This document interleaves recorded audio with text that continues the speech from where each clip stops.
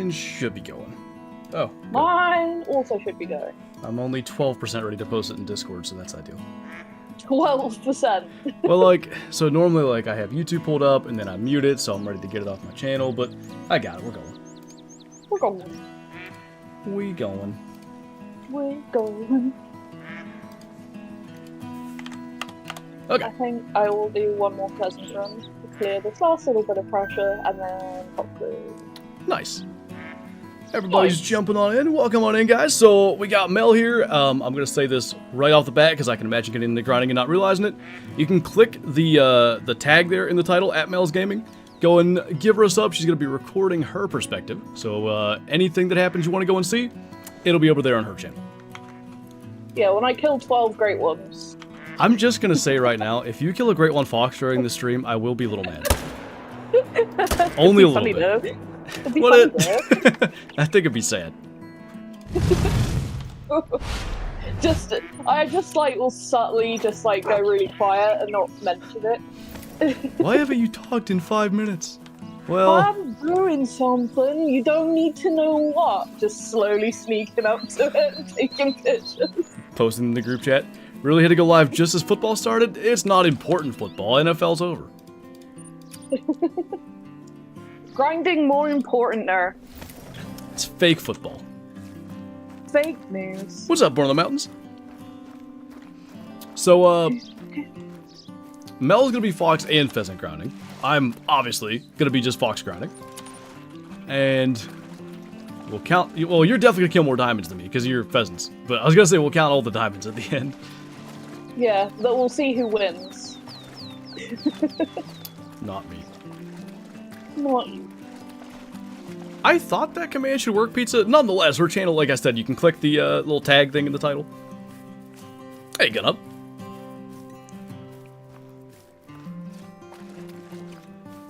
Had a level 3 ferruginous duck, spent 2 hours using decoys, and right after I got rid of them, it showed up in that spot. It didn't like the decoys. They smelled like pudding.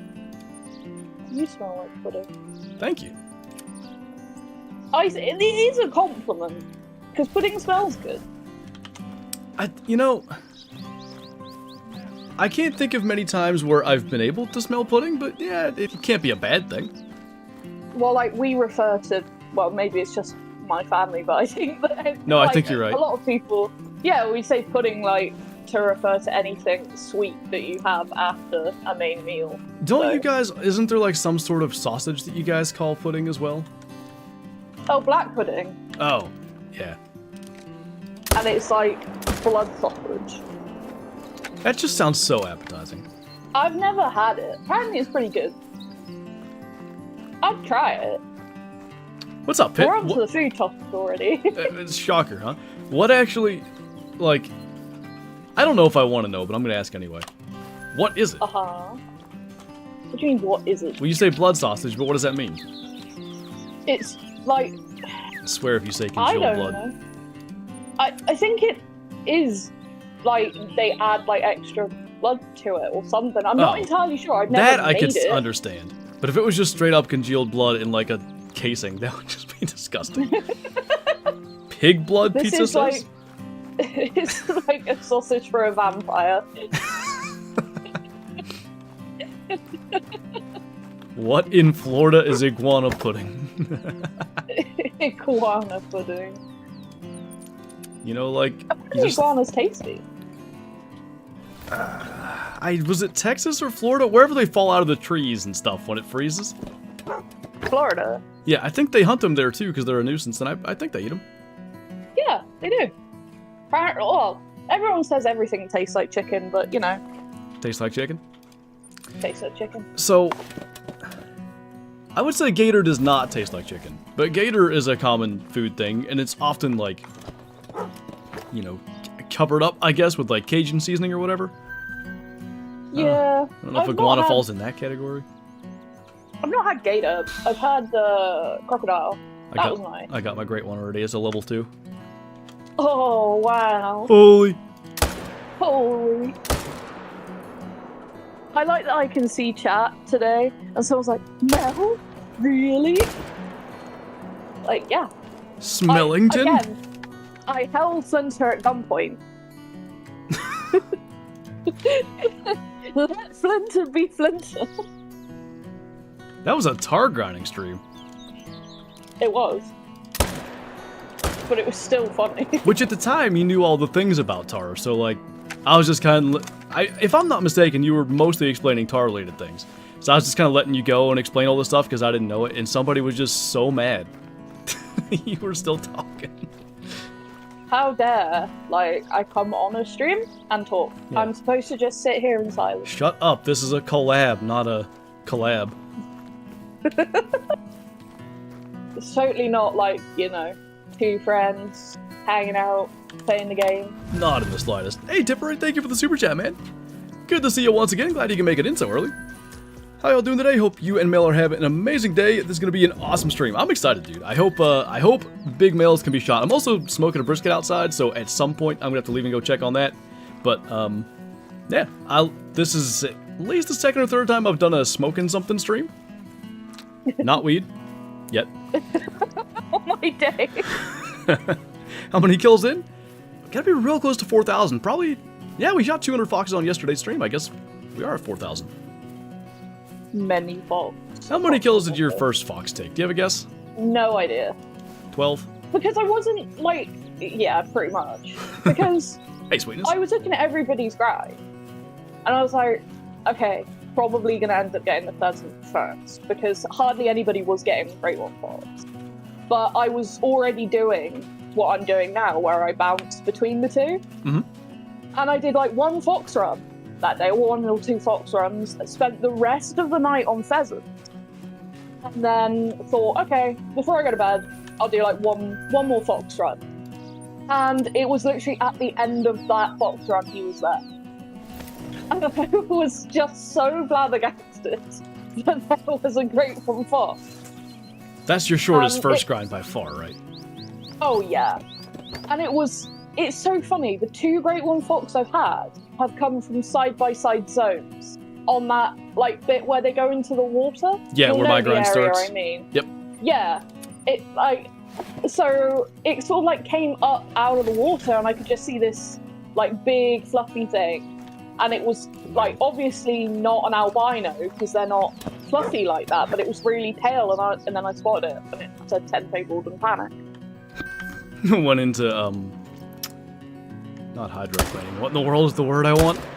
Hyperventilating. Yeah, hydroplaned over to it. Don't grind and drive, kids. Smoking a brisket and you didn't invite me? I didn't. It's a bigger brisket than I meant to get, though. So it's gonna be like a 5-hour thing. I don't know if I'll be live the entire time, but maybe. Maybe. I still haven't taken down the tripods. What was the sound? Me running into a tripod and missing it. Oh, I thought you... No, I would have just yelled louder. My heart, bro. Sorry. Every time you do that when you're streaming, I start panicking, like, is it happened? And I look over and then it's not the Great One. I'm there like, he dude, is. There he is. Ooh, nice, Elijah. Yeah, this spot has 3 extra tripods on it, because this is where my last Great One pheasant spawned, and I have neglected to take them down. Because, like, I put them up in, like, a semicircle around this zone so that I could, you know, crawl over to a tripod, get in the tripod, and then film it. Right. But I still haven't taken the tripods down, so there's 4 tripods here. I like to think instead that you ran, like, bird netting around the tripods as just a cage. Yeah, they can't escape, so... That's how you shot it so close, I knew it. Yep, that's how the hip shot happened. It wasn't able to escape, it was caged. That wasn't the first attempt, it just kept flying around and couldn't go anywhere. Hey, Riley. Can you see Dip 30? Just check. Yeah, why is she here? She held me at gunpoint, so, you know, what do we do? Yep. Hashtag let Flinter be Flinter. Yeah. Hey, bro. I will forever keep saying that. It's such a good, very specific meme. It was, yeah, for the, like, few people who saw it and then saw me memeing about it. it was just great because of the next day you having that video where you had like the Photoshop image of you in front of the fan, and then I was able to comment about let you be a model like you always wanted to be. Was that literally the next day? That was the next day, I'm pretty sure. I just remember it being insanely hot in here. That's all I know. Yeah. And I was like, oh, well, this is ideal. You got a point, Tip 30. Actually, it was a knife. Fellow Crumpet Cruncher. Crumpet Cruncher. That sounds very offensive. I like it. You know, I don't think I've ever eaten a crumpet, so... Fake Brit. Well, apparently I am, so I don't like tea, I don't like coffee, I don't really like beans on toast. Just out here existing. Hey, awesome. Thanks for becoming a Shoesty. Welcome on in. I like your profile picture, by the way. Enjoy the green name emojis and member badges, and also early access to uploads.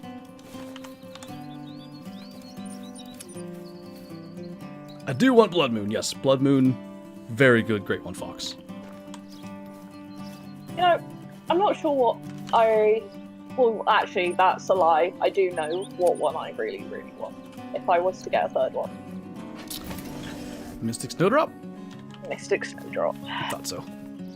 Yeah.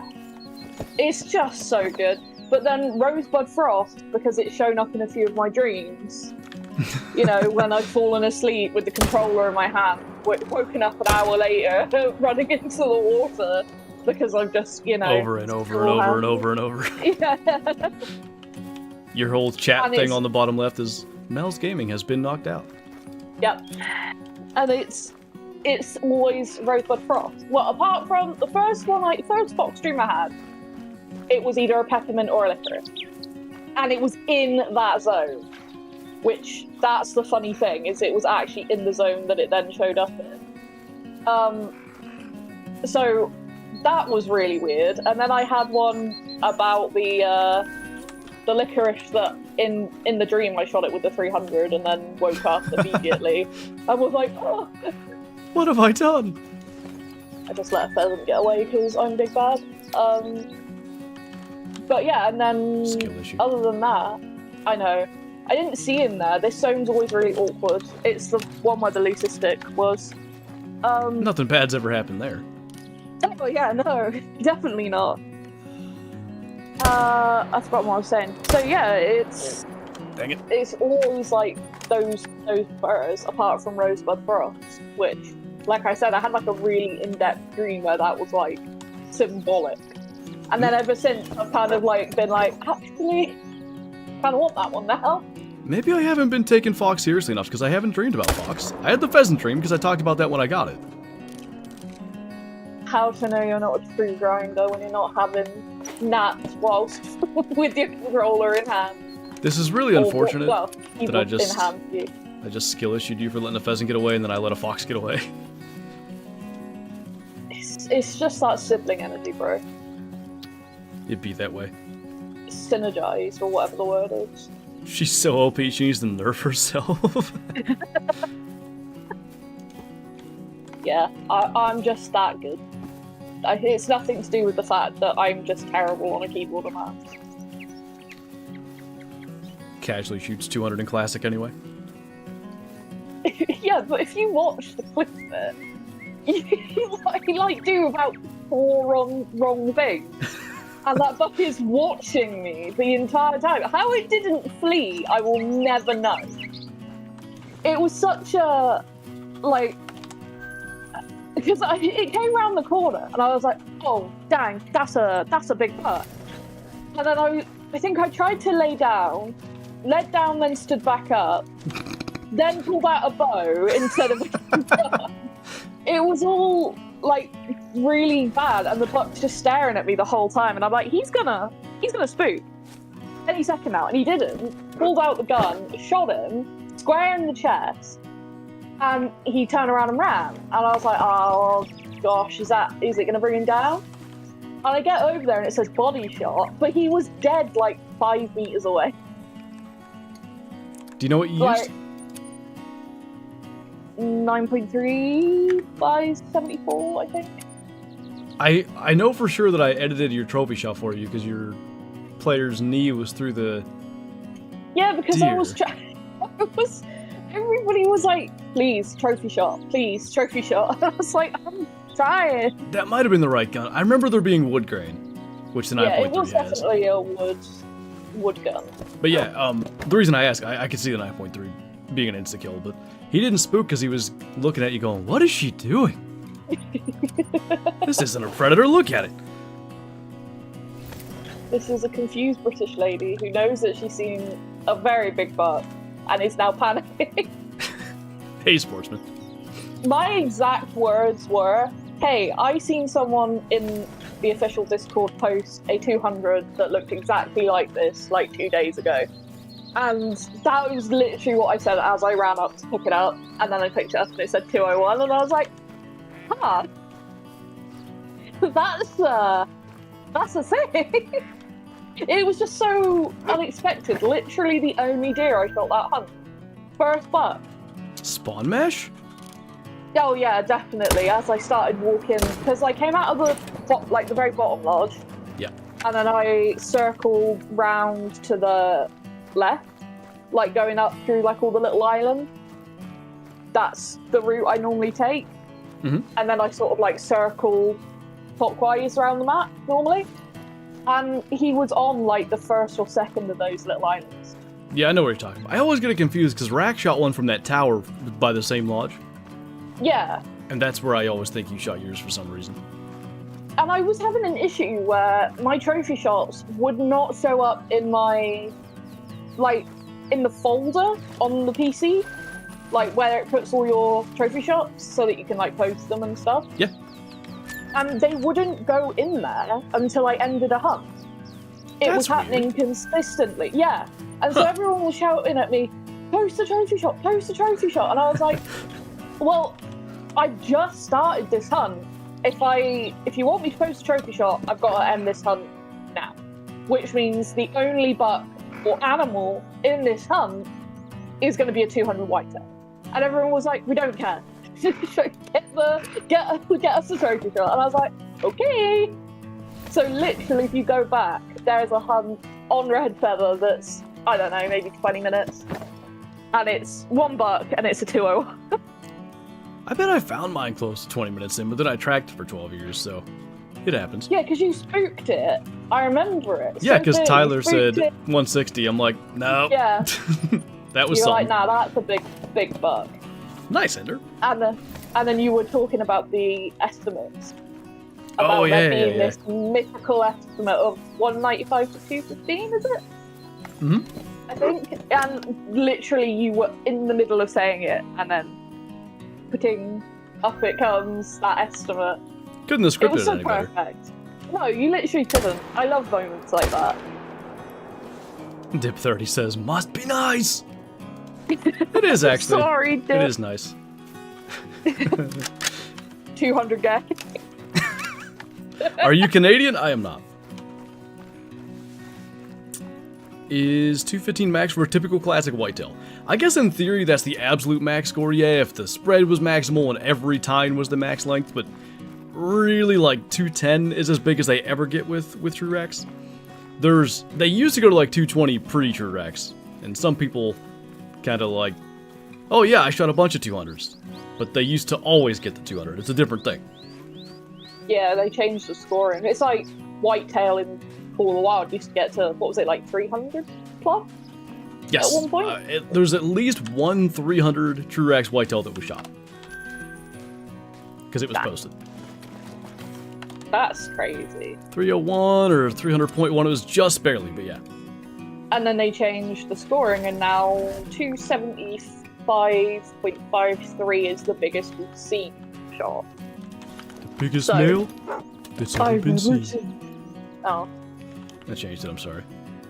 Why would you do that? Where the heck's the... I saw a male. Or I saw a warning call. How You long saw a stream? warning- I don't You know. saw a warning. I thought Is I that saw a like warning you- call. Is that like when you hear footprints? Like you've said so many times? I hate when I do that, because I know I mean footsteps, obviously. But yeah, I say that a lot. There he is. Oh, mythical, nice. should be 3 max weights this run because I had a 7, an 8, and I had a max weight track as like that immediate respawn at the end of my run. Always like that. That's always nice. Problem is though, when I get like a track like that, right at the end of the run, I'm so eager to know what it is. Because I'm like, well, if that's a 9, I want to kill it as quickly as possible. Yeah, I think the same do way. A whole run. Yeah, because I'm like, that's clearly going to affect the spawns if I've got a 9, so... Sometimes I've had those immediate respawns where I can see them. Like if I look back to where I just came from, but most times they don't seem to be there. Yeah, I think they get, like, spooked, almost. That's my plan, Like- JD. Got a brisket smoking outside, so I'm gonna be here anyway. I would like some brisket. You know, actual food, as opposed to what I've had so far today. Ice cream. Yeah. Successfully humaning. What's There's my that, little level 2. Mission... What the heck is it? Mission failed successfully. Successfully, yeah. Ice cream for breakfast at 8 PM. Totally normal things, you know. Is today Pancake Day? They did a Pancake Day event in Classic last year, I think. They did. Has that been a year? Good lord. I know, this is... What was it I watched the other day? Oh, that really big non-tip muley. I'm gonna miss this The spot. 365. Yeah, the first one. That was like 9 months ago. And I was just dumbfounded that was that long ago. Yeah, I guess it would make sense though, because I killed the 400 elk. Oh, I thought these were pheasants. I killed the 400 elk right before we went to Georgia. That would have been in April, so then we would have gone on to Tipper Gold for non-tips, and that was fairly quick. That feels like, weirdly, the elk feels longer ago to me. That was a long shot and I got her. Well, She it was almost got longer away, ago. but I said no. Was it? Yeah, the elk will be Oh, yeah, a year next month. Yeah. But not that. No, it's close. But it feels like that was like, if you told me that was like 2 years ago, I would believe you. But the non-tip feels like yesterday. Maybe it's just because of how I am about wanting a big non-tip muley and they just don't exist. Could be. Clark says, actual food, so not blood sausage. Yeah, no, I Correct. haven't had that. The weather's good to go. It's like 65 degrees out today. I got the window open. Shadow's laying here. Head out the window, having a blast. Blah.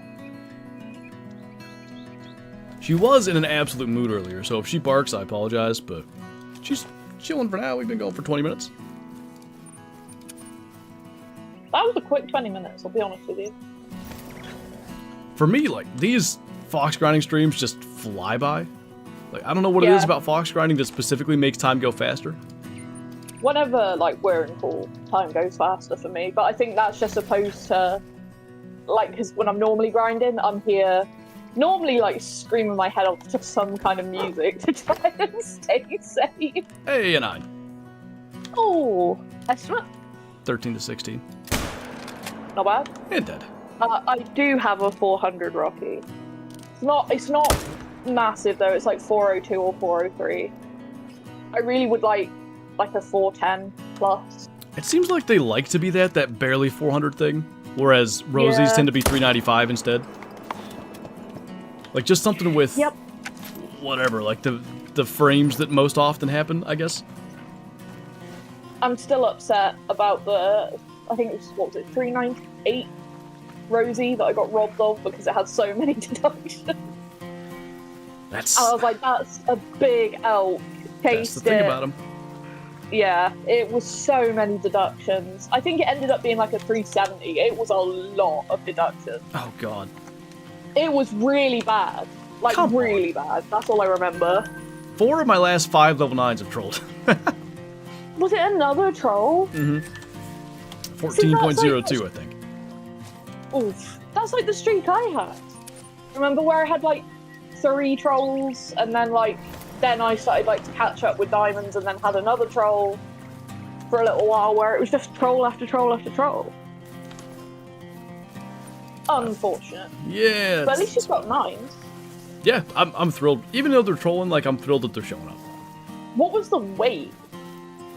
It was less 13.98, I think. So it was low. It was less. Yeah. He's 14.03. I think he was 13 weight. That's unfortunate, because I always try and pay attention to the weight because of the weight to score difference that happens sometimes. Yeah. It's like the max score I got off Emerald Coast. It was only it was like 0.25 for the weight, and I was like, okay, that's quite a big difference to the score of 15.4. It can be quite a variation, I guess, from the score to the weight. Like, about as much as you said there, too. Like, 0.15, maybe up to 0.2. Yeah, quite a, considerable difference. And in my head, I'm like, okay, so there's a bit of randomness with the score, but if it's like if it had the potential to be that big, then... Yeah. Do you get what I'm saying? Mm-hmm. In my head, it makes sense. I don't know whether it makes sense. I kind of think things that are scored by their weight having a randomness factor is dumb anyway, but... I totally agree. I don't know. This will be a fun little topic to get into. Do you think that Great One respawn chance depends on weight and not on score? I don't think that I think it depends on either. I think it's kind of... diamond related. Yeah, but so the way I'm reading that is... Maybe I think we're talking to two different things here. I'm reading that as, I just shot a level 9. Could that one respawn as a Great One? Sure. But I also think a level 5 could. Because the mere fact that herd management's a thing, it seems to be balance related. So, if you have a bunch of tinies and you shoot a 5, that one might be a 9, or let's say a Great One next time. Would be a 9, yes. So, yeah. I think generally... rather than like the one level up or down kind of idea. I think generally it's kind of weight related, but I think when you have like a lot of herd management stuff going on, it doesn't have to be... So there was a thought that there was a thought at one time Great Ones could only respawn off diamonds. That's been completely disproven. There was the thought that they could only respawn off max weights. I don't think it's any of that. I think most likely it will. But if you're managing a lot and you have, like, let's say a bunch of tinies, probably could come off anything. Another mythical. Yeah, which I see it a lot when people say, oh, this Great One respawned off a level 3. And I'm like, did you only shoot a level 3? Or did you go and shoot a full run's worth of fox or bears or whatever? And then they're like, oh no, I shot like 20 bears. But it was in the zone as the 3. Yeah, so it was just in the same zone. You can't prove that that was the respawn from that particular one. Yes, exactly. So, because the mere fact that things bounce... one at a time. Yeah, exactly. That shows that you can't just say, like, oh, it was from that one. They move around. Yes. How did they disprove the diamond one? There have been Great One grinds where no diamonds were shot, but they still got a Great One. Danny did that with his Vox grind, 3 weeks ago, maybe? Yeah. My first whitetail grind ever, which was back when it was only whitetail as Great Ones on Leighton Lakes. I didn't shoot any diamonds for, I think it was 2 days prior to the Great One showing up. Yeah, even that kind of shows it too. 3 or 4 diamonds, yeah. And I remember there being a conversation, people saying, well, you can't tell it didn't spawn off one of those diamonds. I'm like, yes, I can, because I shot hundreds in between. There was no diamonds. Unless he was really high. Yeah, oh yeah, just that zone, he was never there. Was that a thing back then? Did they show up late? I don't remember. Another mythical. Big ones. I don't think they did. Not as much, if so. But yeah, in my opinion, this is my whole theory, and I always say it, is it's just spawning in place of a diamond. I mean, EW themselves told us they are literally just a fancy diamond. When Great Ones first came out, they said it is just a fancy diamond. You mess one up, it becomes a gold, just like if you mess up a diamond. The whole Mr. Black glitch, you know? That was a really good way to actually prove that that's what's happening. It is, like, it's the most obvious one. Like, okay, this bear is, most of the time, it just barely makes diamonds, right? Sometimes it trolls, but... Did you say just barely? Yeah, just barely. You're welcome. Punny. And like, what was it like? I know some people did it like really sort of investigative tests where they did it over and over and over again, and it was like, okay, 1 in 30 or 1 in 40 times, it's a great one and not a level 9. And it's like, okay, so it would have been interesting if you could have known out of those times which times it would have actually trolled. True. Like, yeah. so out of the 30 times, 5 times it would have trolled, 25 times it would have been a diamond, and then the 1 time that it would have been a diamond, it re-rolled and spawned as a great one instead of a diamond. Like, it, from everything we've seen, it all makes sense that that's what's going on. Plus more diamonds, we've seen it from herd management. Generally shorter grinds.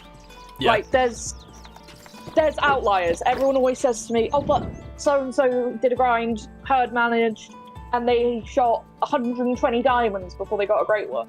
Yeah, because there's still an RNG factor to it, of that diamond has to get, like, the extra roll to then become a great one. It's like an extra roll factor of the die. And if it doesn't get on the right numbers to become a great one, then it's going to spawn as another diamond. So... And then you get 120. And then you get 120 diamonds before you get a great one. I don't want to... I got close to that with fallow. Now, I wasn't really herd managing, but I was at least 100 diamonds. Yeah, fallows spawn diamonds like mad. They do. When I was herd managing them, like, I was getting so many. Like, so many diamonds. The red fox insane. crow shot with a 300. I did that with pheasants, no diamonds, no rares. You got your great one.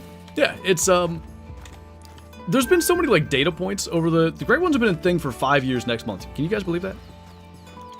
That's not possible. Like, it's just not.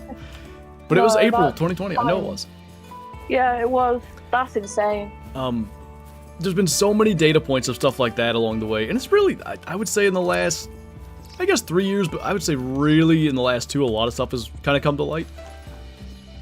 Yeah. Or you kind of, or as a whole, it's better understood.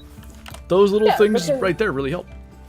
Yeah, because the more people that are doing it, the more information's being gathered. And I always say, like I said, I always say to people, whenever an outlier of a grind turns out, it's like, look at all of the people that are using herd management. There's people that post about it in official every day, and it's like, great one in 100 kills, another great one in 20 kills, another great one, and it's like, you can see. But, of course, people sort of remember, oh, this grind that went on for an insanely long time despite herd management. But if you could plot them on a graph, like a scientific graph, there's a trend and then there's outliers. Which, if there's a trend, then that points towards, you know, like that being a thing, as opposed to the few outliers not being a thing, like making it not be a thing, if that makes sense. Right, yeah. I missed big time in this though. Shadow jumped off my desk right when I shot and shook it and moved my mouse the tiniest bit. And 3 out of the 4 foxes, I don't know where they went. I can find 1. I don't know where the rest ended up. What? Did you say you shot them? Like they're dead? No, I missed them, but... Oh, you missed. One's running along and the rest are gone. Back-to-back streams? Yeah. No. They're just not... It's not that important. They weren't big, but that's weird. Don't forget to breathe. I get nervous and then I talk about it. The perks of being autistic. Sure, blame Shadow. I promise that one was Shadow. I own up to being bad at shooting, but I promise the reason I missed that one that I was just shooting over the hill to hit its back was she shook my desk. What's the occasion for a Tuesday stream? Well, part of it's smoking a brisket, part of it's because, honestly, all the way back when pheasants and fox came out as great ones, we talked about doing like a collab grind stream, and then weddings and deer season, and honestly, I don't really have any good excuse for the last couple of months being sick for a little bit of it, because this was going to happen, what, 2-3 weeks ago? Yeah, and then you were sick, and I was sick, and yeah, just, we both kept getting sick, sort of back to back. So basically, today finally worked out's the main thing. Basically. They were further left, were they? Right, I had a lot of small ones this run. Plus, I took out a couple of small pairs that I kind of left from the last time I was doing this. So it'll be interesting to see. Did that screw with your respawns when you left stuff? Jabbers, thank you for the 17 months. Welcome back. No. I do a lot of experimenting. Anytime that I leave stuff, my game's like, oh, you idiot. Nothing. You get no things. Have fun. And I'm like, well, never mind then.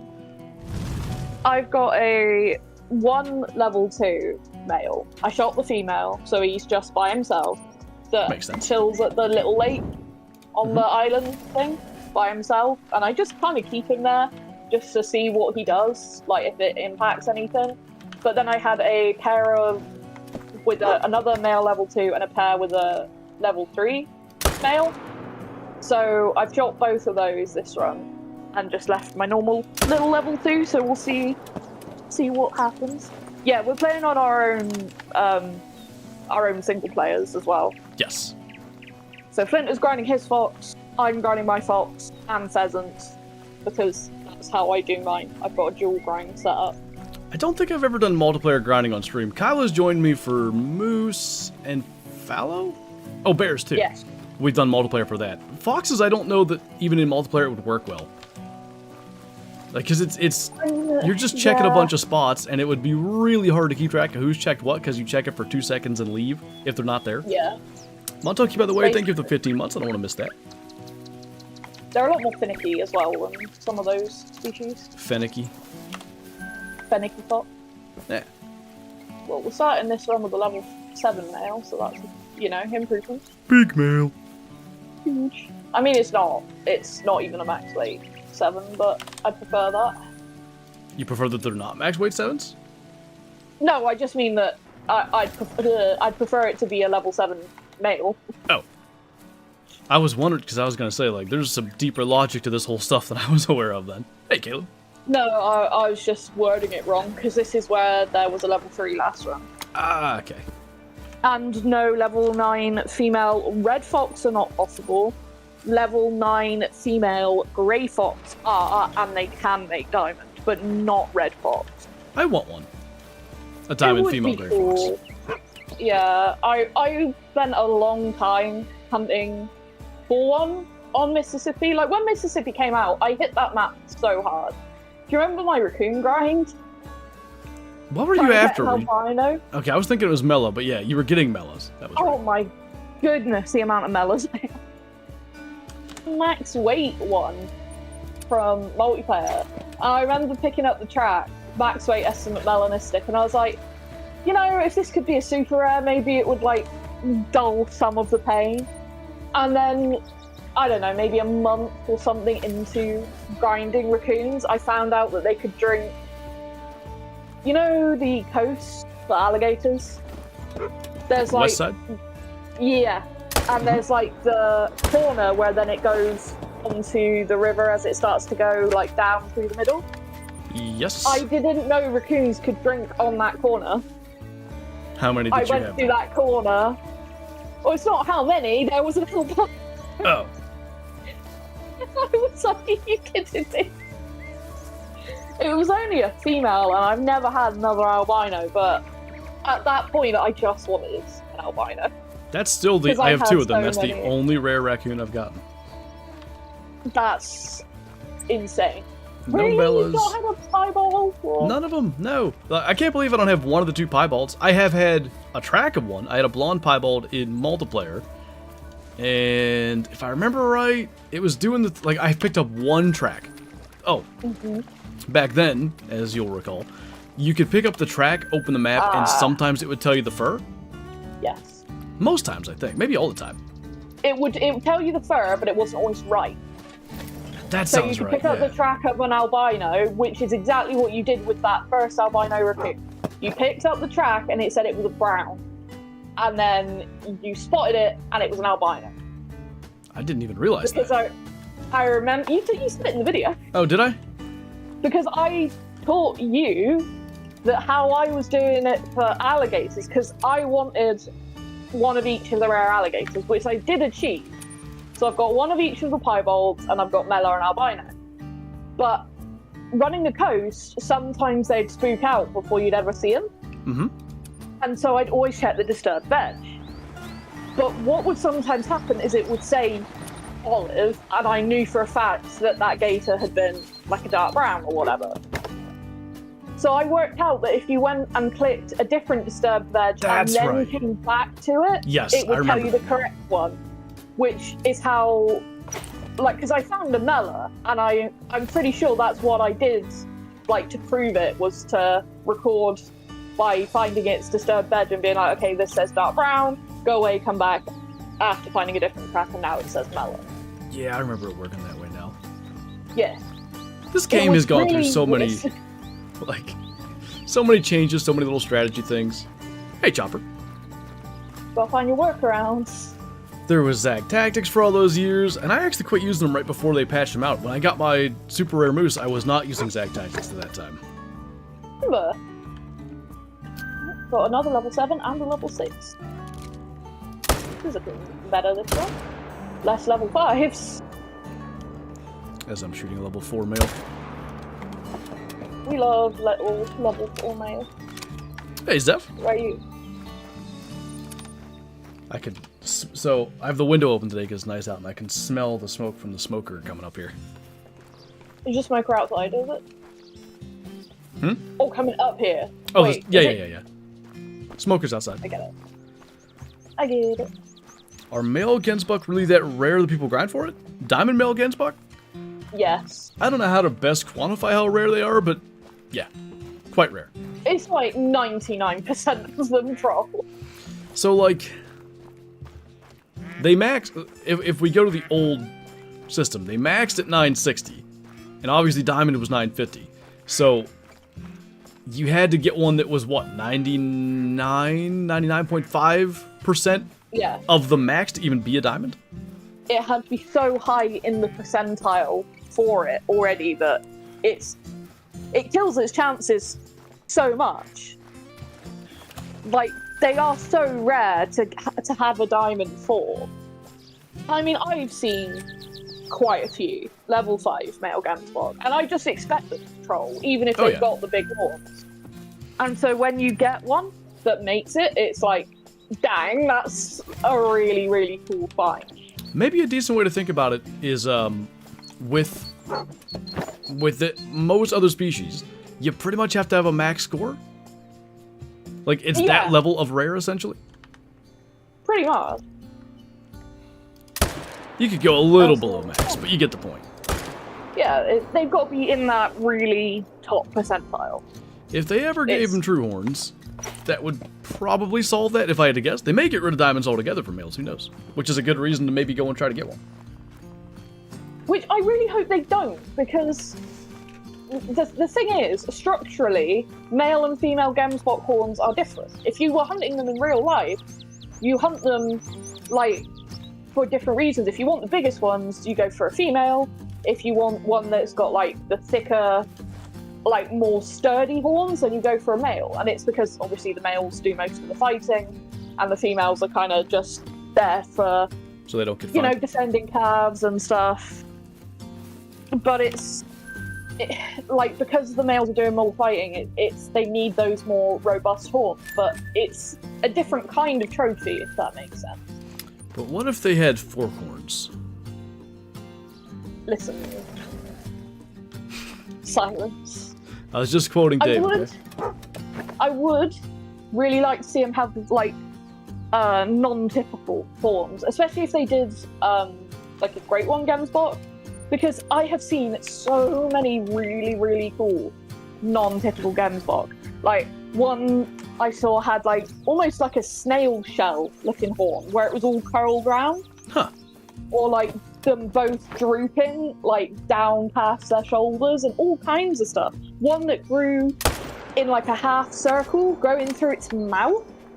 I've seen stuff like that. I always feel bad for animals that, like, it's insane. What do you do?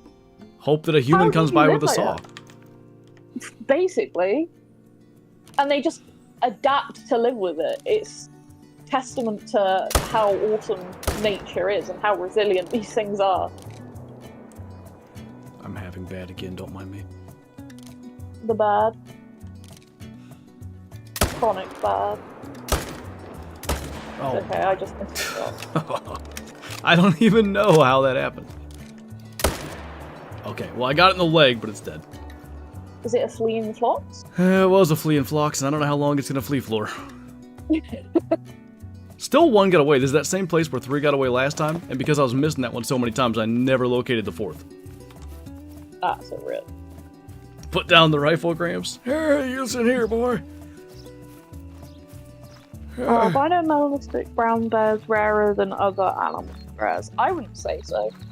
Albinos, maybe. Albinos are rare. Like, really quite rare. They're not as rare as they were when they were just on medbed. Because they were, like, extremely rare when they were on medbed. Probably partly because they were so hard to tell apart. Like, yeah, you would kill a blonde to be like, them. kinda, maybe, I don't know. Nope, that's a blonde. I remember when I got my albino off medbed, I lost my mind. It was like a level 5 female. And yeah. I saw it, but this was the crazy thing with my albino, right? I saw a pale-looking bear, went to pick up the track, and there was 2 female brown bear tracks next to each other. I picked up the one and it said blonde. I went and I picked up the one next to it and it said albino. So whether I actually saw the albino right.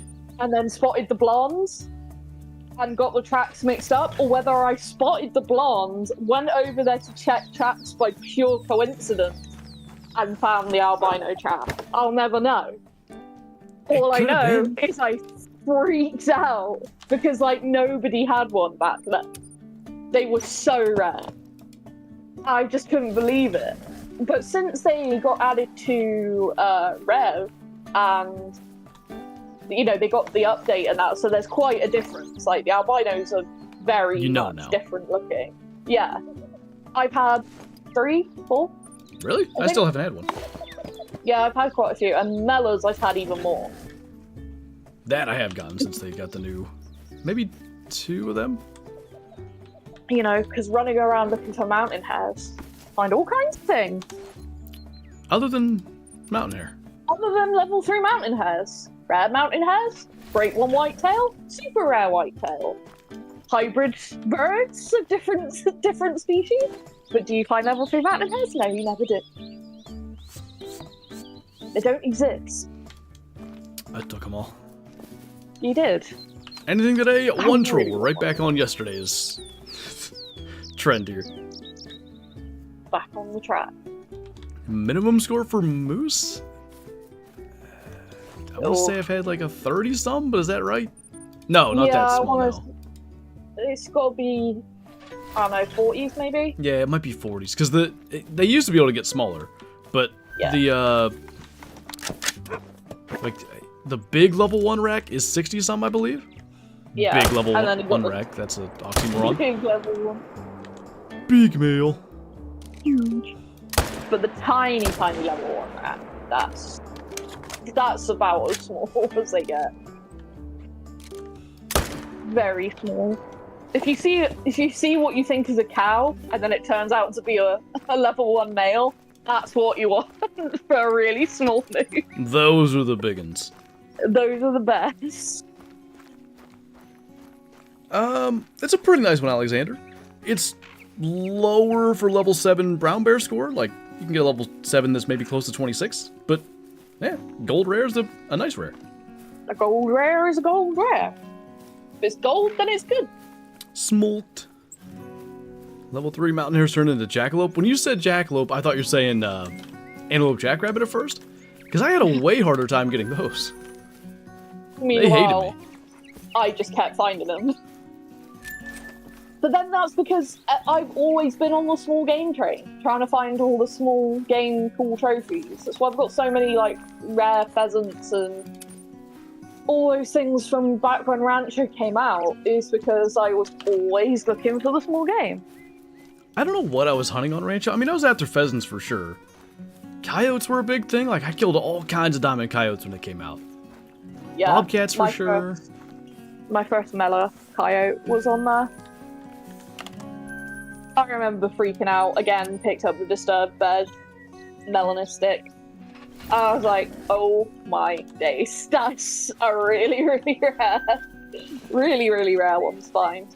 I don't know that I got any rare coyotes back in the day. Plenty that are albino now, but you know. Yeah. That was a rip. Yeah, I spent a lot of time on Rancho when it came out because grinding whitetail. Yeah, I wasn't grinding whitetail because, well, what happened to all you guys is what I didn't feel like dealing with. Yep, the 2 permanent antler mounts in my lodge because I refuse to look at the fur that doesn't belong on them. What did yours turn into? One turned into a piebald, one turned into an albino. Which was really unfortunate. So I've just got them as antler mounts so you can't see that they're fake fur. Because I was like, do I delete these? Because I didn't. The last thing I wanted was anybody to see them and be like, okay, she's got 2. Oh, legendary. Nice. She's got 13, 16, same estimate as your first one. She's got 2 ultra rare great ones. Like, she's obviously hacking. So I've got my little wall of broken great ones, which consists of my dead red great one. Remember him? The red deer when they first came out. If you don't know about this, the great ones would actually spawn in dead. And I was grinding for a great one as soon as they came out because some people were getting them. And I was, just hoping that I'd be one of the lucky ones that would get one. And I literally shot all of the red deer at this lake, ran around to the other side after claiming the ones on the other side, if that makes sense. I ran the other side, and as I ran round to the far side, I looked back across and saw it lead on the ground. Like, I could see the fur before I saw anything else, and I just about cried. Like, because I would have been literally one of the first few people to have had one. I was so gutted. And it turned out to be the rack shape and everything that I really wanted. So when you claimed them, it would show as a gold, because obviously it had no vital hit, because it hadn't been shot at all. And my legendary troll, by the way. 13.95. We're doing good today. Yeah. So he's in the wall. He's in the lodge as an antler mount. I've built a wall around him and sealed it up. He's never going to be seen again. Well, because I thought, you know what, that's still a great one that I grinded for. I earned that, but it's a gold. It's not because I messed it up. I didn't do anything wrong. It was a bug. So I'll put that on the wall as an antler mount, because I was thinking of it in terms of, like, if you'd found it as a deadhead sort of thing, and you just took the antlers. That was, like, my thought process. And then one of the few deadheaded great ones that's ever been found. Exactly. And then either side is one of each of the broken whitetail. So I've got my little 3 bugged great ones, which is technically like a little piece of history all there together. So I kind of like that for what it is at this point, but all 3 of those were heart-wrenching. Game working as intended. I saw that there, Jabbers, by the way. Nice. Nothing crazier than Flinter nearly fast traveling away with the first great one whitetail. Yeah, that could have been bad. Well, mine literally bugged out, but did the, I think the slightly rarer bug, which is where they would just freeze in place. Because, mythical. It didn't, I know I went out of render of it now, because I found out, afterwards, from seeing other people that had done it, by accident, obviously. That's what would happen? Yeah, that sometimes most of the time it would become an overweight level 3, or, even a weird, level 2, I think, that was overweight and just weird things. I kind of remember that. Do you think because I don't know if there was any proof for either one. Do you think the overweight level 3s required the game being shut down? Maybe, I don't know. I don't know either. It was just, I have no idea. All I know is that they were very bugged. I have it in my head that it was just leaving render, so probably somebody did it and had it happen. Probably. When I saw mine, like, from the very beginning, from my very first great one, I said if I could spawn one, because at that point, like, you had just got yours a few weeks before. I was convinced I was never getting one. I was just doing it kind of just to see what would happen if I did grind and, you know, what it was like sort of thing, because nobody was doing it back then. And it spawned, and I was like, okay, first things first, we're taking pictures of this thing, we're filming it up close, you know, the whole shebang that I do whenever a great one spawns, same now. You know, with my pheasants or fox or whatever spawns, I like to get up close and film it. You make your pentagram tripods around him and then sacrifice. No, that's not it. And he was in his zone. It was not that far from an outpost, and it wasn't the end of drink time, but they left. They weren't spooked, as far as I know. Yeah, they just started leaving. Kind of like Dee Dee with his great one when he was going to get chicken. Pretty much. I just hid in a tree and was like trying to call him in, and he didn't really care. And then they just kept walking off. So I fast traveled away to the nearest lodge, changed the time, and came back. And the whole herd was near the zone, just stood still. And if you watch the video, because it's still on, you know, obviously on the channel, like it's not very high quality. It's all lower quality in that from when I first started. I literally just sat in a bush for like 5 minutes trying to call this thing in, and it's not moving because I didn't know what was happening. Right. I didn't understand. If I'd known, you know, now I'd be like, oh, that's stuck, run up to it, take a couple of pictures, leave the game, come back. You know, like with the peppermint fox, when that got stuck. I realised it wasn't coming into the call. It might have been real bad. It would have probably been gone forever. I would say so. In a way, it's kind of like ignorance is bliss. It was a good thing. Yeah, ignorance is bliss. But it wouldn't come in, so I shot it from 150 meters, I believe, with the M1. I think that's correct. And I was shaking, like so bad. But I had no idea that it was bugs at all. And like I said, now if I see an animal that's just not moving after a few minutes, like my fox did, I know it's stuck on the terrain or bugged, which if you play the game enough, you've seen animals do that. Then, I would have gone and taken some pictures of it, and I'd have had the closest pictures of any great whitetail at the time. I still have a hard time, weird. With my pheasant right out of the main menu to get it back in its zone because we were trying to do the bow thing and all that. Yeah. I still don't like doing it because I'm like, what if it bugs? I do get that little bit of hesitation when I do it, but that's my joy. Like, the pictures I know so many.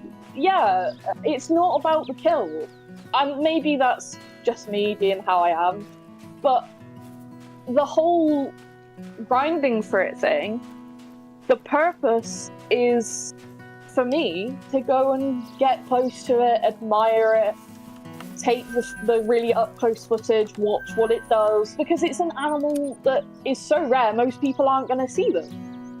And so I want to be able to be like, okay, here's, what they look like, and just when they're chilling and doing their thing, rather than, oh, there's a great one 200 meters away and shoot it before you get to really appreciate it, sort of thing. Right, I saw too, somebody mentioned Scarecrow's overweight level 5 whitetail. Oh. He said he left when it was on the map. I'm not sure that that's the exact same bug, because the overweight 4s and 5s came later. So, even though I know what you're saying, like, he left the map, that's what happened, so leaving the map was what caused the overweight things. I'm not 100% sure that you had to leave the map. Like, I guess I'm just saying, there were updates that tried to fix the whitetail and didn't, and caused the 4s and 5s. 4s and 5s didn't used to be a thing. So they're separate enough in terms of the updates that it might not have been definitively like you had to leave the map to cause that bug. Yeah, there's been so many bugs, and then like patches, and then trying to know what bug has been caused by the patch, or what was a bug before that patch. It's like, yeah, difficult to pinpoint certain things. These foxes But are so nowadays, we know. going the wrong way all the time. Hunter has a good point there. The dumbest thing that happened with this game is no one realizing monistic red deer being bugged for the first 2 or 3 years. Well, the thing is, how would we know? Yeah. Like, it would have had to be the unless, devs, I guess, as far as the no one side.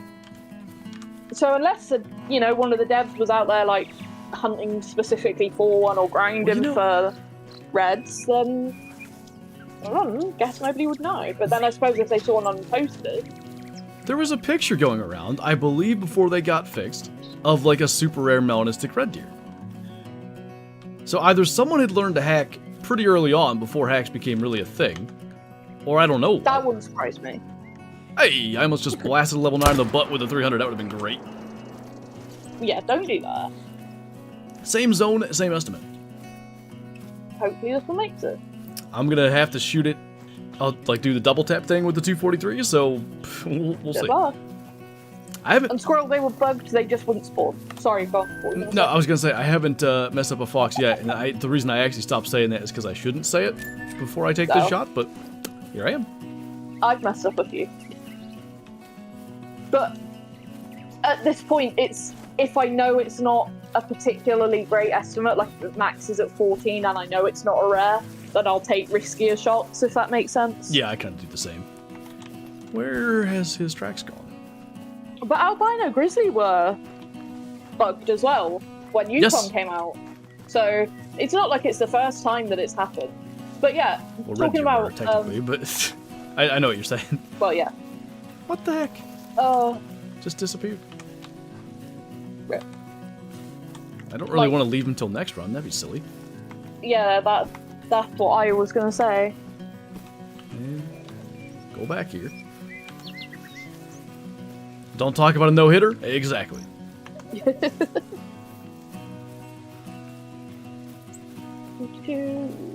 No butt blast.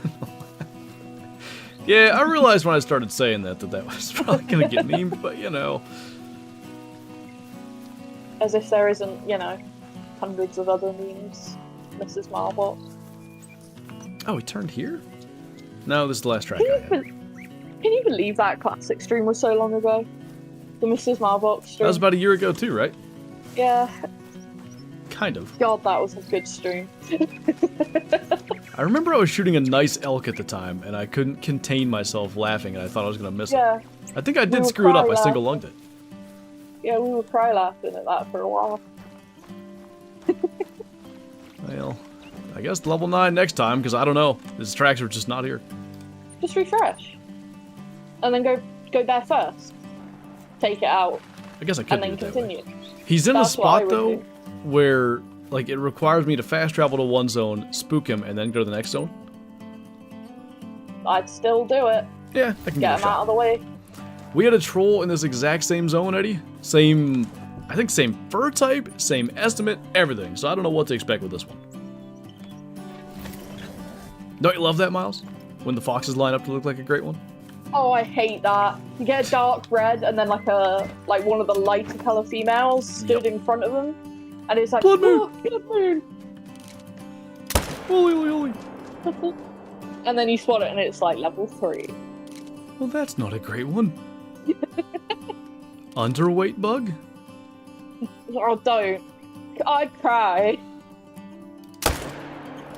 Especially with how long my second grind took, because that one was not pleasant. I know it wasn't pheasant, it was fox. You're so funny. You know that? So funny, I forgot to laugh. It happens, you know.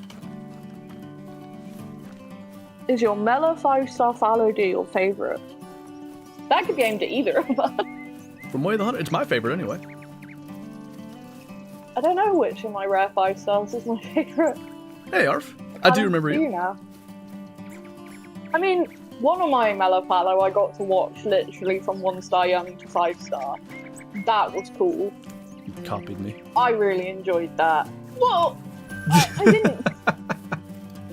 It was when I was looking for a melanistic wolf, and then I ended up with a 5-star melanistic wolf, and like 2 5-star melanistic fallow and a 5-star melanistic roe. all from the process of looking for the wolf. So it was interesting. But like as soon as I found him, like I knew that there was 5 stars coming out of that area for Palo like no tomorrow, and he was so big as a 1-star young. I was like, that's got serious potential. Because I don't always, if I find like a promising 1-star young rare, I feel like if I start filming it, it jinxes it. Oh yeah. Because I've had that like with red deer. Remember that 4-star albino red deer that broke my heart? And it's because it stayed a 4-star for 3 cycles as a mature, rather than getting to 5-star. And I filmed it all the way up to that point, and I was like, that's really unfortunate. And so I was like, do you know what? I got that other 5-star Mela that just randomly showed up on my single player. This is multiplayer. I'll take clips of him as he ages, and if he makes it, then it will make for a really cool video. And he actually made it, which was cool. Didn't you take down a Bengal on the new map? I think I saw a short you posted that you did. Well, we've both shot many Bengals on Sundar, haven't we, at this point? Just a couple. Just a couple. I like the rare ones. I like the rare ones when one time in my life they show up. I'll get another one eventually. I was going to do Super Baton for tomorrow's video, actually. And there were 4 servers open. One was Tiger Drink Time, and it had... I mean, this... I'll just say, it looked like it was a hack server, so I didn't even bother. Lovely. One was a 2-player server. Got kicked from that. One was in the middle of the night, so I didn't even... Like, there was no point. And I think the last one I disconnected from, so I'm like, well, not doing Super Baton today. That's been my experience with multiplayer recently, which is why I've generally been avoiding it. Like, it really upsets me. One of the ones that really got to me not that long ago, you know about this. He made it, even though he's got a terrible weight.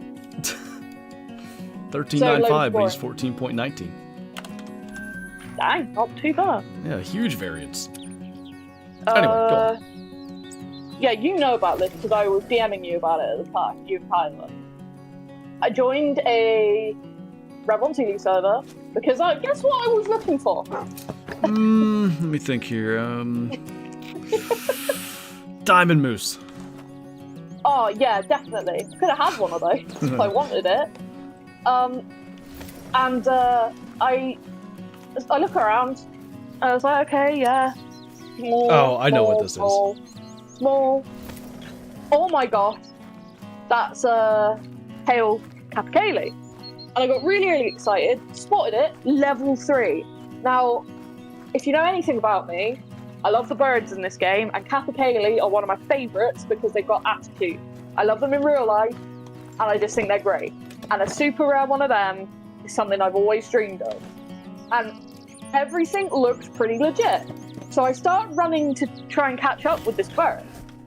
And I see a flock of ptarmigan. Quickly spot those as I go by, because as soon as I spot something good in a multiplayer server, the first thing I'm doing is spotting everything else. Yes, exactly. If I've got a track in front of me of what I'm tracking, I'm looking at everything else, picking up every other track on the way to make sure. Like, it's not like I go and see something cool, shoot it, and then bugger off. I check. And amongst that flock was a level 3. Now, this area was totally unchecked. Like, there was no zones in the entire top part of the map. So I was like, okay, maybe a couple of good initial spawns. And then I spotted a level 9 brown bear. And I started to get a little bit suspicious. And then I saw a level 3 melanistic whitetail. And another super rare. And I was like, oh my days. I'd been chasing this bird for, good 10, 20 minutes at that point, really excited that I might finally have a super rare Capicale, and just got so crushed by seeing that it wasn't legit. But what's really funny to me is I have ended up on a couple of hacked Recounting servers.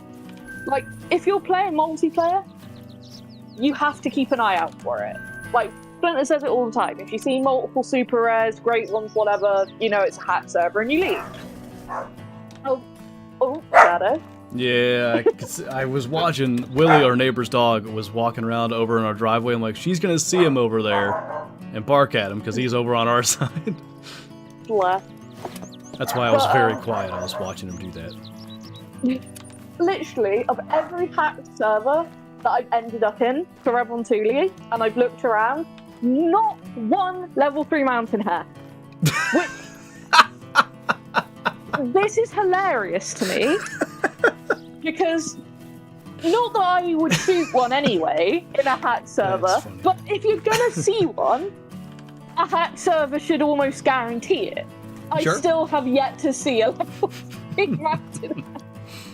Yeah. I have shot a legitimate Great One Whitetail out of a Recounting multiplayer. I have shot a legitimate Diamond Melanistic Whitetail out of a Recounting multiplayer. I have shot hybrid hazel grouse, all of these really crazy trophies. I have shot 4 rare mountain hare, 2 albinos, and both molting variations, and I have never seen a level 3. Never. That wasn't where I thought that was going. It really made me laugh.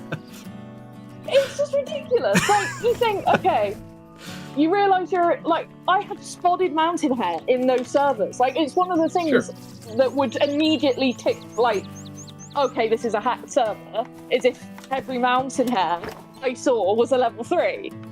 I spotted multiple mountain hare in these servers, and none of them have been level 3s. Which I'm just like, how? How have I never even seen a level 3? Like, it's insane.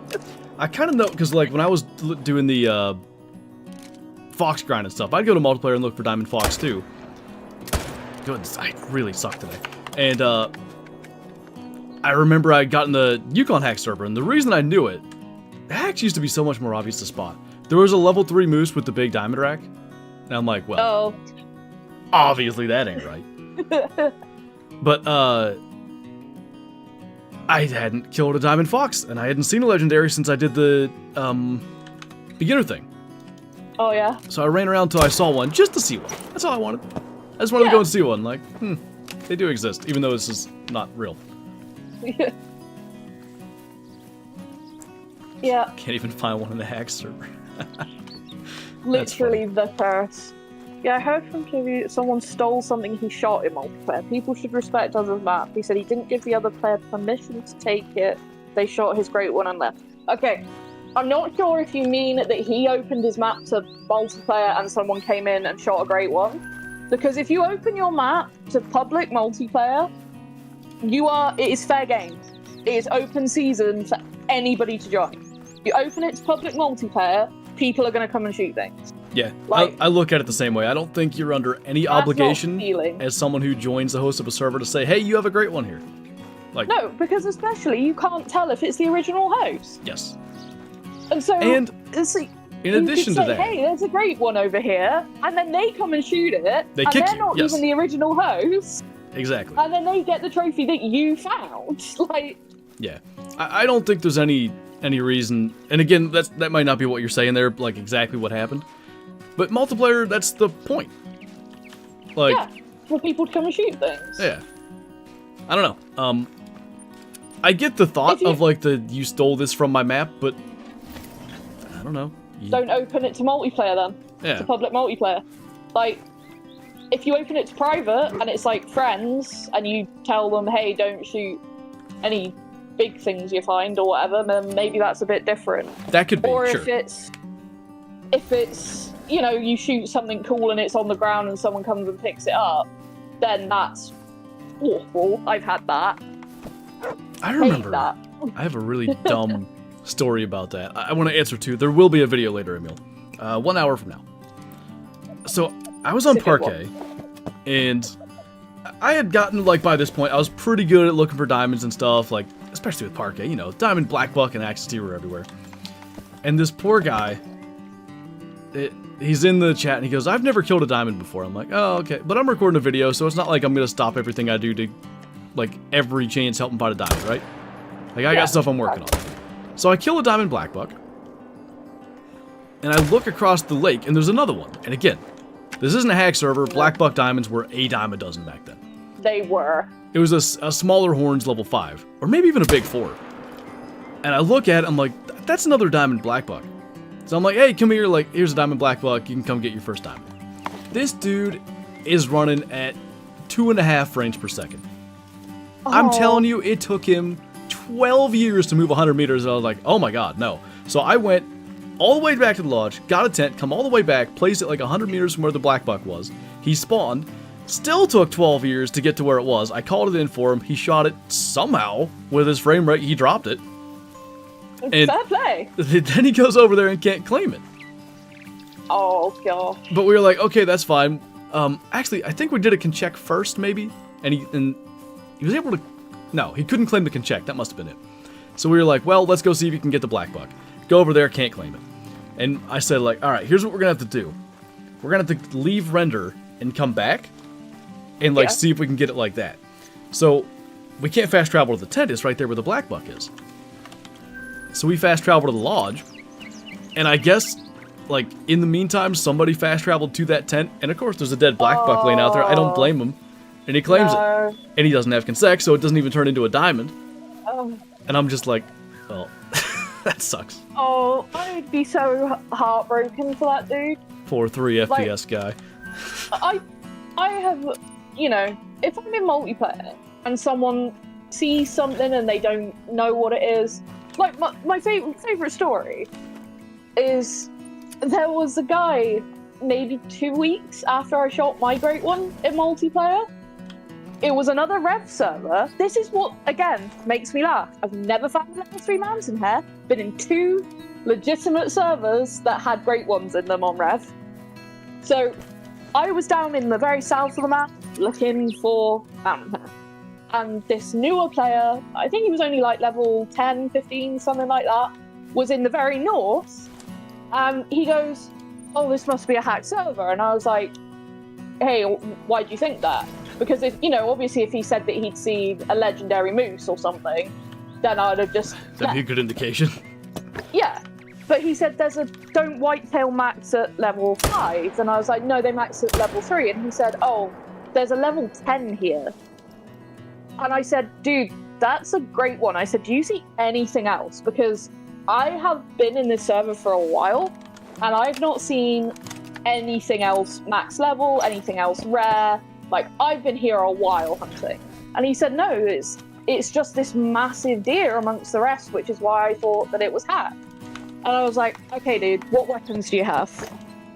And he said, I've got the 308. Would that be okay? And I was like, yep, that's perfect. I said, make sure you get a nice, clean shot at it, because that is a really, really rare trophy. Like, this is something you'll remember for a long time. To get one like this, as like a newer player, this is insane.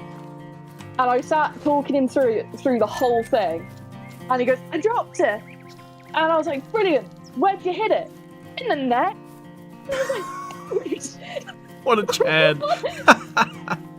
And he claims it, and obviously it pops up in the chat, plus 275. Yep. And I was like, dude, you nailed it, well done. And I said, what rack does it have? And he said, it's like a really big spiky looking one. I said, so it's a big rack great or whitetail. And he was he was so chuffed. Like, he was so pleased. And then just before he left, he was like, I hope you have a wonderful life. Thank you so much for helping me. Hope you have a wonderful life. And I was like, that was so cool. That he had no idea. He just thought it was like some mutated, hacked animal. Yeah. And I kept the rest of that server. There was nothing else. That's crazy. The way you described that, yeah, he didn't think like, oh, this is a great one, but obviously, finding a great one in multiplayer it's hacked. He just thought like, that's not a level that can happen. Yeah, no, he thought they maxed at level 5. Like, he didn't know that they maxed at level 3 normally. Right. Like, he just thought it was something that, I guess he didn't know what great ones were. Probably. And so I was explaining to him in chat, like, what he'd just found. And he was getting more and more excited, and I was so excited for him. Like, he said he shot it in the neck. I was like, oh my god. Dude, what a champ. Goat says we need to find this guy. We do. We need to get him on a I'd love to find episode him. of storytelling stream. Just the one guy that randomly found a great one in Rev multiplayer. Like, and I dread to think I think it was just me and him in that server at the time. I believe I had a host of the server at that point. Because like I said, I'd been there a while. Which is why when he said it was hacked, I was like, if I really missed something, what's going on? And like, if he'd said that and it was someone else that had been hosting, they might have kicked him and gone and taken it. And then that's what played through my mind. I was like, right, this guy's getting this great one. I'm pretty sure this guy's getting it because that's so cool and that'll get him hooked on the game. Like, imagine that's one of your first experiences. Imagine he's in chat right now. He's thinking like, I remember I had an experience like that. Wait a minute. I was glowing for the rest of the day after that. I was so happy. just hearing, like, well, not hearing, but like seeing through the chat him being so ecstatic about it, right, was great. Like, I just had no idea. That kind of goes back to what you were saying too about like, everything in multiplayer should be fair game and all that. Like you said, it was you, so you didn't kick him, but that's the thing too about like not from that guy's perspective in that particular situation, but just in the like, oh hey, I found a great one, can I shoot it? Like, if he had said that to not you, but someone else it wasn't their map, but they're the host. Yeah. He thinks it might be their map. He's kicked. Yeah. He's kicked in seconds. Like, I always tell people. Hope he taxied it. Do you know if he did? I believe so. It'd be really funny if he's just like, I got this cool screenshot. But yeah, I've joined servers and people say they found something cool and I see them get kicked. Yep. And it's just like, I feel so sorry for them because it's like, it's not your fault. You want to share that you found something cool. I mean, I've even seen it happen to people in Classic. I think it was my mate, Billy. A lot. He shot a big Alpine Ibex. The host saw that he'd shot it and kicked him before he could get a trophy shot. That happened a lot back in the day. And I'm like, dude! So I actually have an exact story of the thing we were just talking about, but with a mule deer non-tip. Non-tips had just come out. Maybe 3 months prior, something like that. So they were still a lot of people didn't have one. They were the hot thing in Classic. And I'm going around this logger server, not my map. And I saw what I thought was a bush. And I'm like, is that a non-tip? Nah, that's just brush. And then it moved. It ran away. I'm like, oh my god. And just by reflex, all caps, I just, non-tip. And then all of a sudden, because there's like 5 people on the server, everybody's running at me. And I'm like, oh, what have I done? And this absolute like angel of a host is like, guys, that's Flinter's deer. Get away from you. Get away from him. And I'm like, yeah. Thank you. I'm stupid. I'm sorry. No, like, I'm gonna change the course of my Call of the Wild in Classic life if somebody stole that from me. Yeah, because it is so sad when I've had people do it. Like with trophies I've shot, I've had people pick up diamonds. Literally, I've shot a diamond, had someone run up in front of me and claim it. And it's like, what are you doing?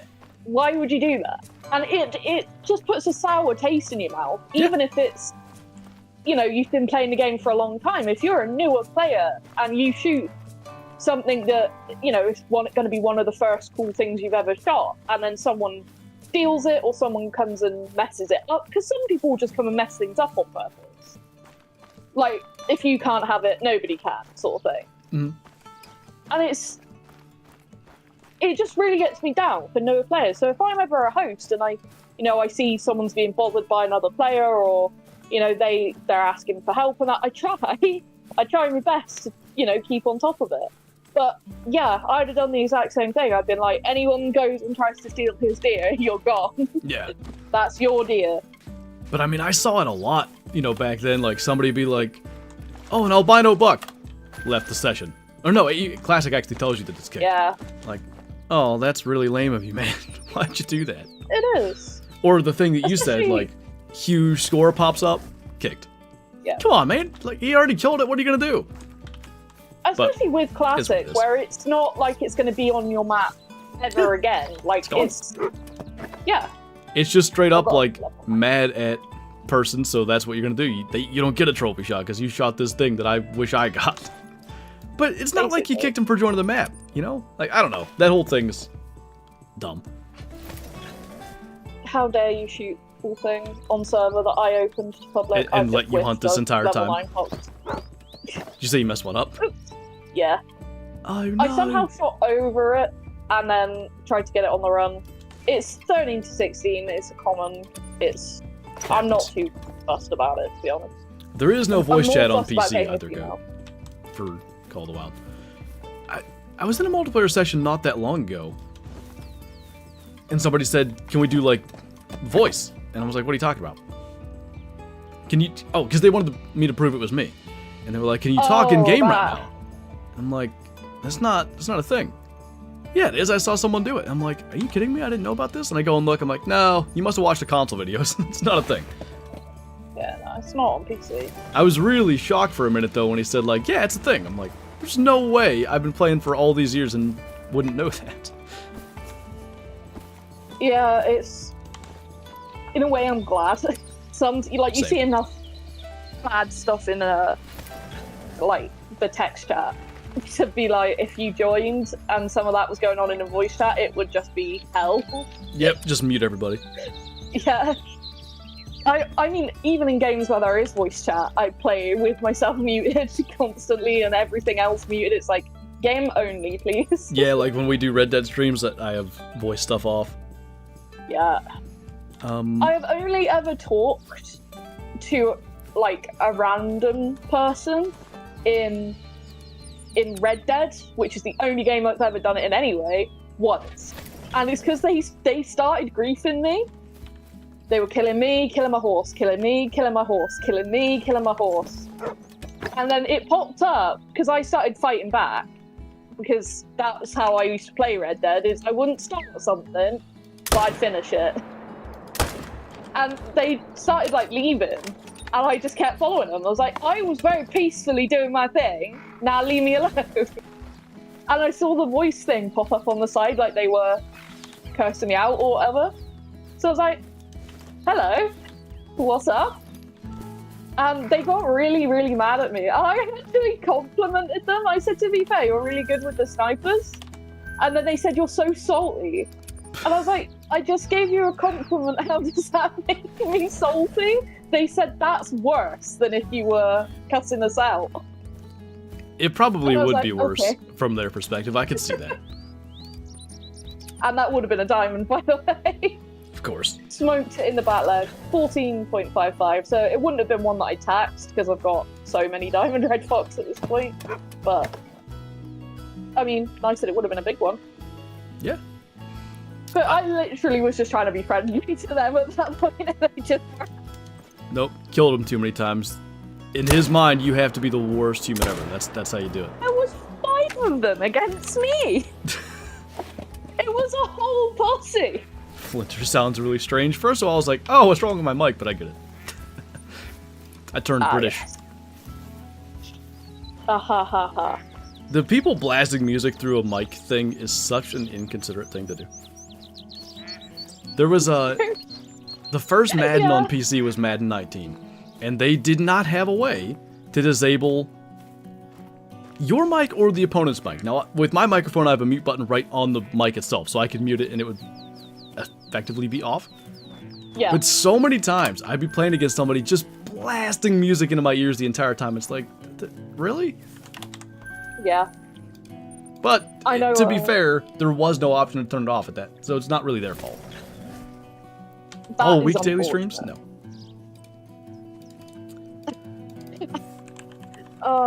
I remember watching a Russian Badger video where he was playing Call of Duty, the last Modern Warfare. Yeah, that's why I call you Bash. It's like, if we just took Sarge and made it bad. that's where it comes from. And he finished the match and was like, you know, oh, GG's, everyone, and someone just started barking at him down the line. Barking? Yeah. And that came into my mind because of the stream, the Gansbox stream where you burned. Oh god, that didn't happen. What are you talking about? That's not real. It is. Is it a British thing that everything is on the floor? What do you mean that everything's on the floor? What's on the floor? Do you call, The like... flea floor? The flea floor. So, Flea floor. alright, I'm gonna go outside. I'm gonna throw the ball for Shadow, but she doesn't go and get it. Where's it at? On the ground. I definitely know some British people that would say on the floor. I mean, if I'm not thinking about it, I might say on the floor, but then I would be like, wait, that's stupid, that's ground. But then I suppose it's not really that big of a deal, so I don't really care. Yeah, it's not. It's really not even that incorrect. Like, I guess it is incorrect, but the point is very clear. How's that brisket going? I don't know. I'm gonna go check it in about 30 minutes. I'm planning on like a 5-hour smoke for it. So the What is it? Is it beef? Yeah, it's corned beef to be specific, which is one of my favorite kinds because then it's really good with like breakfast the next day as well. I've never had it, but it sounds good. It's similar to pastrami. Have you had that? Yeah. Yeah. I believe I have. But like, obviously not super thinly sliced and dried and all that. There's a max estimate 7 finally. We haven't seen anything for the... How long have we been just like chatting about random stories and stuff? God, no. I think I killed that 9 in there right at the start of it. Other than that, first max estimate since. I'm so annoyed at myself that I botched that 9. Skill issue. I shot over the top of it. I misjudged, because it was at like 230, and I'd zeroed for 150, and I aimed high, but they're so small. That's the thing. Like, I remember slightly over. right at the start of this grind, I was missing foxes all the time. I could not get the holdover right, because it's such a tiny margin of error. Yeah, it is. If someone says forkhorn one more time. Listen, right? Forkhorn's just wrong. No, it's That's accurate. not my fault. No, it's not. Don't start it. Oh. My dad found a forkhorn shed literally Saturday. I'll send you a picture of it. Was it a Forkhorn? pronghorn? And 7 years ago? Was it what? Was it a pronghorn shed? That's a sheath, Because actually. I know still a shed. It's a shed fee. What's your point? I don't know. Yeah, exactly. To be pedantic, since you're being pedantic with forkhorn. You know, fun fact. Okay. You know puffins, which we talked about yesterday? Oh, please. Yes.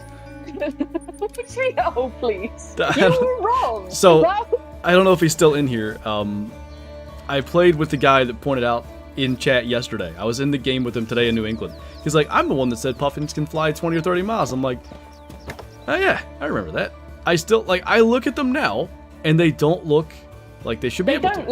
look... No, they're like weird penguin-y type birds. Yes. I get what you mean, but But with anyway, like feathers. continue what you were going to say. Like, longer feathers. Anyway. They actually shed their beak sheaths. I think I did know Which that. is Well, I wouldn't have. Really cool. That's not a and fact I could bizarre. have brought up, but I didn't. Like, I've heard that. Holy. I just They're all here. really like that. That's the thing. Like the fact that they'll shed them from being these beautiful, colourful, rainbow almost beaks in the breeding time to then these dull, not so colourful beaks for the non-breeding season. I just think that that's really cool. Like to think of a bird shedding its beak sheath is bizarre. Did you ever see the thing where, like, there'll be a toucan skull there, which, for one, it's unbelievable how much bigger the beak is than the rest of the skull. Right? But then so it doesn't cool. decompose for some reason. Like, the skull, all the flesh and stuff is gone, and the beak is perfectly intact, just like what it looked like when it died. Yeah, so a bird's beak is bone. But it's a keratin sheath, so it's exactly basically like a horn. Think of it like a horn. It's a keratin sheath over a bone form. I guess So just the the coloration colour- makes you think it's... The colour's the keratin. I see. So that's like when a puffin sheds the keratin, that's the bit that comes off, and then there's the bone underneath it, and then you'll have the new growth over the top of that. So when I used to do a lot of skull queening, something that you would do is take the keratin sheath off first, put that somewhere safe, then clean the skull, obviously because underneath it there's still like tissues and stuff that are on the bone. Yeah, that's what's done with pronghorn too. All the above made a video on that, or I wouldn't know quite what you're talking about, but I've seen it, so yeah. Exactly that. How do you get it off? It's exactly the same process. You can like just pull it. It's not really. I kind of thought that's what he did too. If it's a little bit starting to decompose a little bit, it comes off really easy. But just a little bit of a tug and you can get it off. It's not super stuck up. What? Mel responded by throwing geckos at him, Clark said. I'll just throw some of like the really angry gecko species at you, like Leachianus and stuff. There's angry geckos? Yeah, tokay geckos are really like savage, especially. They can be real mean. What do they do? Like charge you less than 15% savings on your car insurance? They bite you. Oh.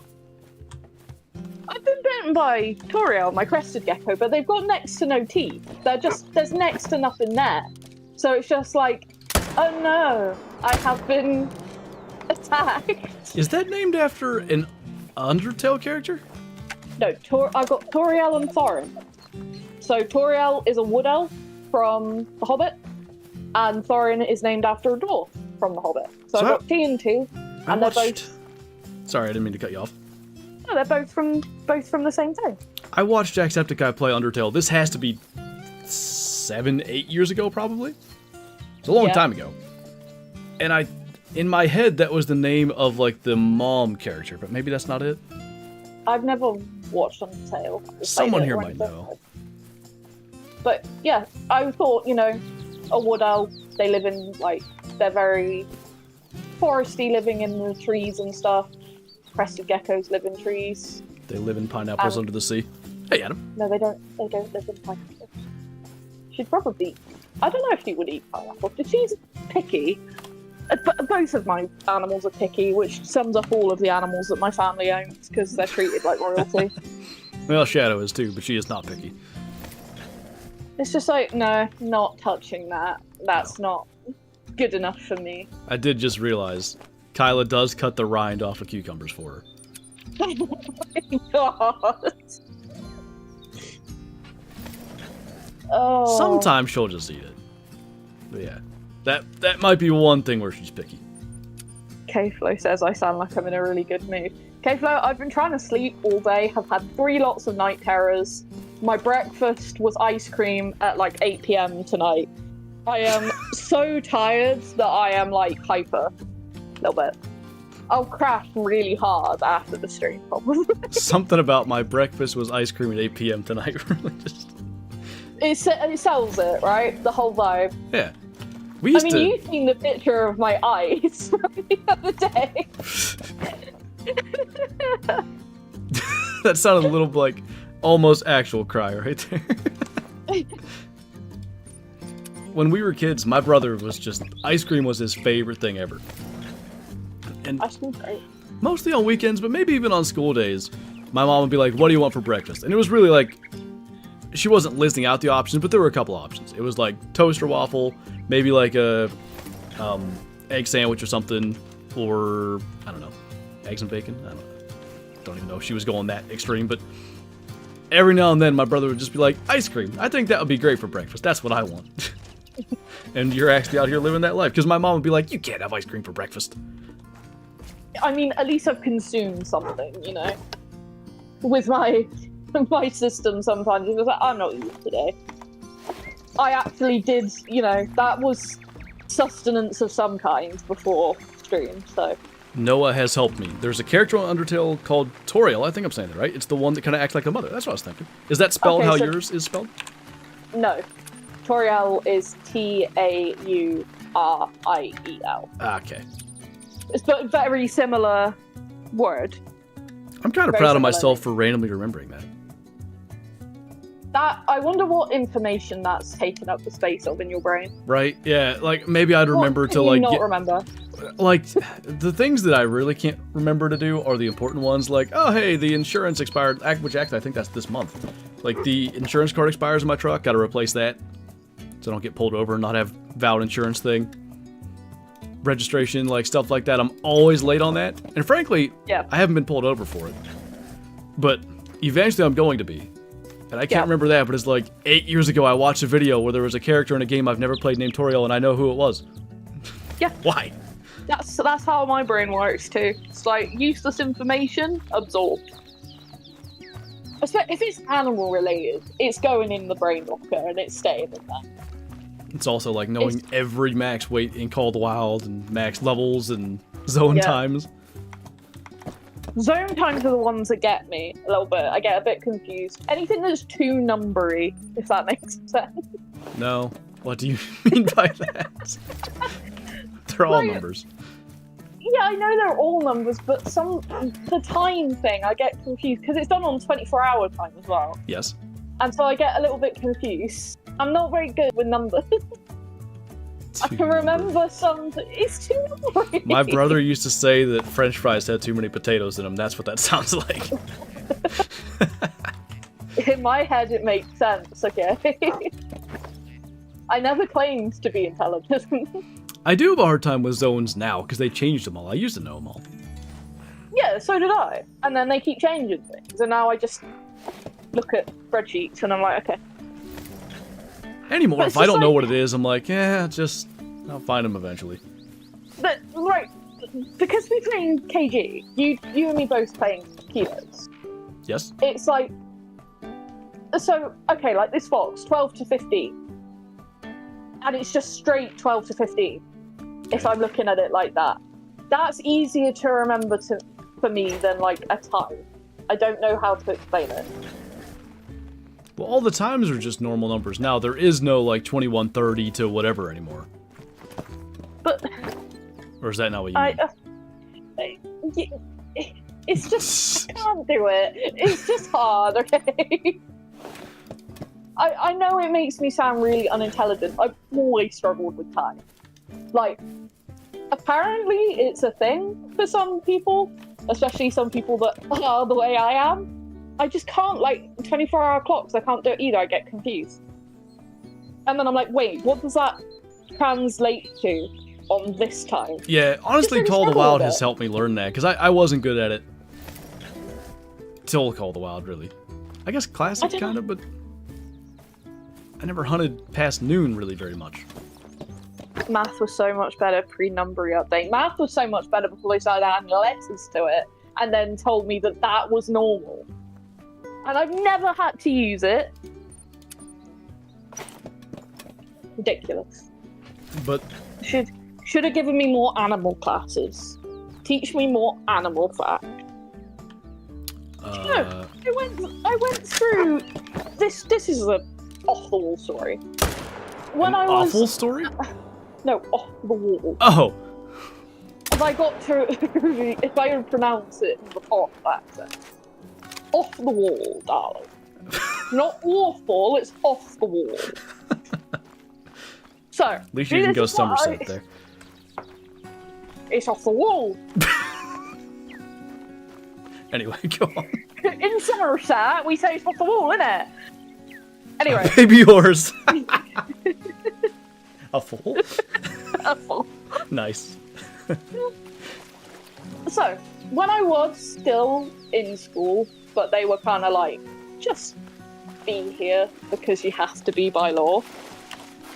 So, find things to do that you can sort of keep yourself out of the way, but like, you know, don't be stressing about what you're doing, because at that point they knew I was a little bit struggling. I was like, I can do that. And they were like, we've got a load of specimens in the science department that have no identification. Do you want to go through and have a look at them? So yeah, sure, that sounds cool. I started going through the boxes of various skulls, and I'm like, okay, yeah, dog, cat, pig, basic stuff. There was a leopard in that. Just a leopard skull. It was like, oh, nice. What? I couldn't believe that there was just this antique leopard skull, and I was like, you were? This is a, like, very cool thing that sat at the bottom of the box, and I found its teeth in other boxes. And so I was like, okay, it's obviously been in this box at one point, and then in this box. And teeth have fallen out, because it was an old skull. And so I was like, picking up all the teeth and then put them all back together and put them in the skull. I was like, look, you have this. This is really cool. This shouldn't be at the bottom of a box. Use this. And they were like, oh yeah, we had no idea that was in there. I just, like, you start going through science class stuff and you don't expect to find a random leopard skull. Oh, I that was old so thing? excited. It stinks. I don't even like it. And I thought it was so cool. Hope I didn't screw that up. I might have, I don't know. All my foxes were clustered in the worst spot to be clustered. And of course there was 9 there. Love that. That's always best. Speaking of cluster foxes, I have a couple of pairs here. Cluster foxes, you say? Cluster fox. That's a good title. I feel like maybe on Twitch, probably not on YouTube. What's up, Tree Climber? You can say it and it's fine, but if you read it, it's like, oh. Demonetized. It's a red fur. It was 13 to 15, so that's kind of worse estimate. Oh, actually, nice. 14.73. So... I was really close to being too high. So technically, we both had 1-9 that would have made it. I've had 2. I would have had. Oh. Ooh, I didn't find this one. Yeah, Oh, you did. Yeah, that one, whatever he was, low weight, but made it. Yeah. I remember. So technically, you're currently winning. I will need to go and do a pheasant run or 2 in a minute, though, because Just the casually hunting pressures. jump ahead. Yeah, because the hunting pressure's getting a little thick in some places. Don't run that way. Did you see what Oh, Ender said earlier? He had 3 max weights in 1 run. That's pretty hot. Pheasants, obviously. That's madness. That's what you like to see. Only been an hour and change. Yep.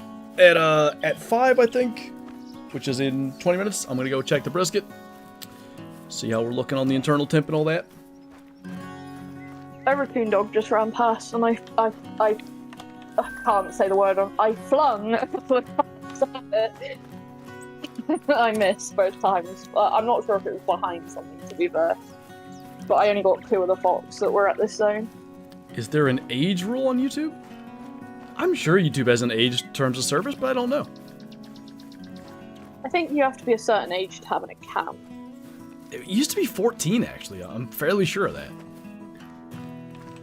I don't think it still is, though. Because they have, like, YouTube Kids and all that, so how could... Unless they're just on their parents' account? I don't know. They had 3 max weights in 1 flock?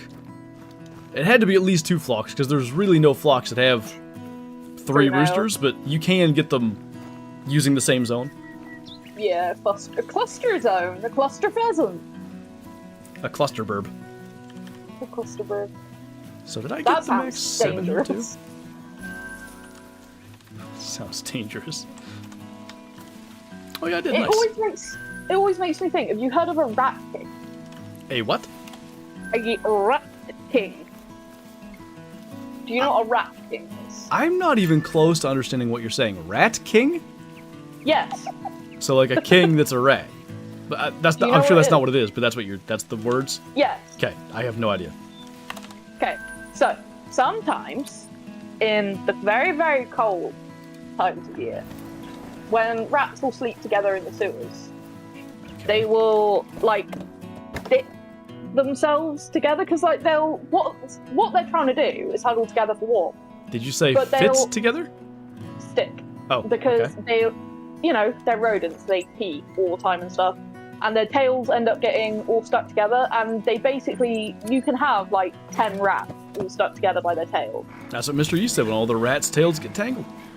Yeah, they get like, because they just, yeah, Ew. they all get stuck together. So whenever you say like a cluster fox or a cluster pheasant or whatever, for some reason the first thing that pops into my head is a rat king, but a fox is. That It's might such as a well. weird phenomenon. That might as well have been what just happened to me, though. There were so many in that one little spot, and it literally looked like they were together. I mean, if you had a rat king of foxes, though, they'd be much easier to kill. Yeah, you kill one, and then it's weighing down the rest of the group. Exactly, they were just kind of stuck. Be like, they'd have to turn into sled dogs real quick or they're all dead. Oh my god. But if they're all like in a circle, they're going to be struggling to run in all the right directions. What is happening there, Matt? You're banned from flying? I don't think that's good. Oh. Just another useless piece of information. Rat kings. Now you know about them. Yep. Now I know. They're weird. They're really weird. Yeah, it sounds like it is. Like, imagine you're the first scientist that comes across that. Just a bunch of rats all stuck together by their tail. What's that? Is it Alabama rig? There's a type of like fishing lore that's basically a bunch. It's like a school of fish. Is the lore idea? Oh yeah. That's what I'm thinking of for the yeah. the rats. That's what it's based on. Yeah.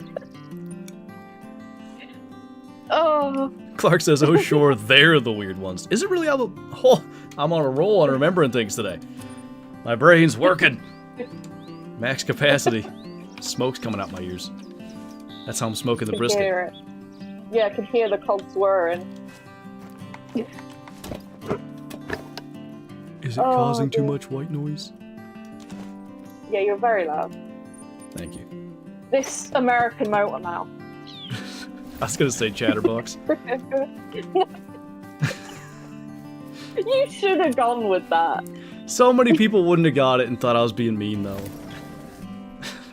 You are mean. Because I was gonna say, so my pun for today's stream was gonna be grinding fox with the chatterfox, as instead of chatterbox. But I was like, there's so many people aren't gonna get the meme from the tar stream, and everyone's gonna be like, wow, that's really mean. JaxyBeard. I don't know, man. I'm actually starting to wonder if there's gonna be a DLC here soon. Because now there's no streams. Or maybe. Do you guys see that? Yeah, It's or maybe. delayed kind of till they get that in order. Yeah, or maybe they're just like focusing on, because with 2 maps coming out this year, maybe they're just like putting more effort into like Could be making those ones as like almost Sundar Patan, like with loads of new species and all the stuff. A March update would be nice. Certainly would like, because I don't know about you, but I've noticed maybe in the last week or two, interest in Call of the Wild looks like it is dipping a little bit, which this is later than normal. Typically it's like mid-January it starts to fall off. Yeah. But it does, like I see, like the streams are a little slower, videos get less views, Discord's a little more dead. Which, none of these things are bad, by the way. I'm not sitting here lamenting things. I'm just saying, like, for Call of the Wild's best interest, I think a little something would be nice, but yeah, we're into March. I think we may have at least had a hint by now. Yeah, I don't know. What could they do? I suppose weapon packs are always a thing. That was my thought, but yeah, they did have the community one with Saul's Weason. I got you, Matt. Yeah. I don't know. I don't know what I'd want. Other than, like, a new species or something get added. Give me more ducks. You know what I want? I want more ducks. What? I would totally accept this as the March update. Just give mallards new rares, like American black duck hybrid, other such hybrids. Give us albinos. There's albino mallards in classic. I don't care if they're real or not. They probably are. Yeah, all the things. I'd be fine with just that. I would what too. sight? Like what scope am I using? It's the Angler night vision scope. Hi Tyler, it's me. The British chatterbox. In British? Is it eating? Isn't it? Banded mount? Yeah, there you go. Throw bands on them too. Yes, give us those as rares. I want just more birds. More bird things and I'll be happy. So if they Birds are cool. If they made banded like a legit rare, right? Uh-huh. Which it should be. People kill not like 2 in their life. Like real waterfowl hunters. They have like quite a few bands on their lanyard over the years, but there's also a lot of birds. Like they should be a rare. So like let's say you get a hybrid goldeneye banded. Like that should be kind of a separate category to super rare. Yes, 100%, and I would want one so badly. And not my additional new newly named category of pooper rares for the like level 1 rares. That. I like that. Mr. Biffin in my Discord today posted a level 2 albino grizzly and called it a pooper rare. I was like, yes! It's catching on. It's spreading. I was so happy. Started a trend again. Hey, Cable. Yeah, you know, dogs pooping, pooper rares. Really important things that I get added to this game. It is. You're an influencer, right? Yeah. Influencer. Yeah. Oh my god. I You're think so bad. nobody does it anymore, but you really can't even hardly do it because they changed it a little bit. But looking up in the air for the harvest screen, I think that was my legit biggest contribution to the game back then. Yeah, I know I started doing it, so I was like, oh, that's a good idea. Nice clean screenshot. It always looked good. That's great to hear, Mason. If you get the great one today, you have to come and hunt? Alright, bet. Hey, nice one, Mason. Congrats. Going British to make the fox show up? Yeah. Oh, you know what? Speaking of,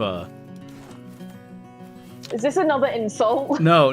Speaking of collabs and what this stream was going to be titled, I also thought about naming it Fox and Friends, but that's sort of like a political news station. That's not the station. Oh. That's like I think a segment they do or whatever. But it would have fit so perfectly well. Just get more people mad in the chat, like. Like to get down, Mr. Pheasant. Oh my days. I was losing my mind. That's true. It doesn't help when I'm on like lack of sleep, like currently, and then I'm just like, this isn't what he means. Stop. Yeah, that one. There was no political undertone meme or anything. It was just because Pheasant and President can work. Basically. There was nothing there. You're really gonna be disrespectful about that? It's like... It wasn't like it was 2 weeks later either. And bodyguards have always been a joke in this game because you shoot at some kind of male animal and a female steps in front of it like, sight. You thought. The amount of times that that's happened though. I've had it where like, I go to shoot at the vitals of like, say a red stag. And then a hind is stood in front of it, but like putting its head up and down to drink. Yep. And it will register that the bullet clipped her in the top of the head, but it's about 5 inches above the top of her head, and not the stag in the vitals. You hit the invisible helmet body armor. It's like when you hit the box around the antlers on things and then they die. That's For some reason, I hit the water buffalo horns a lot. Like, I really do that consistently. Horn shots. The biggest vital. The biggest vital. Fox and Friends, you'll definitely lose subs. Hurt. Yeah. I would think. It would hurt. Yeah. Like, an antler, it's not going to feel it. Because, there's no velvet ones in this game, and obviously no nerve endings and stuff. There's not going to be any blood, there's not going to be anything. But a horn, that's got, like, live tissue underneath it, so that would be a big owl.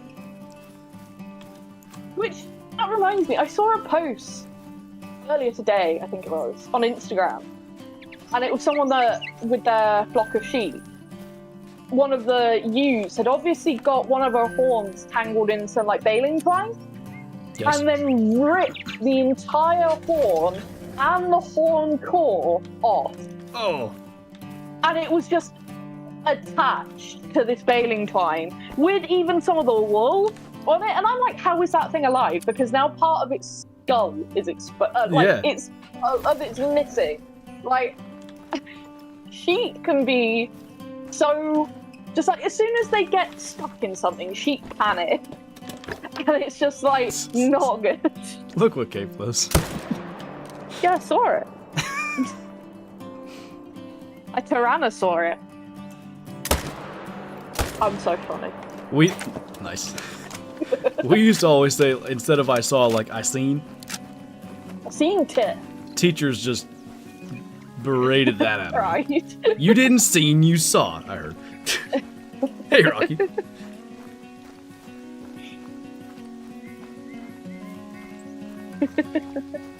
But yeah, panic and run. That's what all sheep do. After living, like, in the countryside for most of my life, sheep will be fine. Like, they're perfectly fine, chill, walking around, and then, oh, my head is stuck in the feeder, must panic and throw everything everywhere. And it's just like, oh, my days just calm down. It's literally the thank God he didn't overreact me.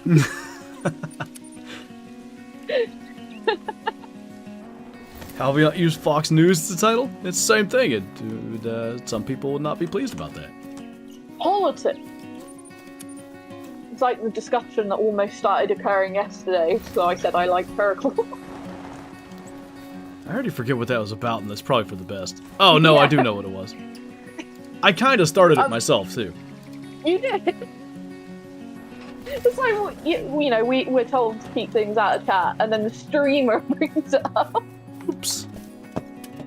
Hey, Pyro, thank you, man. Sandro. You made our job hard. Much gooder, more better. It seemed like context that was necessary. It probably wasn't. Much gooder. Scene did it. Yeah. Dino vision and get a mountain head. Look, they don't exist. I should be outside. Cable earlier? Cable, thank you for the super chat. Appreciate you, man.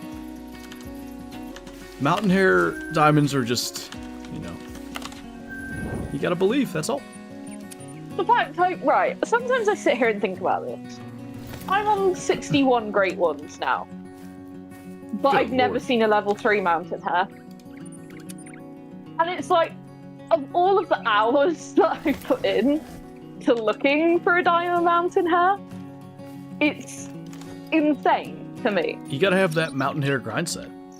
Like, the fact I got a great one whilst looking for mountain hair, like, that doesn't make sense to me. I'm one of my best super rares.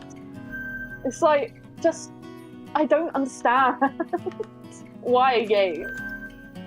Ugh.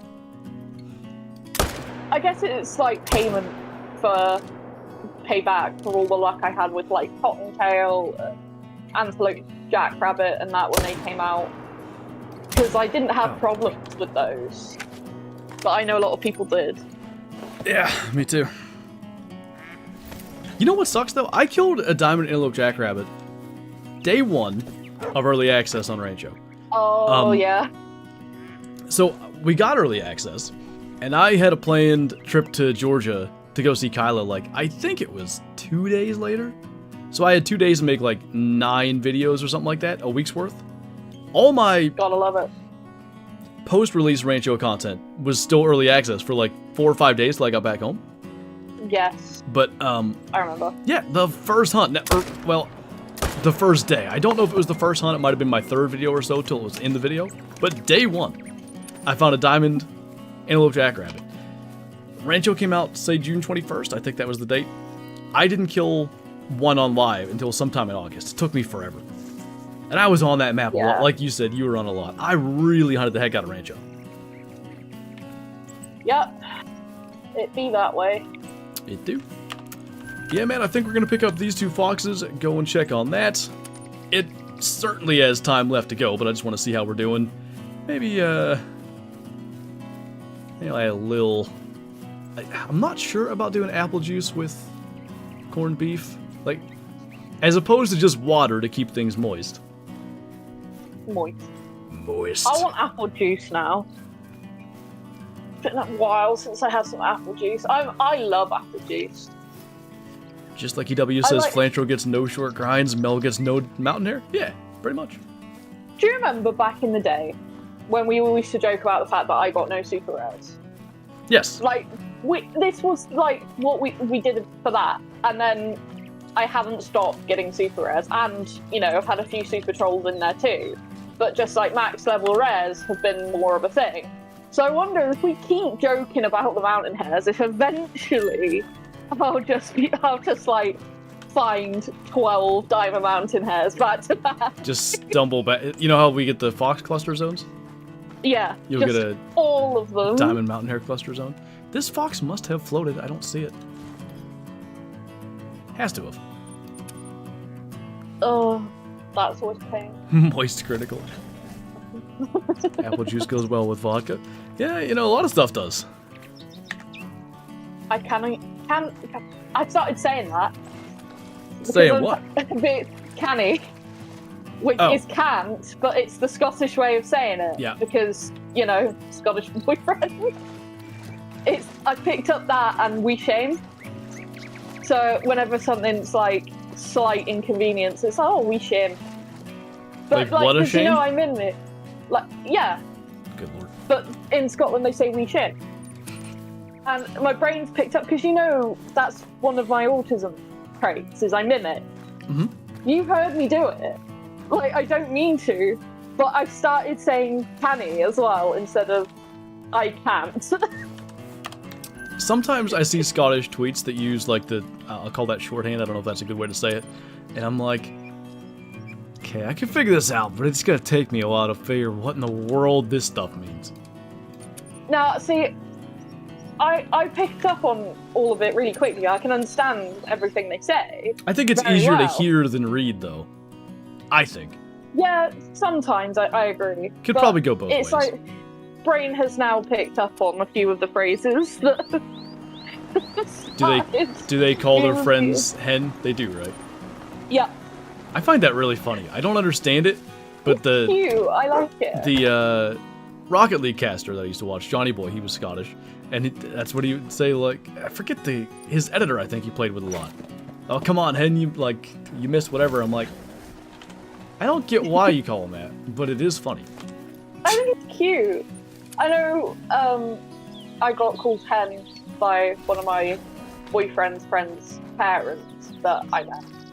And they both his friend and my boyfriend were like, she called you hen. She likes you. You're in. And I was like, good. We're making good impressions. That's what we like. I started another run, by the way, so I'll check the brisket after this one. Well then. Mel, do you have crumpets? But it's like I do not. pit spelled with an I, so armpit crumpets. Yeah, my armpits smell like crumpets. It's like you smell like pudding, really. Yeah, I smell like crumpets. I guess. I don't know if Kyla's making pretzels or butter. I almost said I can smell the, see? I can hear the KitchenAid running. I can smell the KitchenAid. Smells like pudding. It's just like you can hear the, like I said, the footprints. Yeah. I really hate when I say that. Ultra senses. I catch myself saying, in Classic is the main one, because it's normally most relevant here in the Walking in Classic. Yeah. And I'll catch myself saying it sometimes and redo the line, but sometimes I don't catch it, and it's like, now this is in the video. I've done that so many times. I think it was the, you know when I did the giveaway for the codes? Yep. And it was on with my Candy Cane Groatman box? Mm-hmm. When I was reading out everything that was included in the bundles for the giveaway, I said it, I think, like this. You can barely. And I was like 30 minutes, 40 minutes into recording at that point, and I was like, I'm not fixing it. Suddenly became Southern for a second. Well, yeah, this is the thing. I spend so much time around different people with different accents, but I just end up as like a mix of all the different accents that I spend time around. I always hate when I do that, though, in a video, because it's like, where did that come from? Why? I was doing so good. I did it at the end of today's video. It just came out 4 minutes ago, actually. So it's a 405 only hunt in the Hunter Classic with Bang Tang for 405,000 subscribers. And at the very end, I tried to say, thank you guys for 405k here on the channel. And somehow I said, thank you for 400,000, 5,000. Oh. Yeah. What? There's too many S sounds in it. Like that sentence, there's too many sounds. Apparently. Thank you for... Hey, and then you just get confused. Yeah. At least I do. Do you ever do the thing too where like you kind of almost mess up a word? Like maybe you sort of we're hunting. Well, I don't know how you mess up fox. Maybe you say mythical funny, but you can't like Yeah. mythical or whatever. But you just keep going. Mythical. But then it's just your brain lags to try to fix that or figure out that you messed it up, and then the next like 8 words are like you start stumbling over those too. It's just like a car wreck. It literally is a car crash at that point, and it's just like. And you're just going, no, save it, no. It's great. I think I just killed a hen. I'm 90% sure I saw a little fleck of blood. Yeah. Not a friend, to clarify. Have you ever messed up a rare so bad you decided not to put it in the video? Probably not that. The main thing that I typically won't put in videos, like, let's say I see a diamond or something and I get kicked or whatever, I'll typically not put that in videos, unless I, like, maybe if it's just funny. But if it's just, like, something that I suspect the viewers want to see, and then it's just left on a cliffhanger, like, I won't do that to you. Other than that, yeah, if I mess it up, I put it in the video, I don't care. The amount of times you see a cool rare or something and you get kicked. Oh my days, you'll remember this one that still annoys me when I think about it. Albino level 6 male raccoon dog. I've had 2 female albinos, and every time I go to hunt mountain hare, I keep an eye out because I'd really, really, really like a piebald raccoon dog because they look cool. And I've got dark brown, I've got orange, I've got multiples of those, I've got a couple of albino females, and yeah, I did kill a hen pheasant, I'm not gonna pick that up. I really would like a piebald. And I saw this flash of white, and I spot it, and it's a level 6 male. And I was like, great, I can put that in a mount with a white ptarmigan, and that'll look great. An albino raccoon dog and a white ptarmigan. And then I was chasing it, and finally it goes nervous. And so I run to get it to go alert, so it'll turn and give me a shot. It goes alert, I pull out the 243 pistol, and there goes the entire server. Oh, it wasn't, you didn't get kicked, it was the crash? The crash. That's like my albino level 3 stubble quail recently. Server. The entire server, I kept looking for a good 20 minutes to see if that server came back up. That's what I did. That is the perfect example too, though. Because it's like, I'm not going to just put... I guess you could put it there. You could put it in a video, but like with my stubble quail thing, it was an albino level 3 and the whole server crashed. I'm just like, I'd rather not ever think about this again. Basically, I'm still upset about that raccoon dog. That stubble quail, like I told you, I would have killed that thing on sight. I should have, but like, I was just in a hacked server and I left and joined that one. And there's a super rare stubble quail, like, wow, this one's hacked. And I start looking around. I should have just killed it. You're right, though. I should have just killed it. Because the right thing to do... Ask questions later. I figured this out now. Just save it. Because when I tag stuff and then delete it, it doesn't delete. It comes back. Like, I'll close the set, I'll close the game and reopen it. There's all that stuff I deleted. Because I killed way back on Parquet 2 max score pumas. So I tagged the first one. I think I might have shot a water buffalo in that hunt too. Yeah. So I think it went max score puma, diamond water buffalo, and then max score puma again. I'm like, oh, this is hacked. And I can't delete them. Somewhere in my trophy manager way back, probably 2018 or 2019, or is a 40 score puma and a water buffalo on the same day that were hacked. So that's unfortunate. That's kind of why I don't, like, I didn't shoot that stubble quail because I didn't want to tax it. Had I just shot it and saved it, I could have gone and seen. And it may, like, is there a chance that the server was hacked? Sure. I don't know. I spotted a lot of stuff. There was just one. There was a troll feral goat. Yeah. But that's, if anything, that probably means it's more legit. Yeah. Actually. And there was a level 9 red fox. But then that could have also trolled. Yeah. I mean, before fox grinding, most of my diamond red fox were off of Emerald Coast. Like, I had one before Emerald Coast. Yeah, that was it. My Emerald Coast fox luck generally has been good. So that doesn't overly surprise me. Like you said, the feral goats, I mean, most of them are like that. So, but yeah, if I see a rare bird like that, I'm killing it. And unless there's, you know, the entire flock's albino, or I've already seen that was the thing. Like the Capercaillie or whatever, you know, you see other things and then you go, okay, this is clearly hatched. Exactly. If I see one thing, like, good example, remember the pale hazel grouse that I had that turned out to be hatched? Mm-hmm. So, story for anybody that doesn't know. I joined a Revontuli server.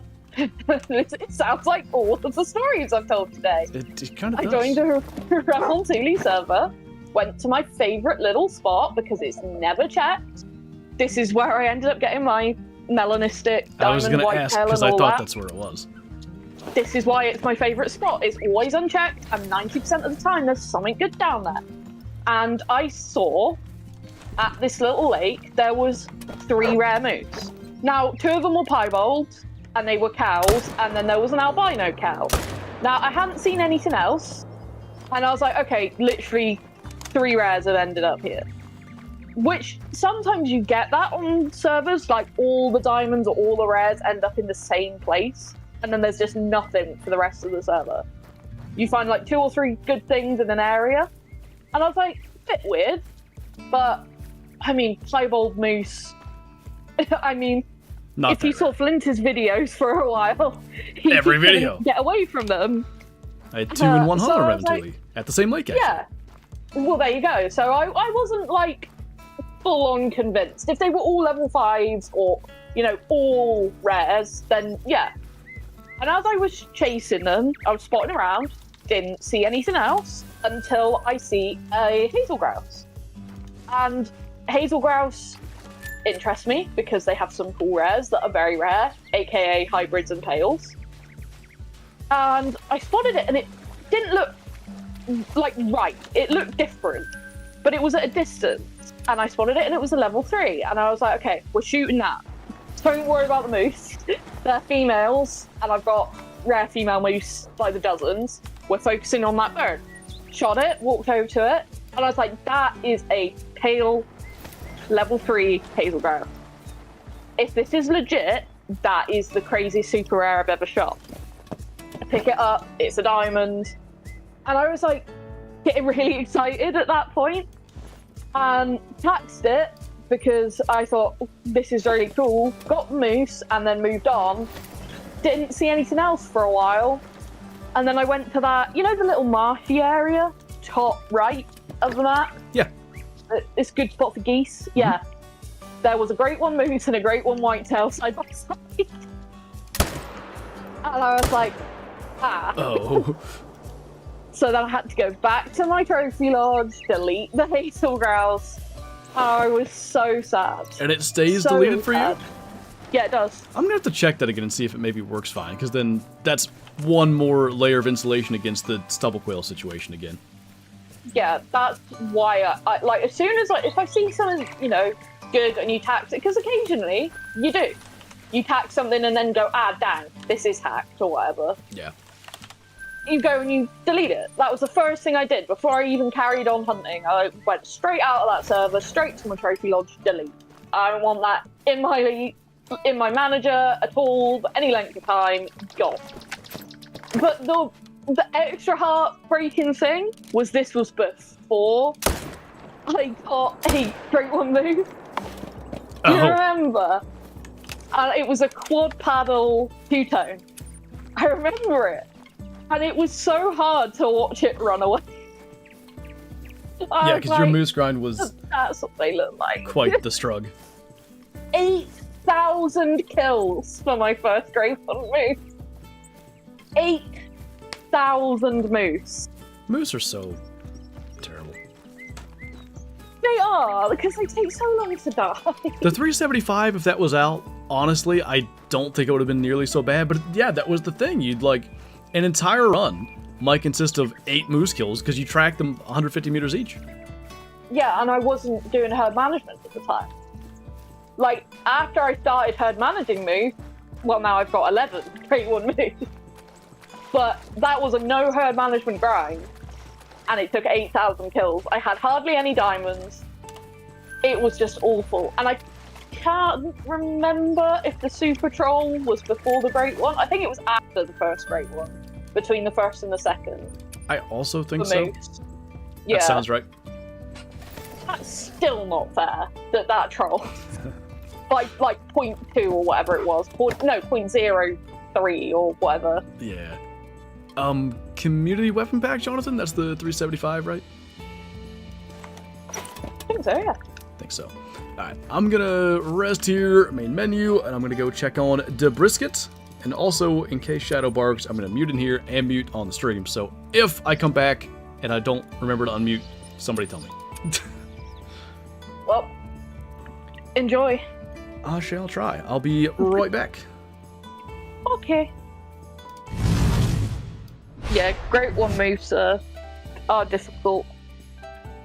I appreciate the struggles, Clark. But, to be fair, my first, moose grind, 8,000 kills. But then I did get the rarest kind of Great One moose that you can get, which is a half and half rack. Big non-typical on one side and big typical on the other, on the oak fur. So my longest moose grind resulted in the rarest of the Great One moose that you can get. So, I mean, I guess, swings and roundabouts in that case. Am I going to just keep complaining? I mean, we're just talking about different stories. It's not a complaint, it's just 8,000 kills is a lot for moose. Like 8,000 fallow or 8,000 pheasants, you can do that in a lot quicker time than you can do 8,000 moose. Especially when moose came out. Because that was like the sort of real kickoff point, I feel like, of herd management. And there, me and Flinter used to talk about it all the time, there was a lot of, is this something that is good for the community? Is this something that's not? Get over it, you have the Great One. Some people don't. I mean, yeah, I do. But 6 months, 8,000 kills, when that's all you're working on, it's a lot of work. It's a lot of work. I'm not complaining. It's just, it's a lot of work. If I wasn't motivated to do it, then I wouldn't do it. It's not that I need to get over it, but when you are if you get to a point, and this is also why I've stopped counting kills. I was watching a lot of people that were getting moose in a few hundred kills, and I'm like, okay, 1,000, 2,000, 3,000, 4,000, 5,000, 6,000, 7,000, 8,000 kills across different maps as well, because I tried different things and, tried a lot of different strategies. And it started to get to me at that point, I must be doing something wrong. Others work real jobs. Yeah, I'm disabled. So, work real jobs, yeah. Are they disabled? Some people can't do full-time jobs.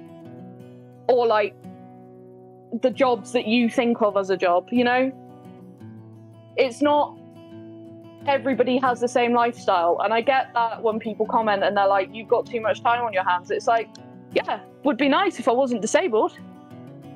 And I didn't have the issues that I do. But I do. So I do the best of what I can. I could do nothing. But I'm still trying to do something. And I'm still trying to work at doing stuff. So at least I am trying to do something. And that's trying to help people when I can. And trying to make content that... the things that I would want to see. Things up close and that. So that's what I try and do. Not everybody can do the same jobs. If someone can't do something that someone else can, you find what you can do. I'm disabled. I am classed as disabled and have been for the past 6 or 7 years. There's a reason I had to leave my education where I did. It wasn't by choice. And so that's why I took up gaming, because of certain things that prevented me from doing other things. I did a whole video talking about it. Like, I was, doing super well in biology. I had plans to actually be an osteologist, which is someone who studies bones. And specifically, I wanted to be a zoological osteologist. And unfortunately, because of certain things that happened, I can't do that. And it's unfortunate, and I hate that, in a way, that's how it worked out. But, life happens, and you try and find your own sort of ways to do something. I'm disabled too. I only work 4 hours at my job. Anything more than 4 hours, I'll lose my apartment. Yeah, you try and, find things that you can do. And it's not like I haven't had advice from medical professionals of varying different specialities. I have done all of the things that you're supposed to do, So you do what you can. And it's been worked out that this is the best course for me. So it's all very well when people come in and say, stop complaining, or this, that, and the other. If someone comes in and says, hey, I've had a rough 12 hours at work this week, yeah. Oh, hi. You've had a rough 12 hours. Oh, hello. Some people are being a little bit harsh. What's that? Some people are being a little bit harsh. Harsh? So I'm explaining, that myself is disabled. And I'm not complaining that my moose grind took 8,000 kills, but 8,000 kills is a lot. And effectively, this is my job. Like, I still technically haven't earned any money from YouTube. Any. Because I am struggling to get the money from YouTube that has been earned and is sat in Google, because I can't get some of the paperwork. Because of my disability, getting the paperwork it's paperwork I don't have, because it's stuff I haven't had to do as someone who is disabled. So it's confusing because it's based in America and there's different laws and stuff. So I've been struggling with that for the past couple of years, and I know I've talked to Flinter about it several times. So when I put in 8,000 kills, like I said, that was over 6 months. Yeah, I took a couple of breaks, but that was hundreds of hours of work.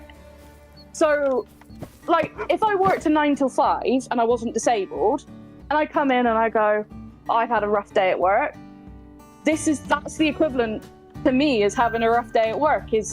I've killed, 500 moose today with no content to put out for it, if that makes sense.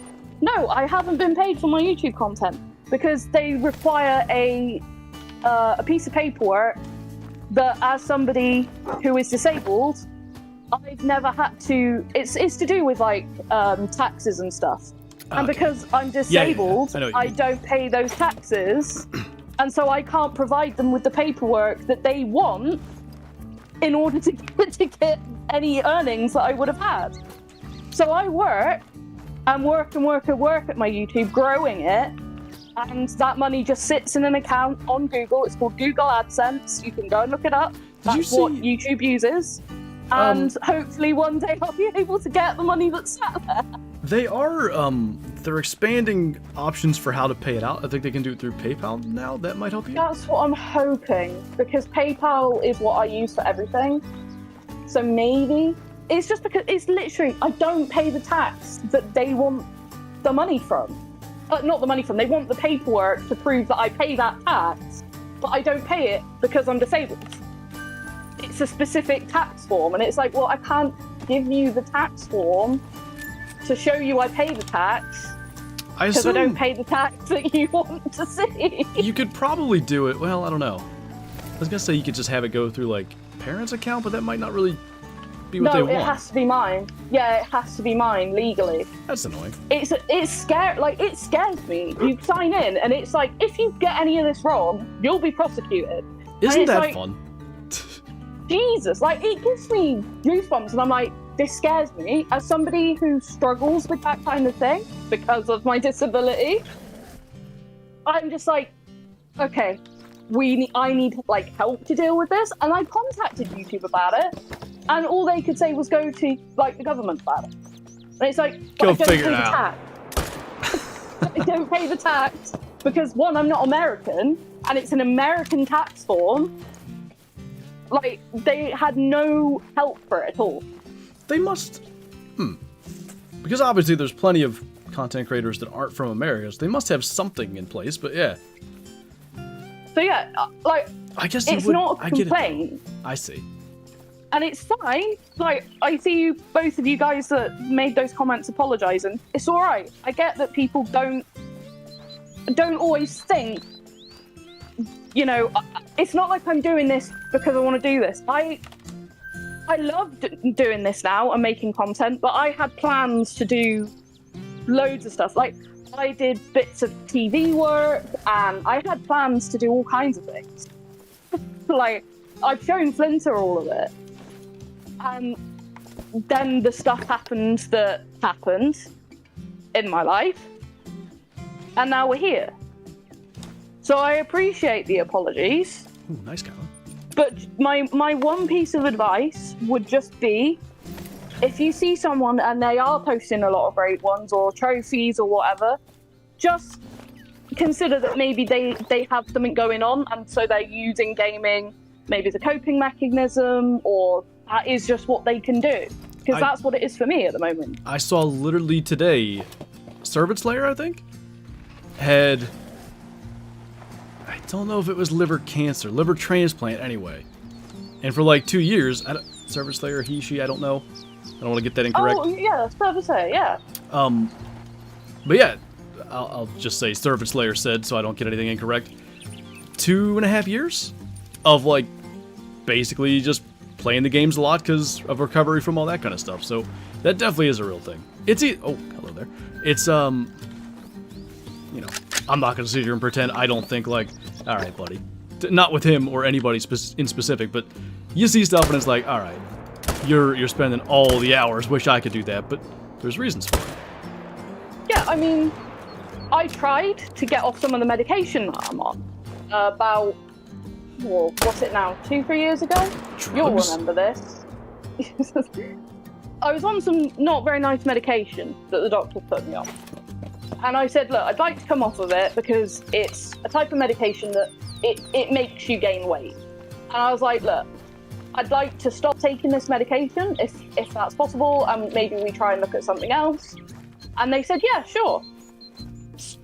Cut it in half. So like it was from 60 milligrams to 30, and then stop after a month. So I did that. And after I stopped, first day I was okay. Second day, I started like feeling really shaky and not right. Day 3, I ended up in hospital because my heart rate was 160 beats per minute. What had happened was the doctor had basically not actually done their job properly and taken me off the medication in the correct way. And I was on the verge of having a heart attack. I was really, really sick, and I still now have heart problems. That seems like a high score to me, though. A high score? Well, it was scary. You remember this? I do, yeah. And I sent you a message saying I'm in hospital. Like, as soon as I got to the hospital, they sent me to A&E, and there was just this big piece of paper put into my hand with the word sepsis written in capital letters. And I was like, oh, they think I'm about to die. So this is bad. Yeah. That would have been my thought. I was scared, like, genuinely. Because I felt like I was dying at that point. I couldn't walk. It was real scary. And that has now left me with these heart problems. So now I have another problem on top of the problems I already had, and that's been caused by the doctor. So it's not like just go to doctors and get things fixed a lot of the time. Like, you can end up with more problems. And now at some point I've got to have a heart monitor and they might have to do things to my heart. And it's like, great, this was a problem I didn't have before. It's scary, like, you don't expect, you just, you know, yeah, you what think, you're told, right? You think you go to the doctor and obviously they know best. Which they, like, let's not sit here and be like, all the doctors are ruining our lives here. But no, of course not. They're human. My brother's a doctor. My brother's a doctor, so I totally get, like, it's not an easy profession and it's just, it can be a struggle. Like, I've heard some of the horror stories from there. But I really wish I didn't have a dodgy heart now. Like, it's frightening when I had to have an ambulance out, like, what was it, 3 times in that month? You don't like that. And obviously that's now added to the list of, oh yeah, now you've got another thing that adds to your list of disabilities, because you've got to be careful your heart doesn't explode. Have more medicine. here's another one. I literally ended up on 2 more medications than I started off with. So you got rid of 1 and added 2? Nice. Yeah. Wait, did you actually get rid of 1 at all? Or is that back? They added that one back. That was effective. Yeah. Oh. So yeah, it's just, you know, it's the thing. Not everybody lives the same life. Definitely. But I do understand that it's not always the thing that comes to people's minds straight away. But I do really respect the people for apologising as well. Like, no hard feelings. It was just like, as soon as you left, the conversation got real serious. And I was like, oh no. Oh no. I was coming back, I was like, alright, got the brisket going. The internal temperature's higher than I wanted, so I actually had to turn down the smoker temp so it is the entire 5 hours and gets all the smoke. And I'm like, what? Because I saw, before I put my headset on, I saw a couple of the chats. I'm like, what's going on here? I left and everybody was being mean? Me back. He's not having me back again. Every time I come on, there's something goes wrong. Which shiny are you after, Zeppy? Shiny Pokemons. Tell Mel that I'm on 54 milligrams of ADHD medication. It's a controlled substance, and it has to be a certain amount of days before I can order again? Yep. I'm on one that has to be, yeah, it has to be that, and my mum is too. Because my mum takes a cancer medication for one of her... She doesn't have cancer, but they use a cancer medication to treat it, and so that's controlled as well. I should probably... And that's scary. It comes with, like, a hospital bin that you have to put the needles in. Oh, God. It's got, like, all the big yellow warning signs on it. It's like, jeez. Stay away from that box. Yeah, oh my god, it freaks me out because I don't like needles as it is. Apparently, if me or Dad was to get the liquid on our skin, we have to go and get seen. Good Lord. And I'm like, but we're putting that in your body. That doesn't sound good. Like, yeah. Inject that straight into you. I'm planning like 7:30, Kyla, so something like that. Maybe a little after. I might actually, you know, get food. Real food? Yeah.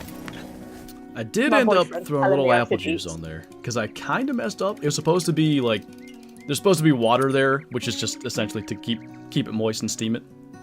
Moist. I forgot to do that, so it might be a little dry, but, you know, it should be okay. It didn't look dry. Ketchup on it. No. Not going back to that conversation. A whole puddle just all over it. Just get some... Actually, what you want is some tomato soup and just pour it. Some red sauce? Red sauce?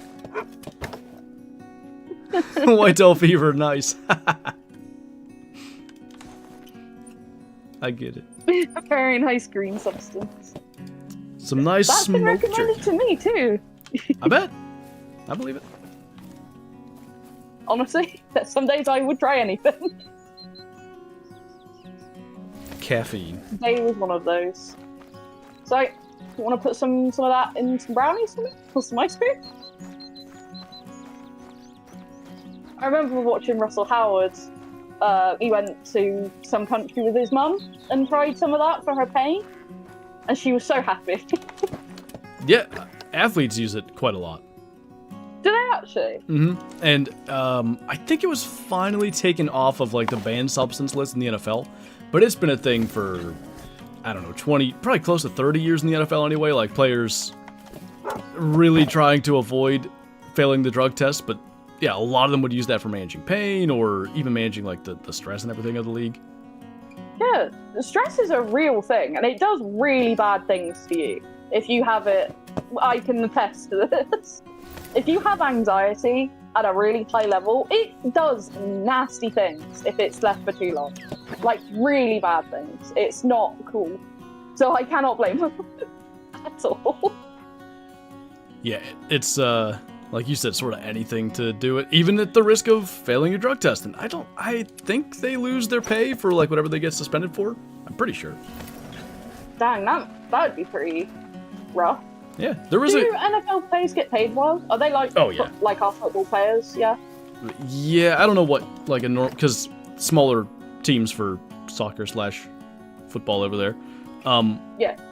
So maybe NFL players get paid less. Like the top end right now is about $60 million a year.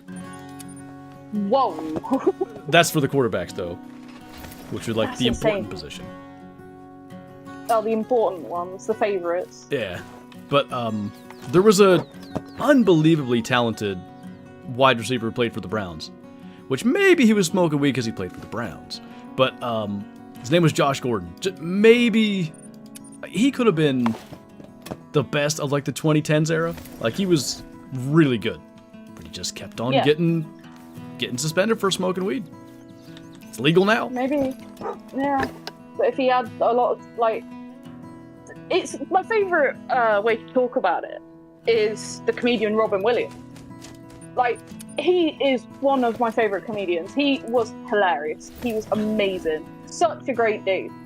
But he had really bad struggles behind the scenes, and that tends to be like a reason why people don't always realize, like, if like me or other people are struggling, because you pass it off the banter and making other people laugh, because that brings you joy to know that you're bringing people joy. And he really struggled with that, and there's a lot of quotes by him about saying like the people that are struggling the hardest might be the ones with the biggest smile. Because you don't see what's behind closed doors. And that's always something I keep in the back of my head. It's like, yeah, okay, maybe someone posts a piece of content and I don't, you know, it's not my thing or whatever. I'm not going to be negative towards it, because if that's what they enjoy and they're having a good time, you know, as long as they're not being horrible to people, do what you want. Sure. You know, like if you enjoy doing something and it makes one person smile, then it's worth it. You know? Yeah. But I totally stand by that, and I like the fact that if they're easing up on that, if that can help those athletes, because like you said, that they must be under a lot of stress. And like when you talk about the NFL and there's certain football players and stuff that are, you know, being watched intently and that. Do you think how much pressure that must be? You've got a big season coming up and you know that you're going to be being watched by millions of people betting on you, and, you know, oh, who's going to sign you for what teams and all that. It'd be so stressful. Even behind the scenes, like they have to make weight for everything. Like I guess maybe it was Brian Flores when he was coaching the Dolphins. Ryan Fitzpatrick, he was a old vet. Like he'd been in the league for 15 years or so. I believe he was 0.8 pounds above the thing. So he was actually, you know, if he was supposed to be 235, he was 235.8. The scale literally said 235. And he got fined some amount for like not making weight, which was kind of, I think, a disciplinarian thing, like really to kind of send a message, but still. Yeah, There's a lot that goes on. Yeah, I can appreciate that. Stress is just not the same, and that's a lot of pressure for those people as well. It's not all easy. Yeah, it is easy to sit and say, like, well, he has to deal with it. He makes $60 million a year, but it still weighs on you. Of course it does. Of course it does. Nice, Ender. Going back to foxes now. I haven't actually had a diamond pheasant today, which is interesting. Did have a level 1, which I don't get a lot of those on the main zone. What was it, level 1? Pheasant. Thought you had a level 1 male fox. Oh yeah, another one. I got my one. I hate that. There's nothing worse, because what it does to me is if I start a fox run and I see a level 1, I'm like, oh. Great one. Could there be something big? And then it's like, actually, nah, we're all smallest runs. You got your hopes up for nothing. I had that one pheasant run. It was in a video, and like the first bunch of spots I went to, a whole ton of 0 to 1 kg and stuff. I'm like, he's here. This is it. Yeah. There wasn't even a diamond on the map. I don't know what that was about. Sometimes it feels like that happens, but then I've had it where I have had a load of small ones, and then there is a great one, or like a max weight diamond or something. And so, because it has happened, your brain starts thinking, just like, maybe? This isn't that big of a detriment in Call of the Wild, but I do that with real life too. Like, I was shed hunting the other day, and I go through a spot I've found a shed before. Like, there will never be another antler laying right there again in my life. Why am I going here? But I've seen it before. Yeah. On the same way, it's like, maybe? Just got to check there, just again, every time, just in case. Just in case. There was a good thing here one time out of 700. If great one whitetail are about 1 in 1,500 and rares are 1 in 2,000, are rares more rare than great ones, or am I missing something? Where did we get the 1 in 2,000 number? I don't think that's... Yeah, that's not accurate, I wouldn't think. I thought it was generally accepted rares are 1 in 500, does that sound right? Well, it's different. Surely, it is, you're right. Per rare, because like piebald is way more common for whitetail and moose and stuff. But I feel like moose and whitetail generally on the same sort of levels with piebald, albino, mela. Yeah, kinda. Like, mela's normally, for most things, the rarest. Generally. Just saying that, like I was saying in the video I posted yesterday, I've had more melanistic fox than albinos on these grinds. Mine's now tied 2 and 2. 2 albinos, 2 melas? Mm-hmm. Yeah, I've had like, I don't know, maybe 3, 4 albinos, and I must have had 15 melas, like genuinely. I had so many on EC. Like, they were almost common. I do think melanistic fox are more common because I maybe killed 3 or 4 mela fox before I ever killed an albino in the game generally. That's not a great, that's a small sample size, but you get it. Maybe they are. It's just weird. Because, like, normally, I feel like they're more rare, but then, like, when you start grinding things, it skews your perspective as to, like, the normal, if you get what I mean. Yeah, I think it does. You know, you get to thousands of kills, you start to get a pretty legit, idea. You can get lucky or unlucky, but you start to get a really good grasp of, like, alright, this one's probably more rare, this one's less rare.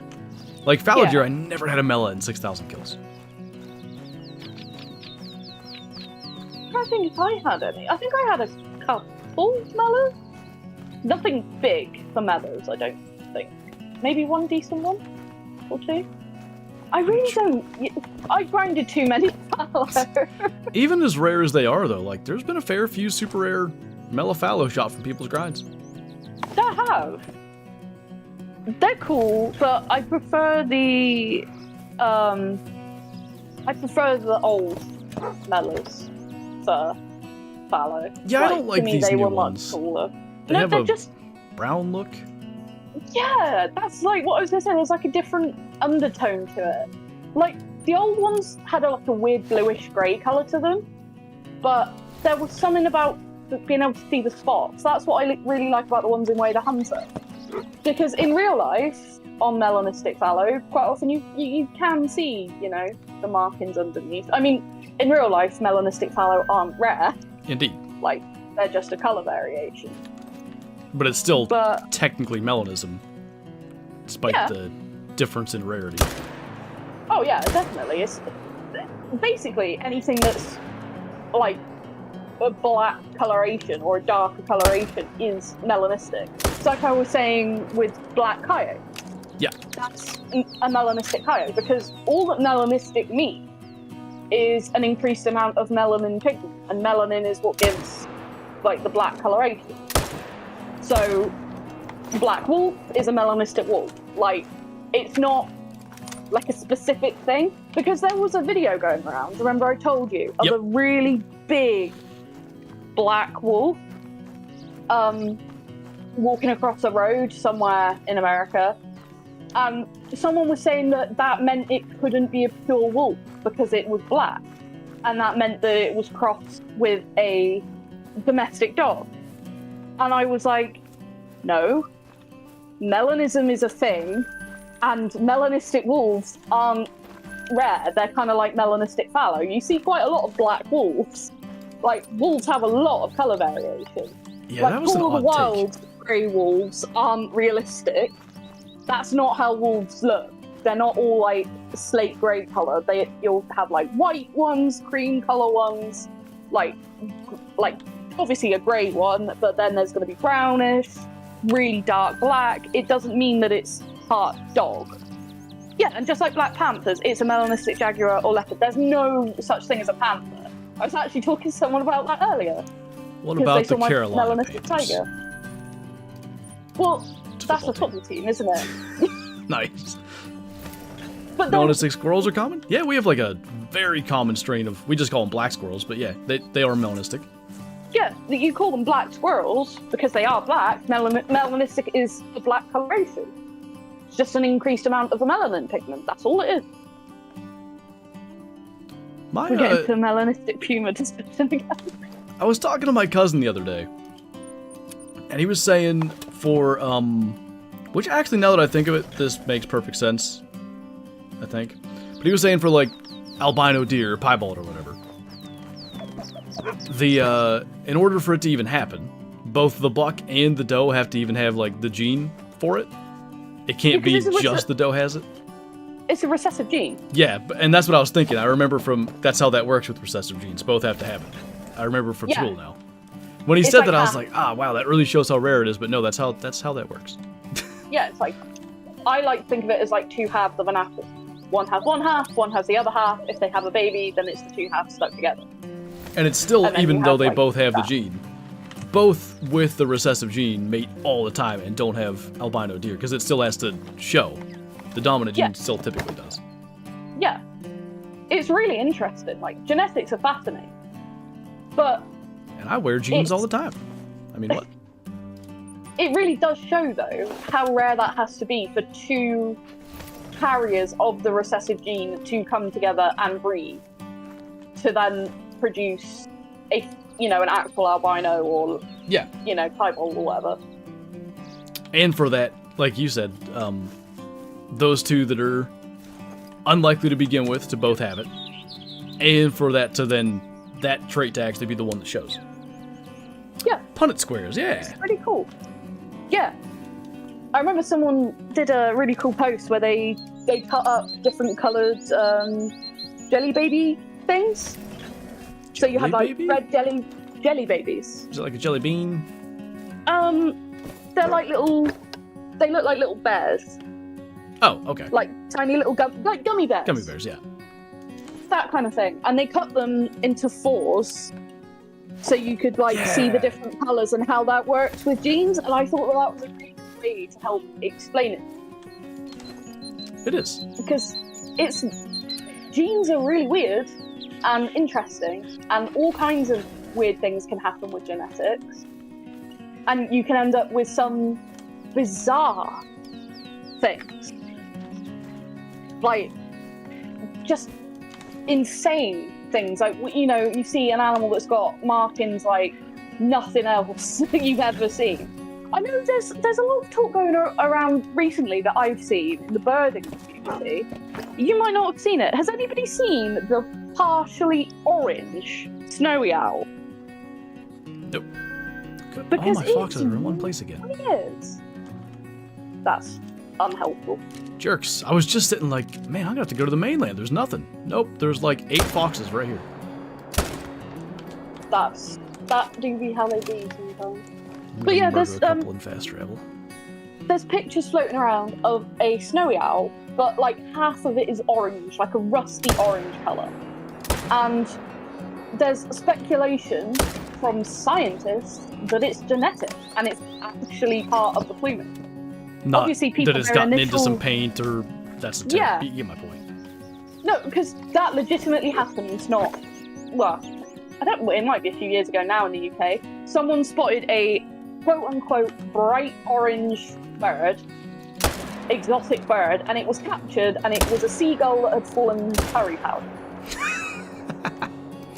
And it was bright orange, but this owl, it's so odd. It does look like it's fallen in orange paint, and that was the sort of initial reaction is, oh, surely this is just some chemical or something it's got on itself, but it seems to be staying like it.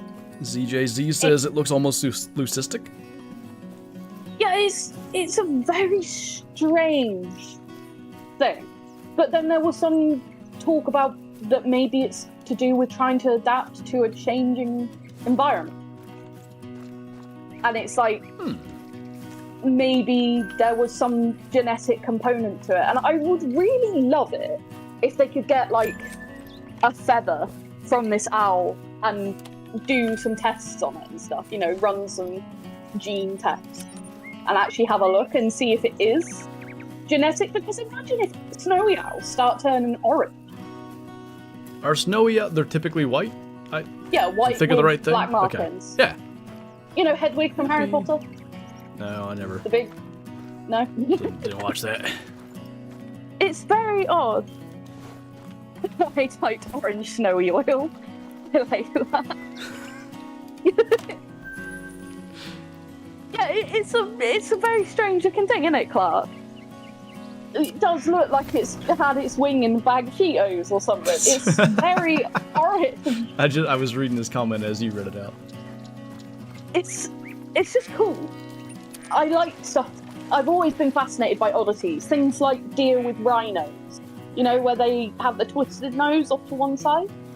I didn't know that's... When you said deer with rhinos, I'm like, what are you talking? Because I thought of the animal. Yes, I have seen Rye. W-R-Y. Someone posted one somewhere not long ago at all. You know what? And maybe it was a trail cam thing. I don't know. The first trail camera we ever had, it was a Wild Game Innovations 2006 or something, like one of those big things that ran on like a freaking 9-volt battery or whatever. Yeah. And got a picture of a deer that it looked like it was a decent little buck, but it kind of reminds me actually of Gimpy, that buck we have now that has like the broken leg and he has some kind of screwed up antlers, but yeah, like many small points kind of thing.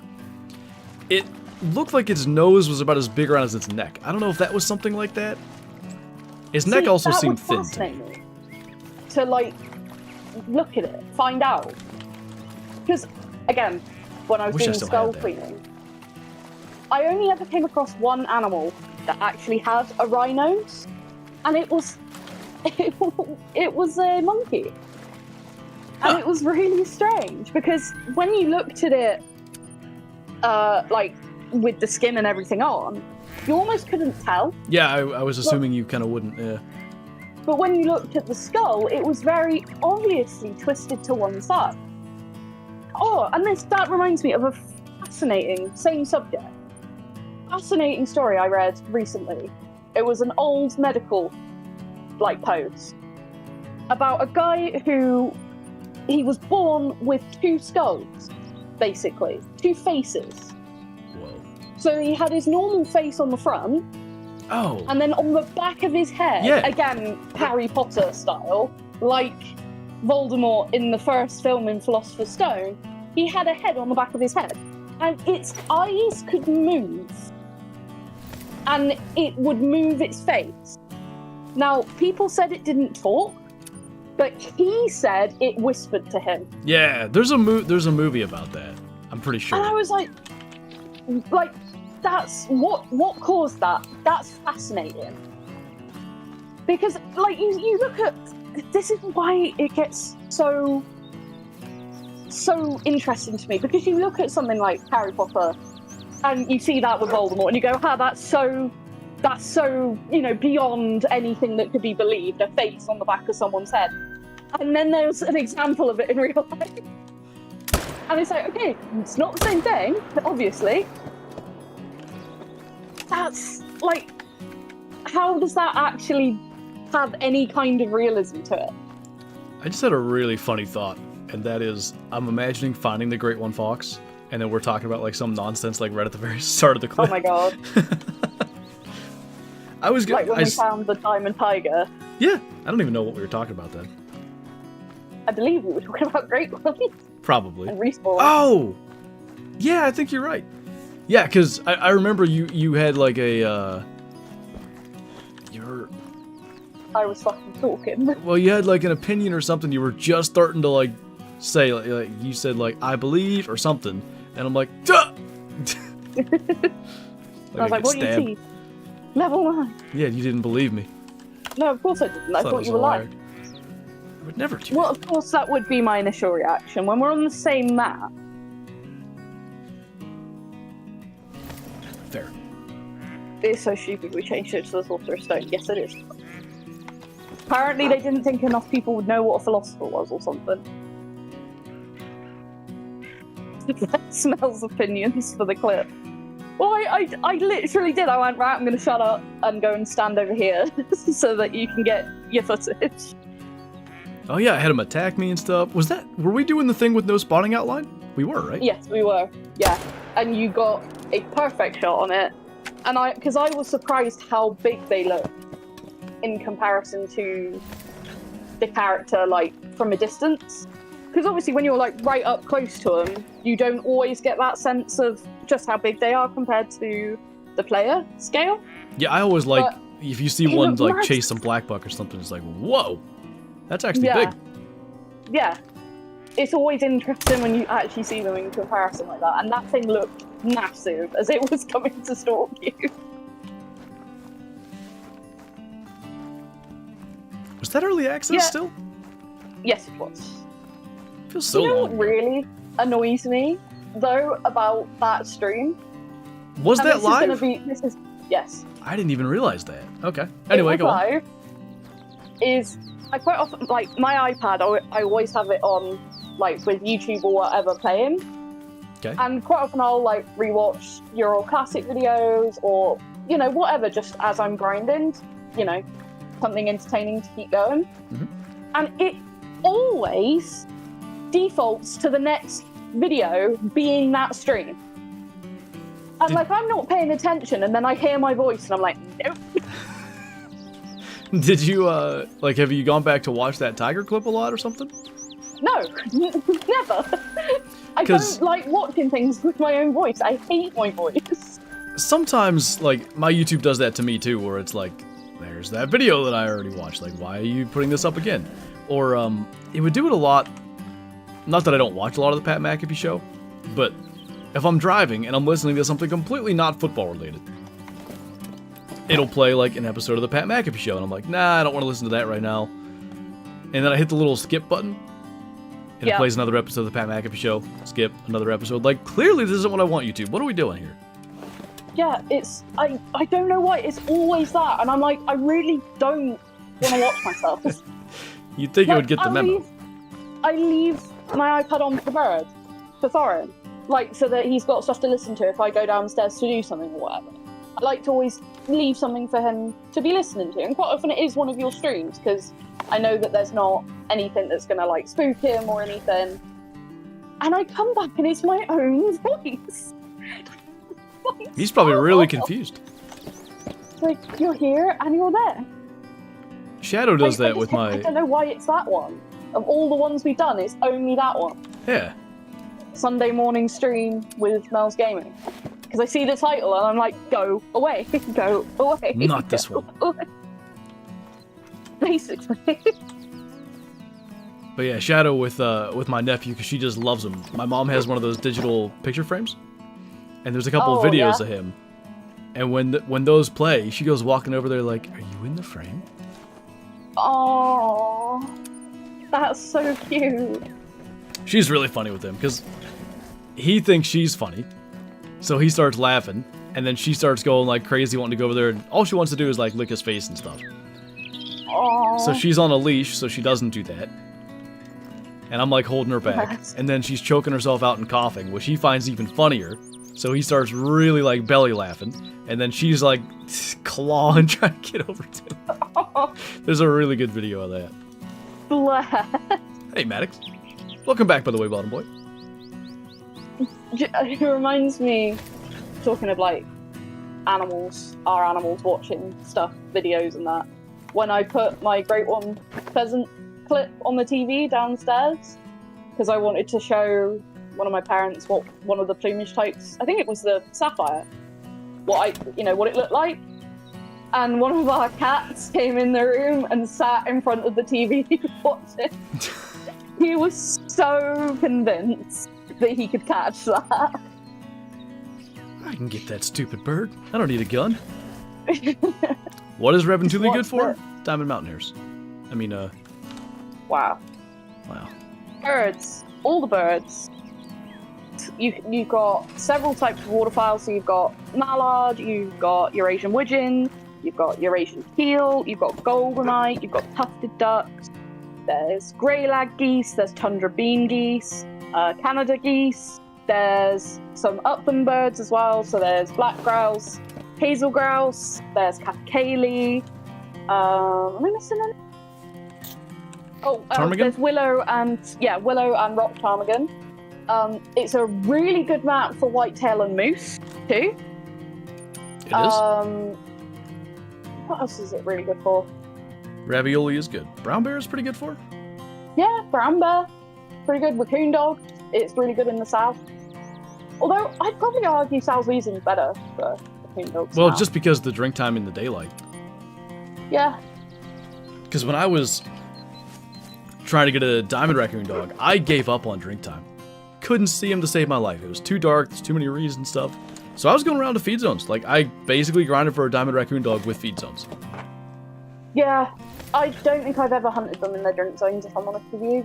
Maybe once, just to, like, see if I had anything sat on the map, but never, like, if I'm in multiplayer, I don't change it to their drink time. I just run around in the areas that they are during the day. Yeah. I just don't like where they drink. This is nice to draw to? What are you drawing? Yeah, there's too many, like, there's all those lakes, and they're huge, and they take 8 years to run around and go and claim the stuff. Oh, yeah. Not worth. Oh, it's, Lynx. It's a really good Lynx map. Yeah. Oh, yeah?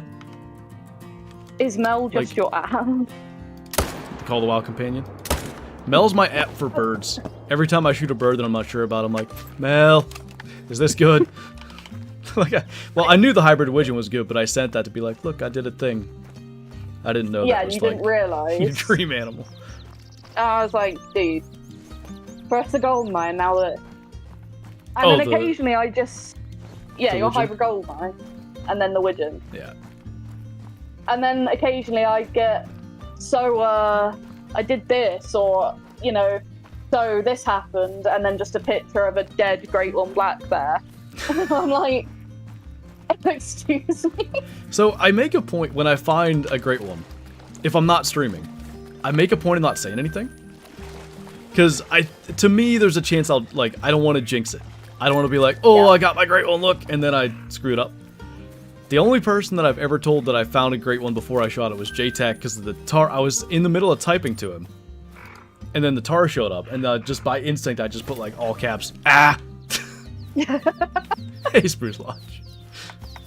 Meanwhile, Tyler pings me like 20 times. Yeah. Mel, Mel, Mel, Mel, Mel. And I'm like, what fur? What full moon? Where? What map? What is it? Depending on what she's grinding at the time. The way she reeled some of the birds. Wow, I know far too much about this game. I just saw Clark saying 29 minutes later he knows everything about that bird species.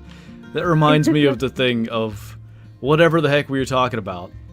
And then cactus got brought up, and you were going on a completely different topic, and then I said that cactus was a succulent, and you were like, stopped your other conversation to say no. That's not true. Well, the one that, the specific, like some are, but like the that particular specific one that was in the image, I didn't think it was a succulent, and I can't be sure because it didn't have a species identification.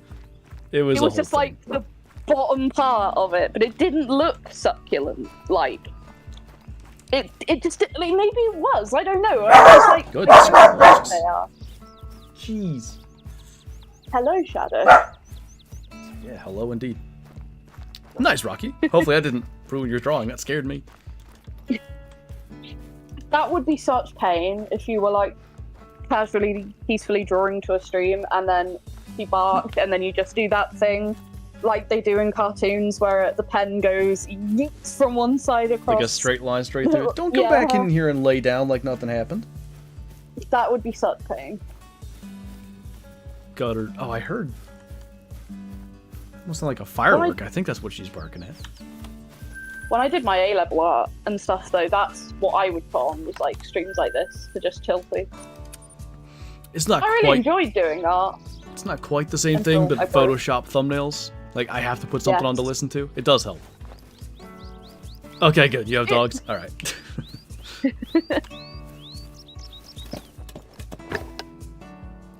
Digital art. Nice. Digital art. Yeah, Shadow does savior. definitely screw me up. Like, when I'm doing cutouts and stuff, very often. Not usually parking. She doesn't scare me into it, but she lays on my lap a lot. And right when I'm, like, doing something very detailed, time to move, shove my head right into your arm. That'll help. Thanks, Shadow. See, my boyfriend noticed it when I was with him for a while. I just jump at everything. Like, I saw a meme the other day and it was like, some people got that dog in them, I've got that deer in me.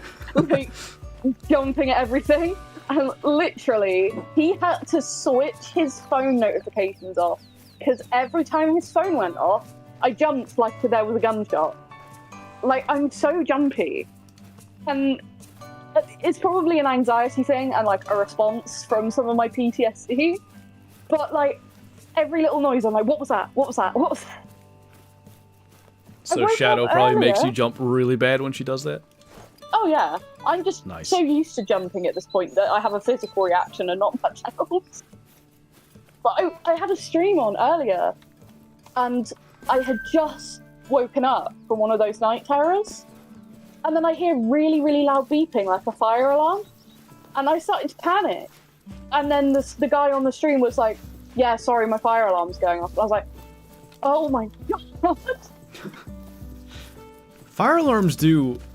There's certain things, like you have certain experiences that like really shape how maybe, we'll say scary in this case, stuff is. Lived at my apartment and a couple of times in the middle of the night, because I think all the fire alarms were like interconnected. So if someone else set off the fire alarm burning a pizza at 3 a.m., mine would go off. Like I remember one of the times Kyla was staying over. It was like 2 a.m. and we had I think an early flight that I had to get her back to. And the alarm went off and I woke up and like, what? Are we about to die? What's going on? Like, so that because of just getting woken up from like a deep sleep from that scares me. Car noises, they don't scare me, they stress me out. One, because of like YouTube stuff. Yeah. But I lived back a dirt road at the end of the road. Like if there was a car pulling in the driveway, probably someone that wasn't supposed to be there is showing up. Now typically it's not a big deal, but you know. Something really creepy happened to one of our neighbours recently. Like, you talk about your ghost that set off the what was it, the garage light? Oh, yeah. Or the shed light. Yeah, they came home and all of their furniture had been moved. That's not creepy at all.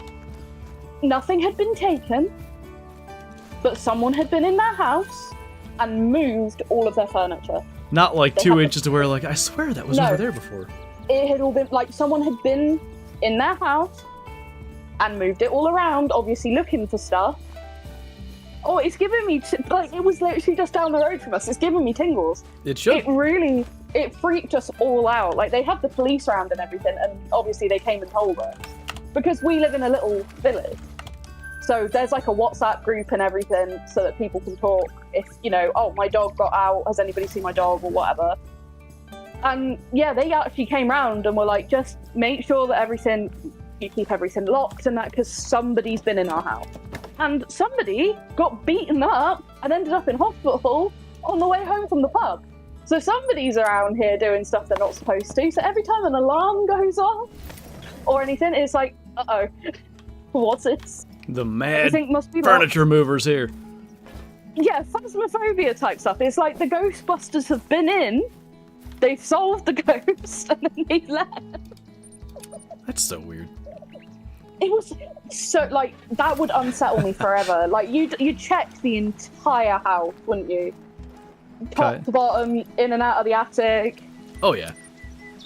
Kyla says, speaking of stuff like that, one of your turkey decoys was on the basement floor when I got laundry. Ghost. So there's... If I had to guess, that was probably a mouse or something. Now, I know that sounds insane, but... No, it doesn't. There's, like, little rafter shelves, and the turkey decoys sit right on the end of them. So a very minimal movement could have caused that. Makes sense. Like, there's just sometimes there's just noises, and it's just like, what was that? I don't like it. That, like, the time my fan switched itself off while I was sat here, I still don't know what caused that, and it still freaked me out.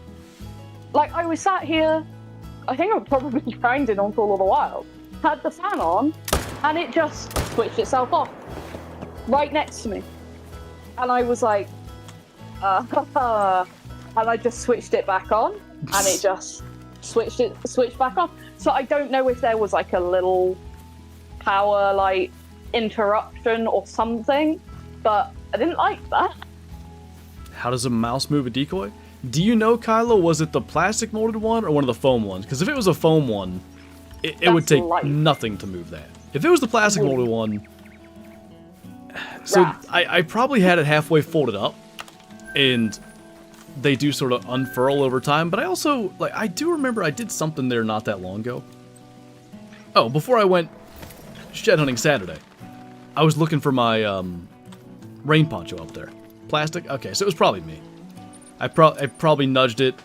It may have fallen Saturday. I don't know when you were down there last, but I probably hit it, and it finally worked its way off.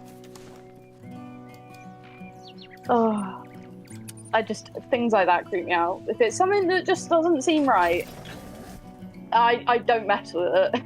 Just we'll walk away from this.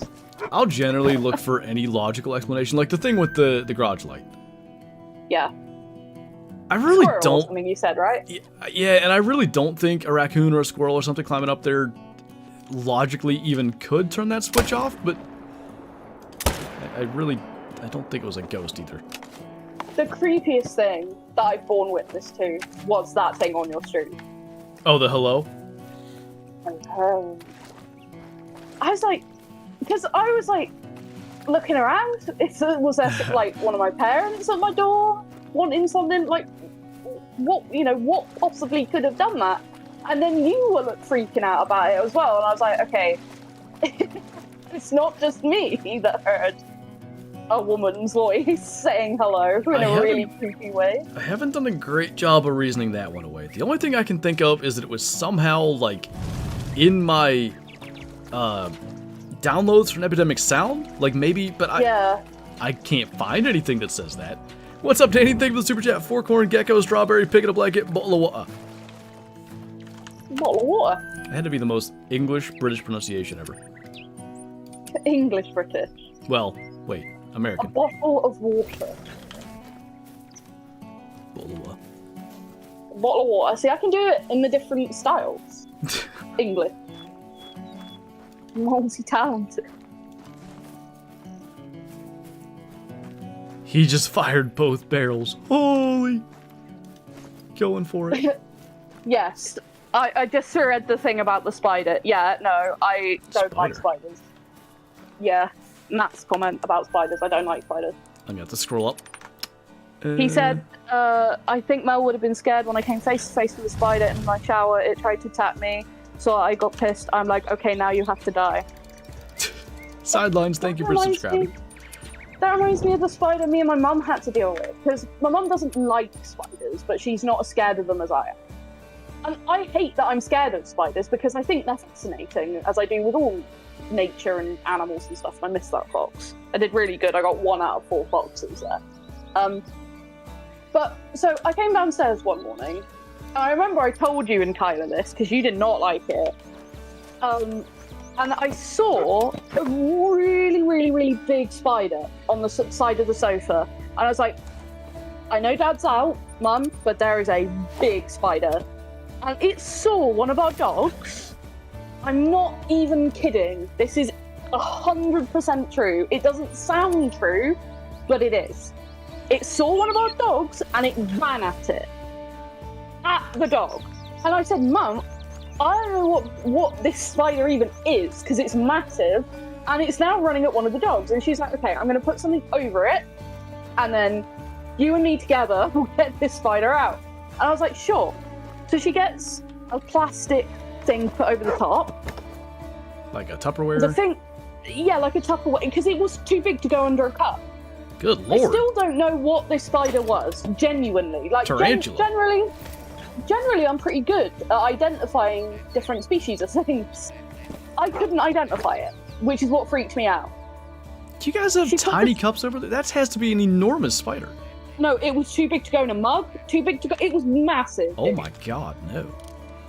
She put the plastic thing over the top of it, and I am not joking, it started attacking the top of what she put on it, and you could hear it thudding against the top of the plastic object that she put over the top of it.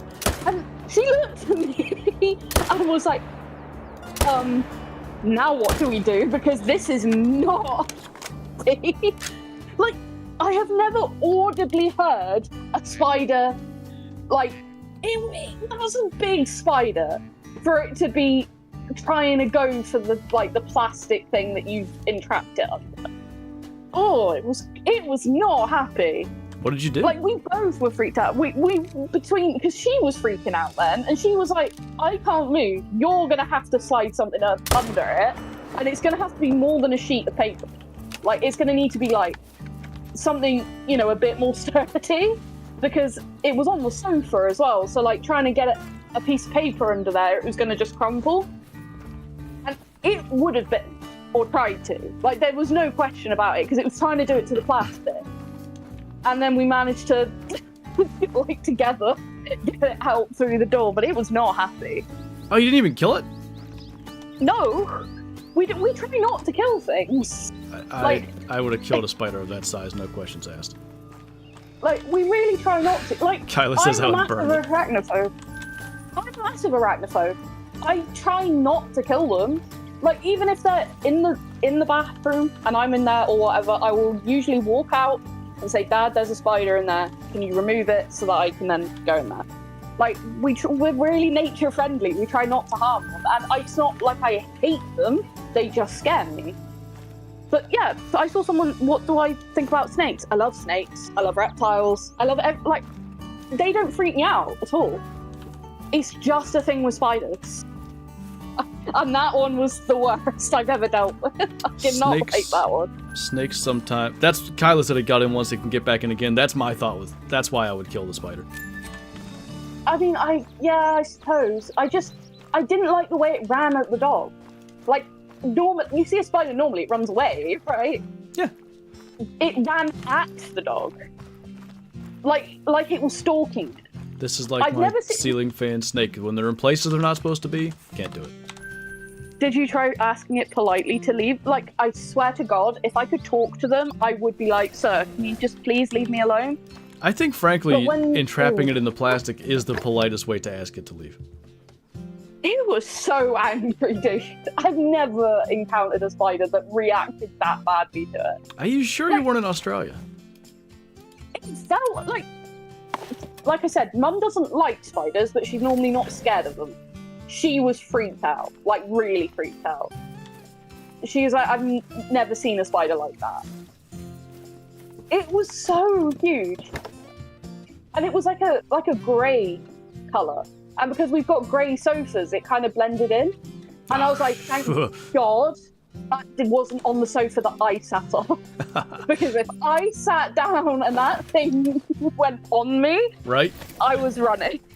So we have what is now basically just a storage shed at my parents', but it used to be a chicken coop. So, oh yeah, you know, it's kind of darkish in there, a couple of windows, but you don't want ways for snakes to get in to kill chickens or weasels or whatever. Yeah. So therefore, it's pretty dark. Good place for massive wolf spiders. Oh. And sometimes we go in there to get stuff, and I'll see a wolf spider like, yeah, I don't need that. Because they're not a place I can kill them. They're way up like in the corner, like against the 2x4 and the wall. So I can't just like squish them and get my life away. Like I can't get them. So anyway, this one time I was going to get the archery target out of there because that's where we keep it so it doesn't get like rained on and destroyed. Yeah. And I carried this thing all the way up across the yard, like a good 75 yards, like a good walk. And I set it down, and there's a wolf spider, which is probably not quite the size that you're describing, but like, I'd say with its, you know, counting the legs, maybe the size like a good size coaster. I guess pretty big. And I was like, this thing was right beside me on the thing I was carrying this entire time. Ugh, if it had like run onto me, I would have lost my mind. That's literally given me goosebumps. Would have hated it. I know it's not trying to hurt me. Like, it's so illogical. But it does hurt you. Mentally. Jacob, thank you for the super chat, by the way. It does mentally hurt me. Appreciate that. The amount of times I've low-key had, like, mini panic attacks from them. Like, you know, I know what a panic attack feels like. They send me into, like, the start of a panic attack. And I'm like, dude, why did you have to do that to me? Like, I don't want to be frightened of you. Just stay out of my face. Oh my god. Do you remember the one that got in here not that long ago that I told you about? The massive one that started a room destruction process at like 4 o'clock in the morning. Sounds like the last one was a massive one. Are you saying this one was bigger than the one that wouldn't fit under the cup? It was about the same size. Good lord. But this one was more upright. I think it was just a really big female house spider. Because the females are like the big ones. The big males? It was massive, dude. And what happened was, I saw Thorin look at something. And I pay attention, because I'm like, if he sees something moving, I should probably look. And I looked, and I saw something on the floor, and then it ran at like Mach 12 behind something. And I was like, I'm not staying in here. It was that one spawn. So I go and tell Dad at like 4 o'clock in the morning. Like, Dad, there's a big spider in my room, and I can't stay in there if that's in there. So I'm either going in the spare room, and there's going to be noise because I got to clear off the bed, or you got to come and find the spider. And he was like, "What time is it?" I was like 4 o'clock in the morning. It's like, oh my days. So he comes in here and he starts looking for the spider. We can't find the spider. And then we looked up. That thing, in the space of time that I had gone into their room, which is literally next door, been like, please help, I'm being scared to death. It had run to the top of my wall. And he knocked it, and this will tell you how big it was. It made a thud when it hit the floor. Good lord. That's a hefty spider. It's a thick one. Yeah, it's like, I'm not saying goodbye, and I just left and went into the other room. I'm gonna Clark after this run. You're gonna Clark? I'm gonna Clark. Yeah. After this run, I'm gonna go check the brisket, and no being mean to anybody, we're not doing that again. Alright? I feel so bad, dude. We're gonna be like having a conversation after, and I'm gonna be like, so I'm sorry again. Like, if it isn't someone being like, please don't talk on his streams when you're in them. I'm gonna come back and everybody's gonna be having a very serious conversation again. How long are you gonna stream for? Another hour anyway. It depends on where the brisket's at, to be honest. The brisket is the... I need to get, like... Cider. I need to get a camera. A brisket cam. But it would need to be in the grill, so it would need to be... Or in the smoker, so it would need to be heat resistant, so I don't know how to do that. Get that one that I told you about, that guy dropped into an active, like, volcano stream of lava, and it survived. Get that one. That probably... Yeah, that would work. I couldn't believe that when he pulled it out, and it actually had, like, dried lava on it. Like, where it started to turn to rock, and it was still okay.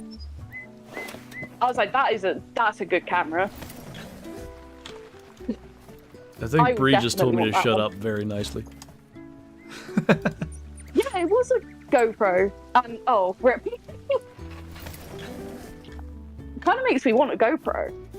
GoPros are really nice. I like them. Vector says, as far as like the other action cams out there, GoPros are sort of pricier, but honestly, I can't even, my brother had one, and I can't think of the brand name, but a lot of the other ones, like, they've caught up technology-wise and maybe even surpassed, but GoPro's still, like, the name. Yeah, I get you. I used to have a little, it was called like a monocle cam thing, that you could attach it to your camera, like your phone camera lens, that I would carry around. So if I had something I wanted to film versus photograph, I'd put that on my tripod, because I didn't have the ability to do both. So I'd put that on a little tripod and hit film, and then I'd take pictures with, like, the proper camera. And I have somewhere a clip of a very young row kid walking through what we call a clear fell, which is just like where they'd cut down trees. Oh my days, it was so cute, because I was allowed to walk around there. I knew the deer manager for the area. I knew the people that owned the woods, and they were like, "Yeah, go ahead, go chase the deer, go look at them." I was like, "Great, I'll see you at some point when I'm done in the woods." Go harass the deer. So I would just walk around and see what I could find every morning, and I had some great encounters. But I walked past this clear fell, and right by the edge, this little row kid jumped up. And it only ran a couple of meters and then turned and looked at me, because obviously it had never seen a person before. And so I was like, oh my gosh, quickly, set up the camera and take some pictures of it and that. And it was so cute. They are adorable when they're little, like, fully covered in the, like the Disney Bambi looking thing. Great big long legs, big ears, covered in spots, adorable. Is like the, whatever, correct name for them? It's not fawn for roe deer? No, it's kid. Why? Going kid for roe. I don't know why, but it was adorable, and then it literally turned around, walked straight back towards me, and led back down where it was. It was like, oh, this is safe. Yeah, because I wasn't... The thing is, I learned with a lot of the deer, or, like, when I'm walking around and that, is once they see me put up a tripod or whatever and just stand, they're normally okay. And yeah, kid like baby goat. But yeah, they just chill. Like, the amount, I have had some wild encounters with animals doing that.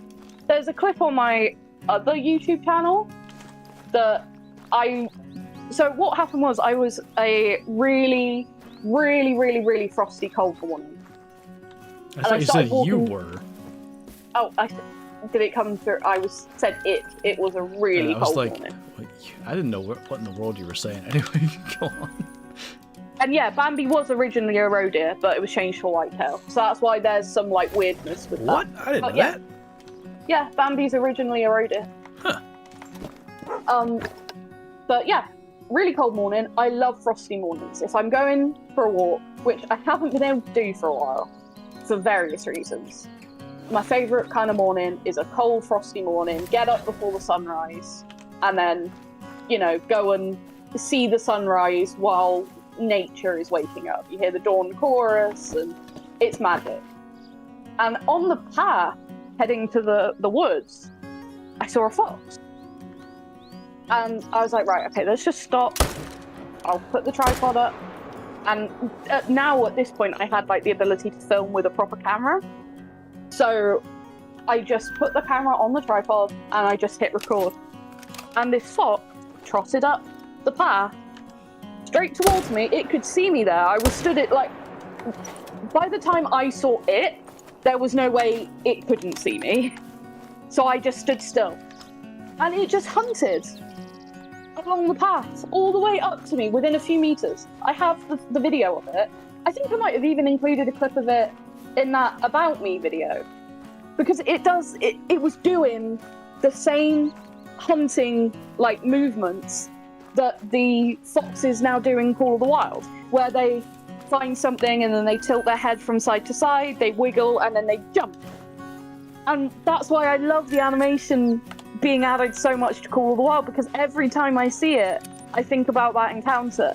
And it was just so magical, because you don't normally get to see them do that. And this was a completely wild fox. It saw me, and it looked at me a few times, and it must have just been like, well, it's not moving, whatever this thing is, and I'm just going to carry on doing what I'm doing. And then eventually it just trotted off on its morning. Most foxes I've ever seen bolt as soon as they catch a move, but I walked really close to a pair of gray foxes one time that just didn't really seem to care. They're just like, whatever. It's so cool. I've been almost run over by deer a couple of times. Like, I remember I called my mum once to tell her I was coming home. It was in the summer. The roe deer were rutting, and I called her just to say, right, I'm on my way home. Like, I'm okay, don't worry. And as I spoke, this roebuck just out onto the path in front of me, literally a meter or two away, looks at me, and then jumps back in. And I was like, oh my god, dude. You spooked me, and I spooked you. Those are the best when, like, you scare each other. It was so awesome. And, like, having a rutting roebuck come into a call, they're amazing when they do it, because they get so pumped up that they just will run straight into a call. And if you're, like, sat on the edge of, like, an oilseed rape field, they're, like, bright yellow flowers, in the summer, and you sit there and you call, and they're this foxy red colour. Like, the Call of the Wild does, that's what roe deer look like in the summer, but slightly brighter colour. Yeah, roe deer rut in the summer, not fall. Roe are really odd. So we have the roe rut in the summer, and then fallow and red deer, sika, etc. are in the autumn. So we have like 2 ruts, which is really cool. And yeah, like, I've had it several times where I've just been sat there with the butalo call, the caller that you use for roe deer in Call of the Wild. Butalo? It's called a butalo. Huh. And when you squeak it, you can squeak it in different ways. So it's called like a fweep. So the first one's fweep, fweep, fweep, fweep, yeah. So the first one's just like, it's supposed to be like a fawn calling for its mother, or a kid calling for its mother. Yeah. Because the idea is, when they rut, the does have their youngsters still with them. So the idea is, if a buck hears that call, it thinks, there's a youngster about, there's probably a doe in heat somewhere. Okay. So they'll come to that. Hey, Billy. So you fweep, fweep, fweep, fweep. And then you can do a slightly more distressed call, which is and that can be like, you know, something's pursuing it, or it's a bit more distressed, so it's getting more amped up. And then you can really squeak it, and that's a doe that's being pursued by a buck that she doesn't want to be pursued by. I love the thought of them like screaming about it, because whitetail does will just be like, get away from me, like I'm running away, there's no sound. Roe deer are just they're like, really vocal. No. They're really, really vocal. It's like a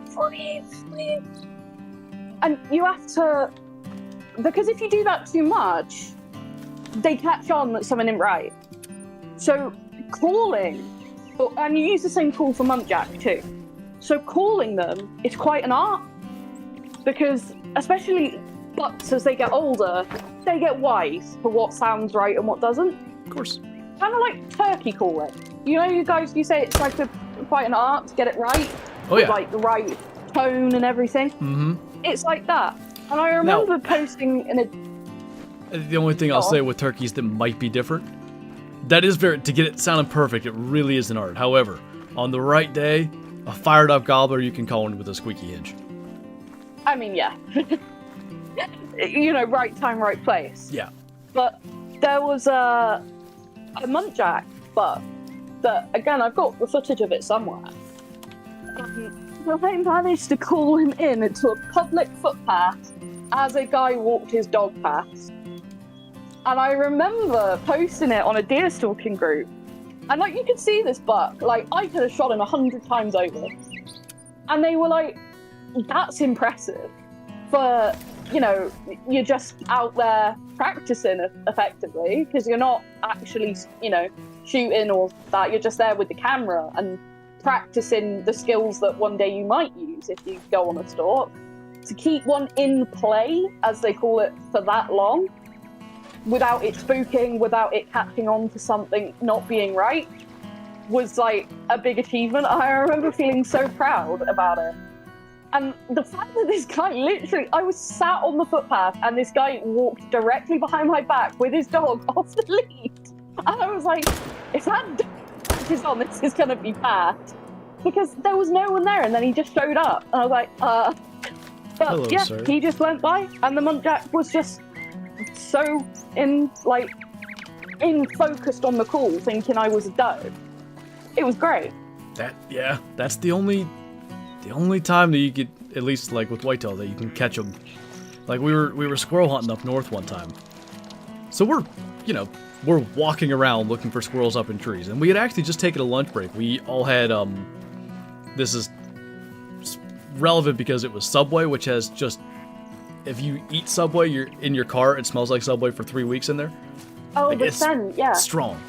And then we got up and we're walking along, and this nice mountain buck, like it was probably 100 inches, but for a mountain public land deer that's really nice in PA, 20 yards away, chases a doe right past us, and like I'm a little bit further back, so my dad literally just yells like, "Hey, look!" No reaction. He's so focused on that doe. Yeah, like that. They're just, when you can get them really like attentive like that, it's the most fun. That's really cool. All right, I'm gonna go check on the brisket again. Really by the way. like that. So, yeah, that's cool. So I shall return. I'll tell people a cool animal story while you're gone. All right. So, another cool animal story that was, well, I've kind of got two of random wildlife encounters. So, there was a morning where I was, again, out looking for deer, and as I was walking around, I saw the tail of a grey squirrel. And I thought, oh, maybe a fox has, had a grey squirrel here and it's eaten it. And so I bend down, look in the brush, and was very surprised to find that it was very much an alive, young grey squirrel. And I was like, oh, I'm sorry, dude. I didn't mean to disturb you. And I kind of moved away a little bit, and it followed me like back out onto the path and started climbing all over my boots. And I was like, I'm just gonna sit down and see what happens. And this little dude just climbed all over me and my camera, just investigating. Like, not in any way frightened, and I wasn't touching it, because that's like always a thing. All wildlife people will tell you, you don't touch them. If they touch you, there's not much you can do about it. But don't touch the wildlife if you can. So I just stayed still, and it just climbed all over me. All over me. For a good 10 minutes. And I was like, what the heck is going on? I live in the UK, Penguin. I am trying to read the chat as well, but I'm also, playing Call of Wild. And I was just so fascinated by why it wasn't injured. It just seemed really curious. I'm guessing it wasn't far, like it wasn't long out of being in the net, and it had never again seen a person and was just curious as to what I was, and eventually it just wandered off.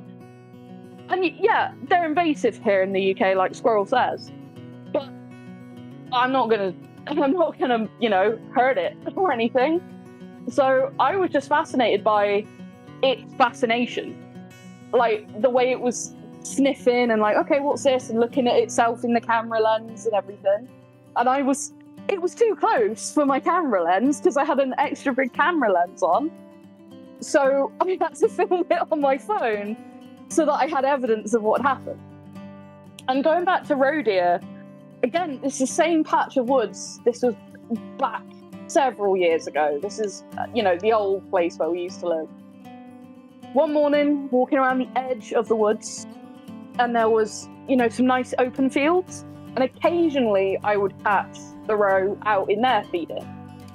And this was during the summer, during the rut, and I was sneaking around looking for roe, and then I hear crash, crash, crash, crash, and I freeze just as still as possible and watch in absolute awe as a pair of roe come crashing out of the woods doing a mating chase, which is something that is really, really rare to actually witness, because, that's something that they only do when they, perceive that there's no predators or anything about. So I led down in the field, in the grass, because I didn't want them to notice me, and just watched as they ran around the field.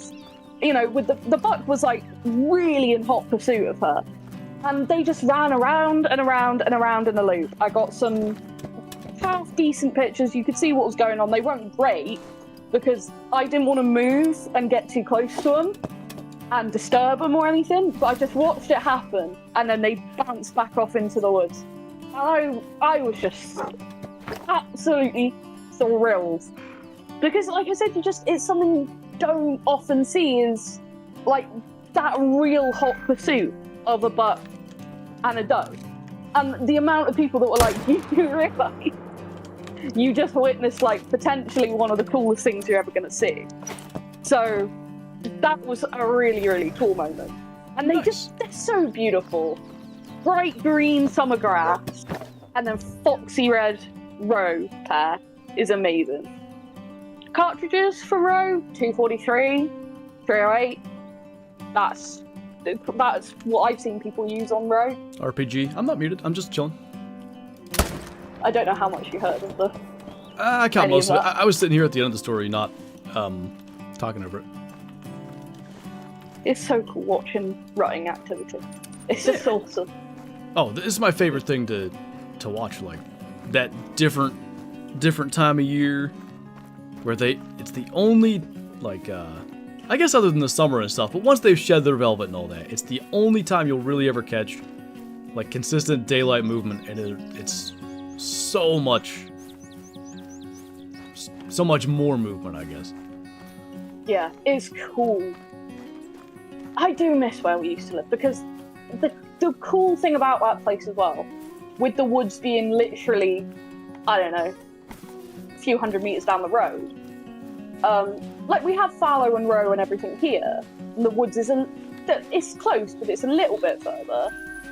But standing at the door on an autumn evening and hearing fallow bucks grunting in the woods, so cool, dude. What predators do like adult fallow deer have there? Is there any? None. Okay. None. Because I've always been like the first time I was exposed to that in any way was TK's fallowy shot in, was that Latvia? Yeah, I think so. I was really just stunned, because I'm like, a creature that has predation that is so like vocal, because like deer fight, or whitetail deer I should say, fight, and there's the rattling sound, and they'll grunt and stuff a little bit, but it's nothing like that. So I figured there had to be very little predation, otherwise the ones that do that would get dead.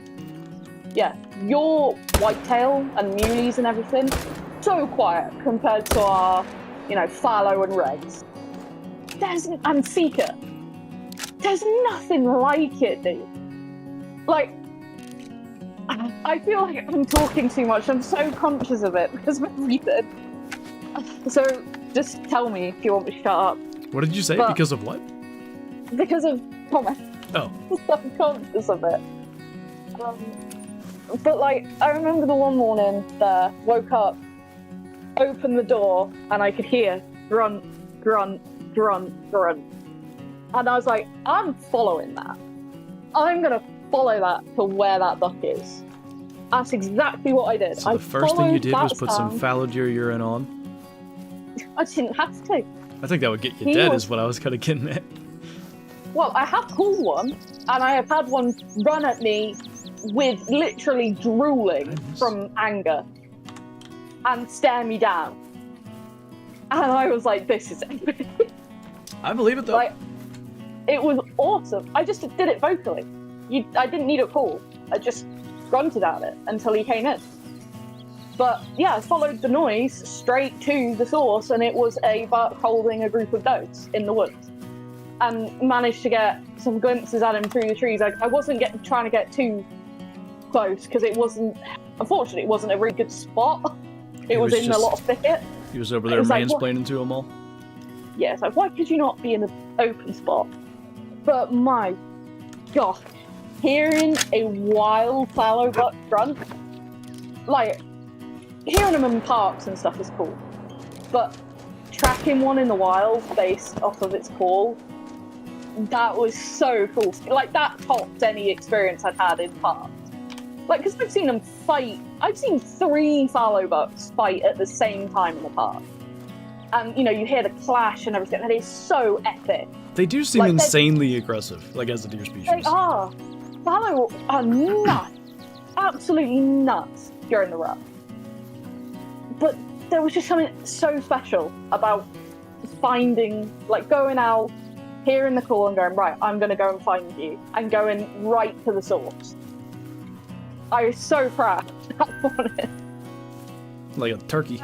You got hearing that's pinpoint down to a certain spot. Yeah. And then reds. If you're close enough to hear a red stag roar and it rumbles in your chest, oh, it's just the best thing, dude. They're just so cool. Like, yeah, seeing a red stag roaring, top tier experience. It really is. And then Seeker are just, they are like elk. Small. The only time I've seen Seeker was in Seeker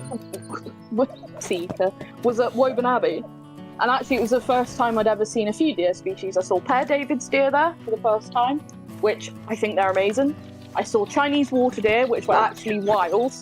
They're musk deer really looking cool. things? Yeah, musk deer. They look like musk deer. They're the same sort of thing. Big canine teeth, no antlers. And Pear David's deer think they're growing trees out of their heads because there's no uniformity at all. They really, really... No, Seeker... it's S-I-K-A. But there was quite a few groups of Seeker in this park, as well as reds and fallow. And they were rutting, but Woburn it's a park. Like, they're used to seeing people. And there were some that were quite close to some of the footpaths. And I've never heard one in person. And then one just starts bugling. Like, because it is a bugle. And it was so elk-like. And I was like, wow. That's I remember Dad being like, is that what it's supposed to sound like? I was like, yeah, that's a Seeker. He's special. Don't listen to him. It's just...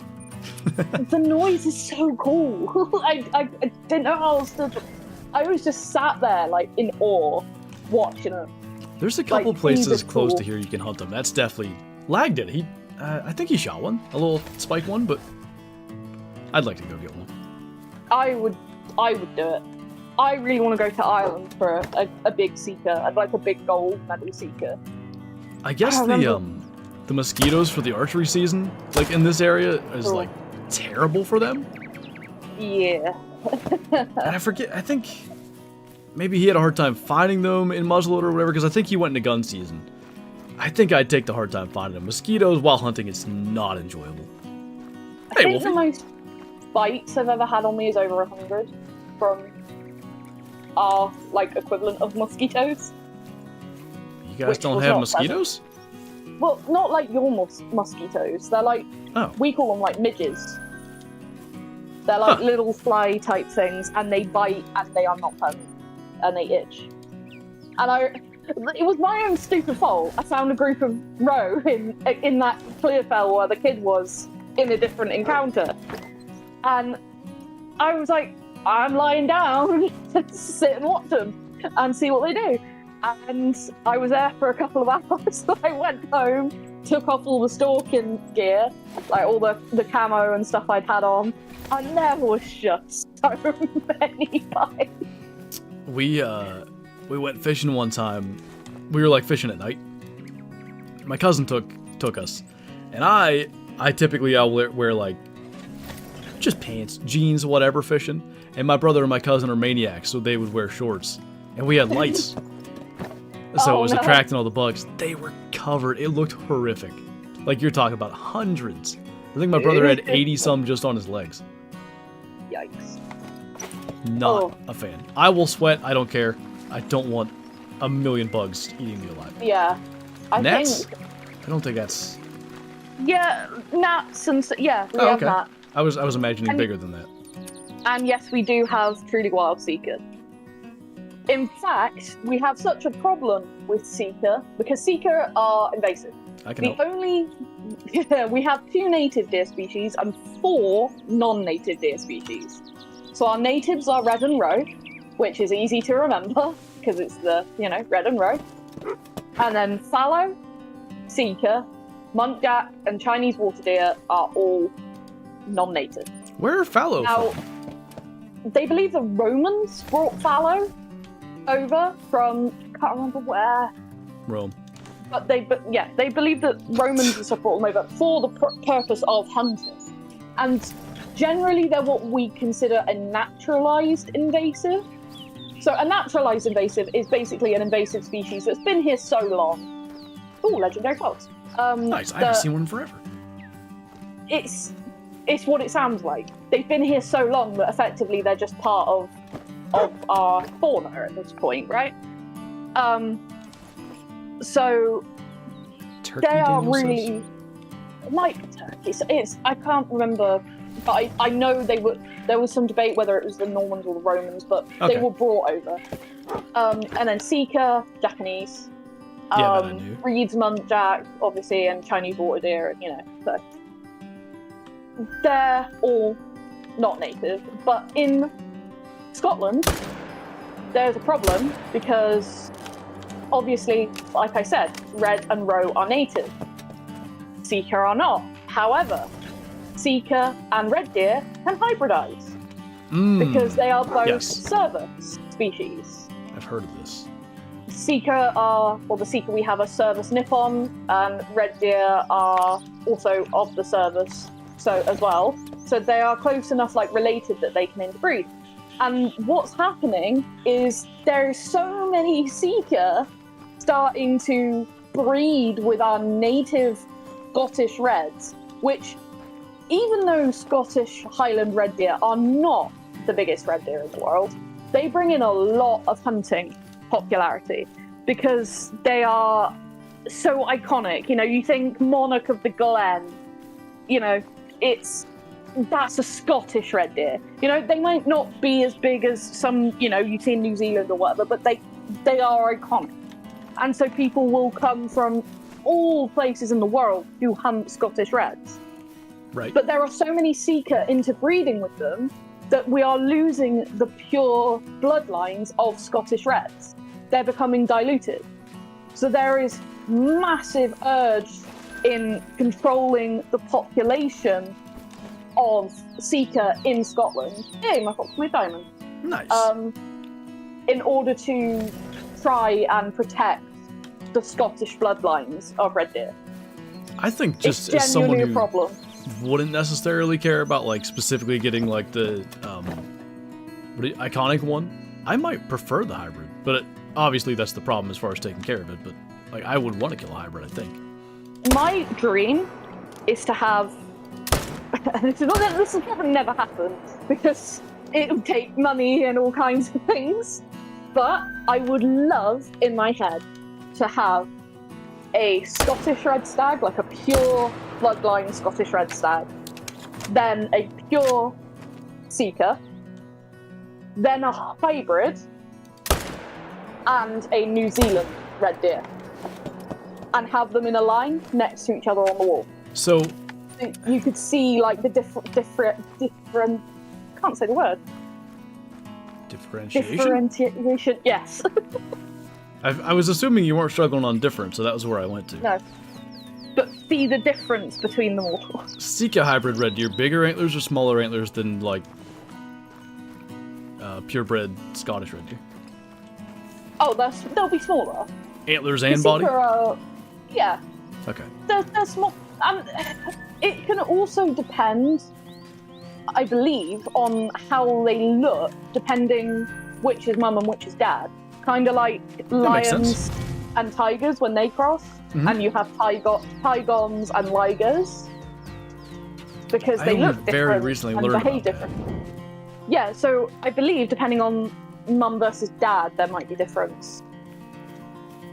But I've seen one, and I was like in a video, and I was like, yeah, that does look like it was amongst a group of seeker, and it was like, yeah, it looked like a red deer but small, and with some seeker characteristics. It was really strange. But I really want one, even if it wasn't like a big one, if it was just a cull one, and have it mounted just as an example of them being a hybrid that exists. Because I find it fascinating.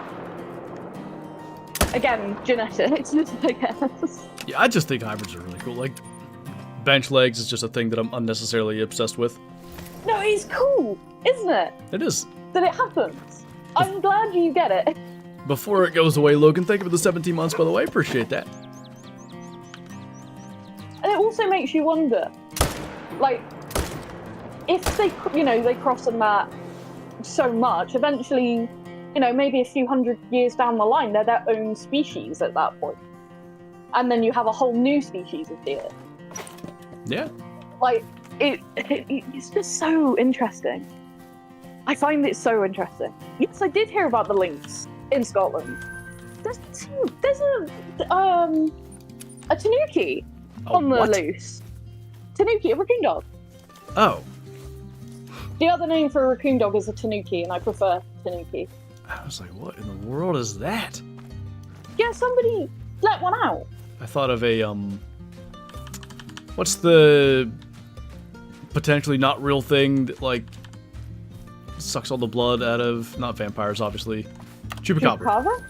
Yeah. That was my first thought when you said that. No, there's a raccoon dog on the loose somewhere, and people have been advised not to approach it. No touch. Basically. There's been some weird things recently with animals escaping. And a lot of the quote-unquote big cat sightings, and I actually... Since I found out about some people locally having big cats in their back gardens... What is big cat? Lions, tigers. Nice. Yeah. Tiger King moved, huh? Yeah. Apparently it's a lot more common than you actually realise. People with a lot of money are getting them from illegal sources and keeping them on the quiet, and people don't realise. But the problem is they're then dumping them. And so what people say, hey, I saw a leopard or something. It was definitely a leopard. Oh yeah, you saw a leopard. Sure. Rubbish, whatever. I totally believe it. If someone comes, and it's especially some of the people that have said they've seen them, like I know a few people over the years that they know their wildlife, and they have told me that they've seen them. And it's like, I've seen this guy's work with animals. He would know if he saw that versus a cat. Like, there's just... I cannot imagine someone dumping a little... Yeah, but it's happened. The thing is, people have done it. And then, yeah, there was 4 lynx released in January, but 4 were captured and unfortunately 2 died. People released a load of lynx in Scotland. Like, it just seems like there's better ways, you know? Like, maybe you've done the illegal thing of getting them, but just, like, maybe don't set them free in the wild? And the thing is, you know, people go missing and stuff. And it's like, what if someone did let a leopard go or something? And yeah, okay, maybe one other group of them survives or whatever that have been dumped. And it eats a few people and it's never found. There's plenty of places where people don't go, you know, deep places in the Forest of Dean and whatever. It's like, there could be all kinds of stuff floating out there. Yeah, it's with no breeding population, they've got nothing to do, and they'll catch diseases and stuff that they're not adapted to because it's not their natural territory. It's a messed up final thought, like, what is a leopard doing here? Yeah. Well, I've seen pictures and stuff of people finding cows hanging from trees in the UK and stuff. What else is doing that? Are you telling me a human's dragging a cow up a tree? Could a leopard even? Carcass. Yeah, maybe not a whole cow. But a carcass of one. Yeah, that makes more sense. When you said, I imagine like an entire 1,000-pound cow, I'm like, I don't think that's happening. No, but if they're scavenging because, you know, they've been a pet, effectively, which is what these would have been. You know, they don't have all they have the instincts to hunt, yes, but cubs and that are taught by their parents.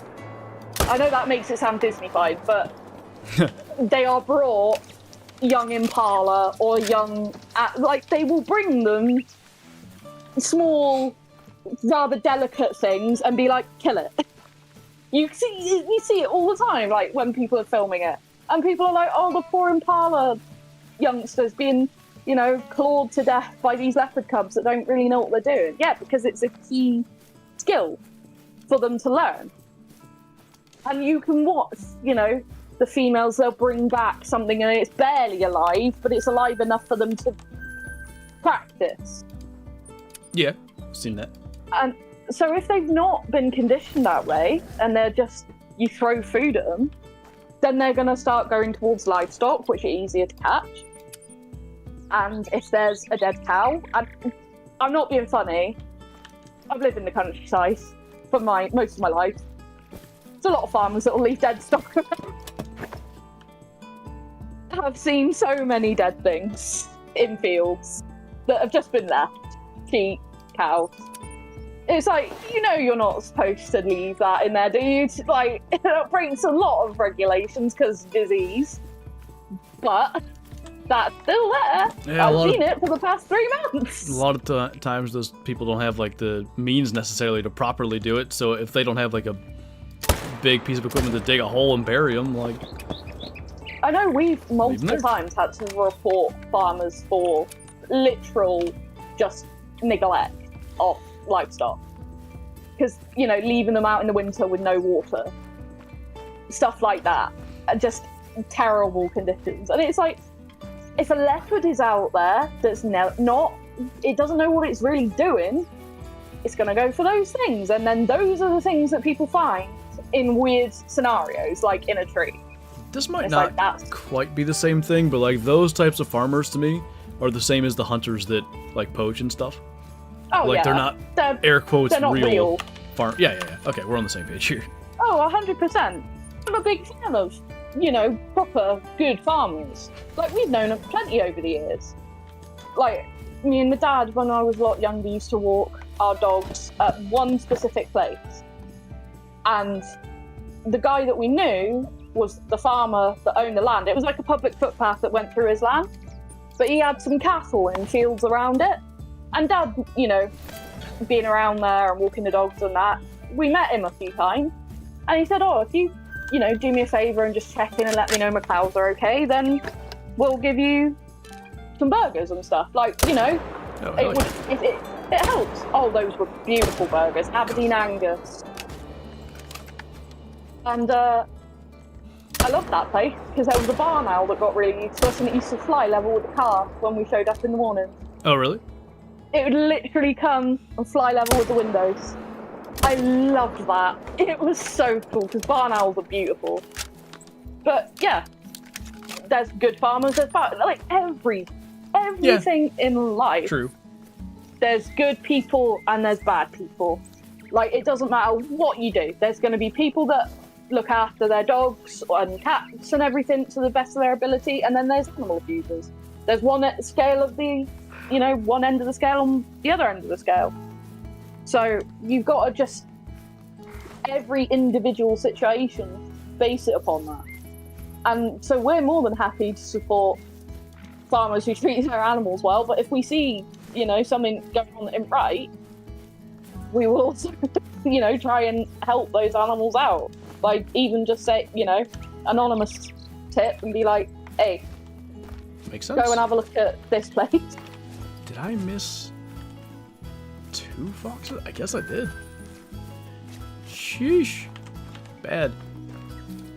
But yeah, I totally believe that there are animals that don't belong in certain places all over the world. I'm not just saying the UK, America, Australia, wherever, that are being dumped.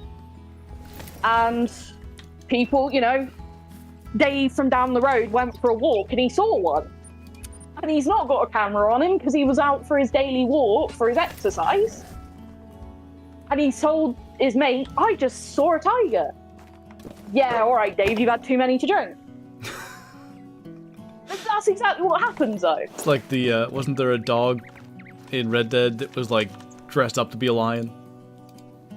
Yeah, they say, oh, there's the zebra, which is a donkey that's painted, and then there's there was the tiger, which was a mountain lion in that game that they had painted like a tiger, and then they tell you that there's a lion, and so Arthur, or John, depending on who you play as at the time, says, it's a dog, it'll be a dog, open the doors, it'll be a dog, and out walks a freaking lion.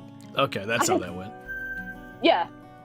And it's that sort of thing, basically. And that's how little invasive, populations... Like, we have wallabies in the UK.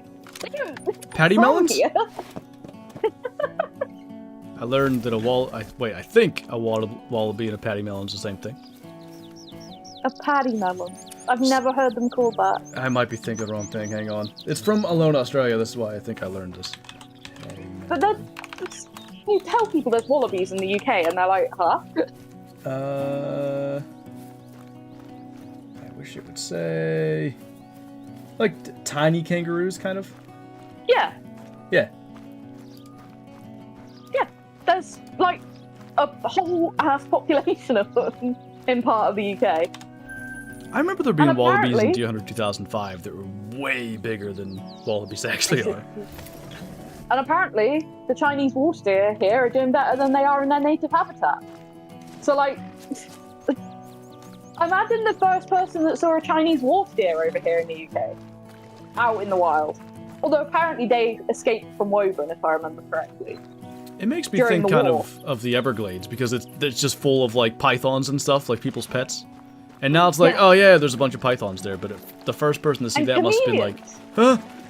What was that? Chameleons and all sorts. There's a guy I watched his clip. Yes, comedians.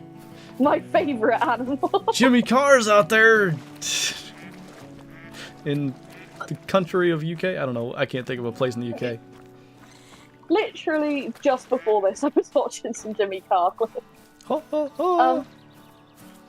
It was him getting heckles, and it was the best heckles, like the ones that he had like quick clapbacks to, and it was quite funny.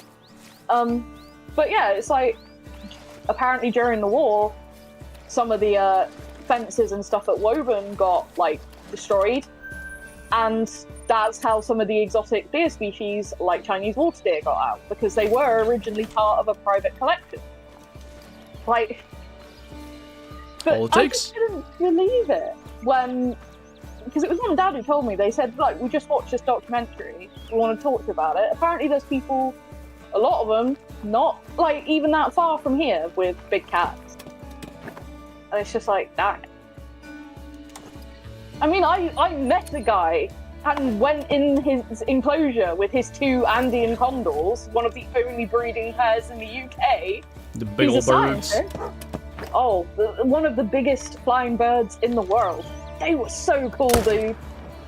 I love telling people about this. For people that don't know this story, this is one of my favourite stories. So, I have done, again, a lot of skull cleaning, preparation of specimens and stuff over the years. I ended up meeting a guy who does a lot of conservation work in a place called Mauritius, you know, where the dodos came from, and they're on about reintroducing them to Mauritius. That's a country or whatever, right? It's like an island. Yeah. That's sort of what I meant. I don't know if country was the right way to say that, but yeah. Anyway. And he's a really cool dude. Like, he is so cool. He has single-handedly brought back a number of species from extinction. And turns out he's also really into biology and collecting specimens and stuff when he's on the island and doing work with these really rare and cool species. And we got to talking, and it turned out that where he lived at the time was not far from where we lived when he's not in Mauritius. And he was like, why don't you come over? You know, I'll show you around my collection. Oh my God, I was in heaven. This guy had some of the rarest books I have ever seen. Like, they were like gold leaf, like just, oh, I'm a book nerd as well. They were proper like scientific plate, and they had like paper in between every single page. And there were all of these taxidermy specimens. There was a dodo egg in a glass dome. There was all these antique pieces everywhere. There was like a bear, like a full-size bear. There were skulls everywhere. This guy was amazing. How does one even get a dodo egg? Because he works on Mauritius. Fair enough. Where with all those different species, and he got a dodo egg. Like, they found one. And like, we were just sat. My dad was obviously with me, but me and this guy, he was like, I don't know, a lot older than me, but we were just back and forth on stories about different specimens and stuff. And my dad had the dog, or one of our dogs, in the car with us, that he brought with us because that dog always liked to be in the car. That was just his thing. And he said to this guy, he said, do you mind if I just take the dog for a walk around outside? And he said, yeah, no problem. And he said, I'm going to go and grab something to show you. I said, okay. So I was sat there on the sofa just looking around at all of these things. Like, I'm envisioning it right now as I'm talking about it because it was so cool. And my dad comes back, and his face, he goes, Mel, he's got something in a cage out there, and it's rattling. I think it's vultures. And I was like, whatever. Okay, he thought he was just winding me up. He's like, Mel, I'm being... He's like, no, Mel, I'm being serious. Whatever it is out there is like, it's making some noise. And I was like, oh, yeah. So Dad sits down, the guy comes back, shows me the specimens he wanted to show me. And then he goes, you want to see my condors? I was like, what? He's like, yeah, you want to come and see my condors? And like, he was really excited about it. Like, you could tell he'd been sitting on this little Easter egg of, like, I'm going to show her these condors and she's going to lose her mind. And I was like, yeah, I want to see the condors. So he takes us through, like a utility room, like, where, you know, like, it had a freezer and stuff in it. And he pulls out a couple of lamb's legs, like whole lamb's legs, with the fleece and everything still on them. And he goes, we're going to feed them. I was like, yeah. I'm like losing my mind at this point, because I know how cool condors are, but I've never seen one. And he walks me into this aviary. And when I say aviary, this thing was 2 industrial size farm barns that he had taken the frames of and turned into a gigantic aviary. Like, it was massive. The thing was like a palace. It was like the size of the house, but round the back, so you couldn't see it. Is it just for these two condors? Just for these two condors. And we walk in there, and they come over, like, just looking, see, like, oh, he's got food. And he chucks the lamb's legs down, boom, straight on them, and they just shred them. And you can hear their beaks clicking, like scissors, as they just tear these things apart, like within seconds. And I was just like, whoa. Actually, wow. And I just couldn't believe how big these birds are. Like, they are huge.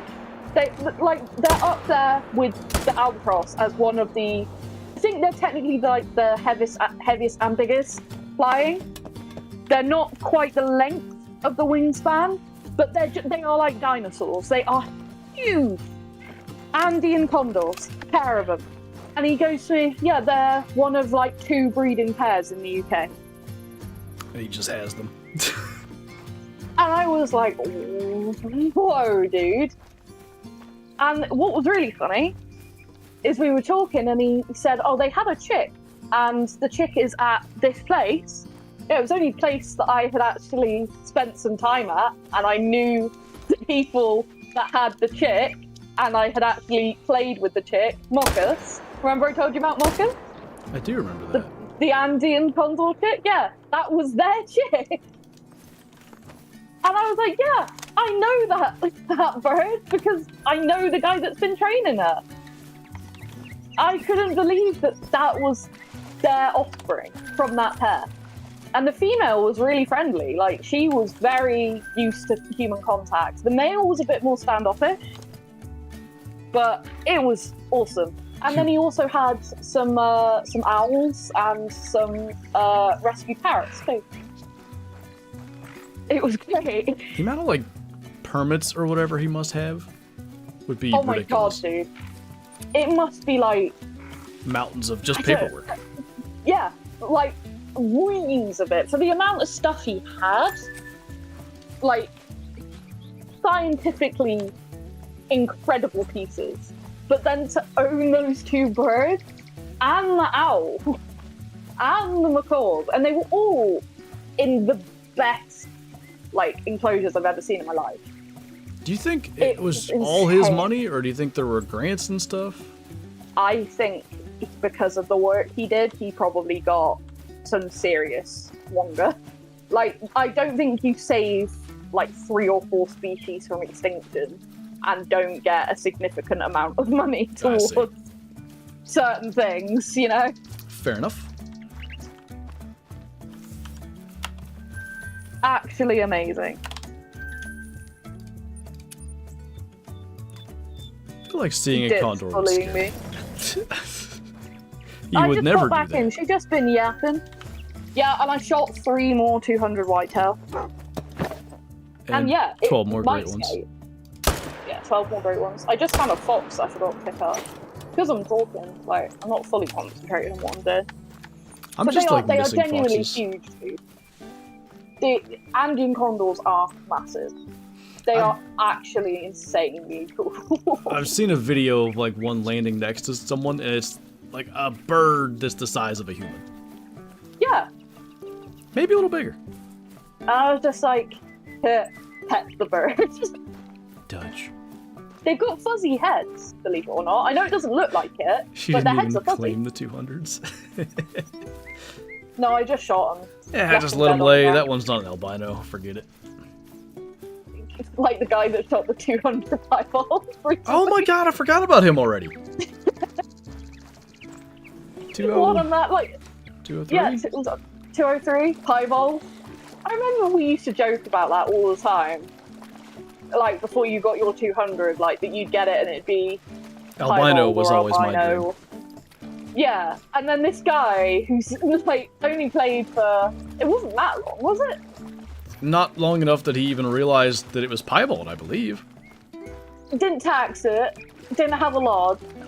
201. Yeah. Was Amazing. it 201.6 or less? Because if it was 201.5, at least my 200's bigger. So, It's not piebald, but you know. sucking on that copium. By the way, just to be clear from what Mel said, somebody, I don't even know, somebody found it on the leaderboard, I think? And then, fortunately, Dip found it initially? Yeah, like, if it wasn't for me, no one would have known it was found. Okay. And it was still within 24 hours, so he was able to go tax it, somebody bought him a trophy lodge, like, it was a cool thing. That was a true, like... Did Dip buy the lodge? I thought Soul did. I thought Soul bought the lodge. But either way, like, that was one of the moments of, like, classic, like, community spirit, which I feel like that often comes through more in Classic than sometimes it does in Call of the Wild. Despite the fact that Dip is actively in chat just basically saying how mad he was about it. He's angry, but you also know that secretly he's really happy for the dude, because Dip's a good guy. He was living vicariously through the land at that moment. Yeah. Bless. But, like, I've said that before. Classic quite often has that camaraderie, that's the word I'm looking for. Maybe it's when because... people aren't being mean, as we discussed earlier, and kicking people. Kicking people? Was I here for that? Yeah. Like, kicking people, like Dilly and that. With big animals and stuff. Yeah. There is like, that, if for that sure. was on a multiplayer, and, like, everybody helps the dude get it, or whatever. Yeah, because I think with it being maybe a smaller, more tight-knit community, that kind of thing just happens. Yeah, I think maybe back in the day that might have been more common with Classic as well, whereas now it's more niche, and so it's like more of the die-hard people that are... I don't know, I find like when a community gets down to like its true core fans, that they're more like supportive of each other normally. Yeah, I think you're right. That's what I've noticed. Like, really niche things people come together over, then it's like, you like this thing, I like this thing, let's like this thing together and help each other. We're friends now, you just don't know it yet. That was me when we met. Well, when Tyler introduced us. I guess I got to know Tyler because Kyla and him would play Second Extinction together, and then I played with that. So, what happened was, because I remember it vividly, because I was mortified that he did this. Me and Tyler were in a voice call, as we always were back in those days. And I was, you know, saying, oh, I really like your content and stuff, and I like... Because you were, like, the first person that I watched Call of the Wild content from, there is, like, and always has been, a good degree of, I sort of look up to you as, like, the high standards for Call of the Wild. And I've told you this before, I'm not being a, oh, I love you, but you have that, yeah, he's the guy I think of when I think of Call of the Wild. Do you know what I mean? Sure, yeah, I got you. And try to not make it sound cringe and awkward. And I said this is why I was mortified, because this is the exact problem I was having on that day. And I said that to Tyler, I was like, yeah, he's cool. And Tyler goes, oh, you know, I spent quite a bit of time with him. I was like, oh, do you? That's really cool. And I said, yeah, I'm a big fan of his work. And he goes, I'm going to say in his Discord and at him and say Mel is like a really, really big fan of yours. I was like, don't do that. That's cringe. That sounds like a thing you would do. I was like, please don't do that, because he knows how to embarrass me. So he does that. And I remember being like, hi. I feel really awkward now. I like your video. Because, like, that was before I ever really talked much in any communities. Because, you know me, quite happy to hide in the background. And then you said, I'm a big fan of yours because you've got 3 great one whitetail or whatever. you specifically referenced the great ones that I had. I remember that. Yeah, because you had the first. Did you have the first huddle? I was like in the top 5. Maybe I think Grim might have had the first. Vivid But yeah, had you were up Vivid there. and Grim. Yeah, I was up there. And I was like, oh, that was nice. Here's my name. Here's my name. And I remember saying to Tyler, you bugger. Like, that was awful. Of all the ways, like, I'm not the kind of person that wants to, like, make anybody who is well known feel cringe. Because I just feel like, what would I feel like in that situation? Generally, I'm just like, oh, thank you. But also, if it's too much, it can get, like, really awkward and stuff. Yeah, sure. So, can. whenever I'm, like, meeting someone who I know, like, meeting that dude that I was just talking about or whatever, I'm just like, what's up? And I just try and, like, have a normal conversation. I'm not I know what you mean, yeah. Yeah. You don't want to do the thing... So, the best example I have of this... Yeah, it was, Dustin Huff that shot that Huff buck. Because I'm sure everybody wants a picture of, you know, with them with the buck, and wants to ask, like, for the whole story and stuff, so I try to just be like, hey, did you do any good hunting this year? And we talked about, like, little hunting strategies and stuff that people have helped him with, and I'm like, I hope that... It seemed to me he was genuinely interested in the conversation, and not just like, oh, another get this guy out of here so I can talk to the next guy thing. Another fanboy, here we go. Yeah. Which, of course, that whole time we're going around there, and, like, I never brought up my buck once, because I'm not that guy. But everybody that was, like, in the hunting industry, TK would be like, oh, yeah, look at this Flinter shot. I'm like, okay. I'm not going to not show you. I'm like, yeah, that's the same vibe. And so I was cursing him out in the call. I was like, dude, that's so awkward. And then I remember you and me talked a few times over different things, and then I think I played Second Extinction with Kyla and Tyler, like, together. Yeah, you guys played a lot there for a while. We did, because we really liked the game. I feel like I was always mowing the grass, and you guys were playing that while I was doing it. Always mowing the grass. That first year I mowed it so often. I really tried to keep it pristine, and I very quickly learned it's too much gas money and too much time. Yep.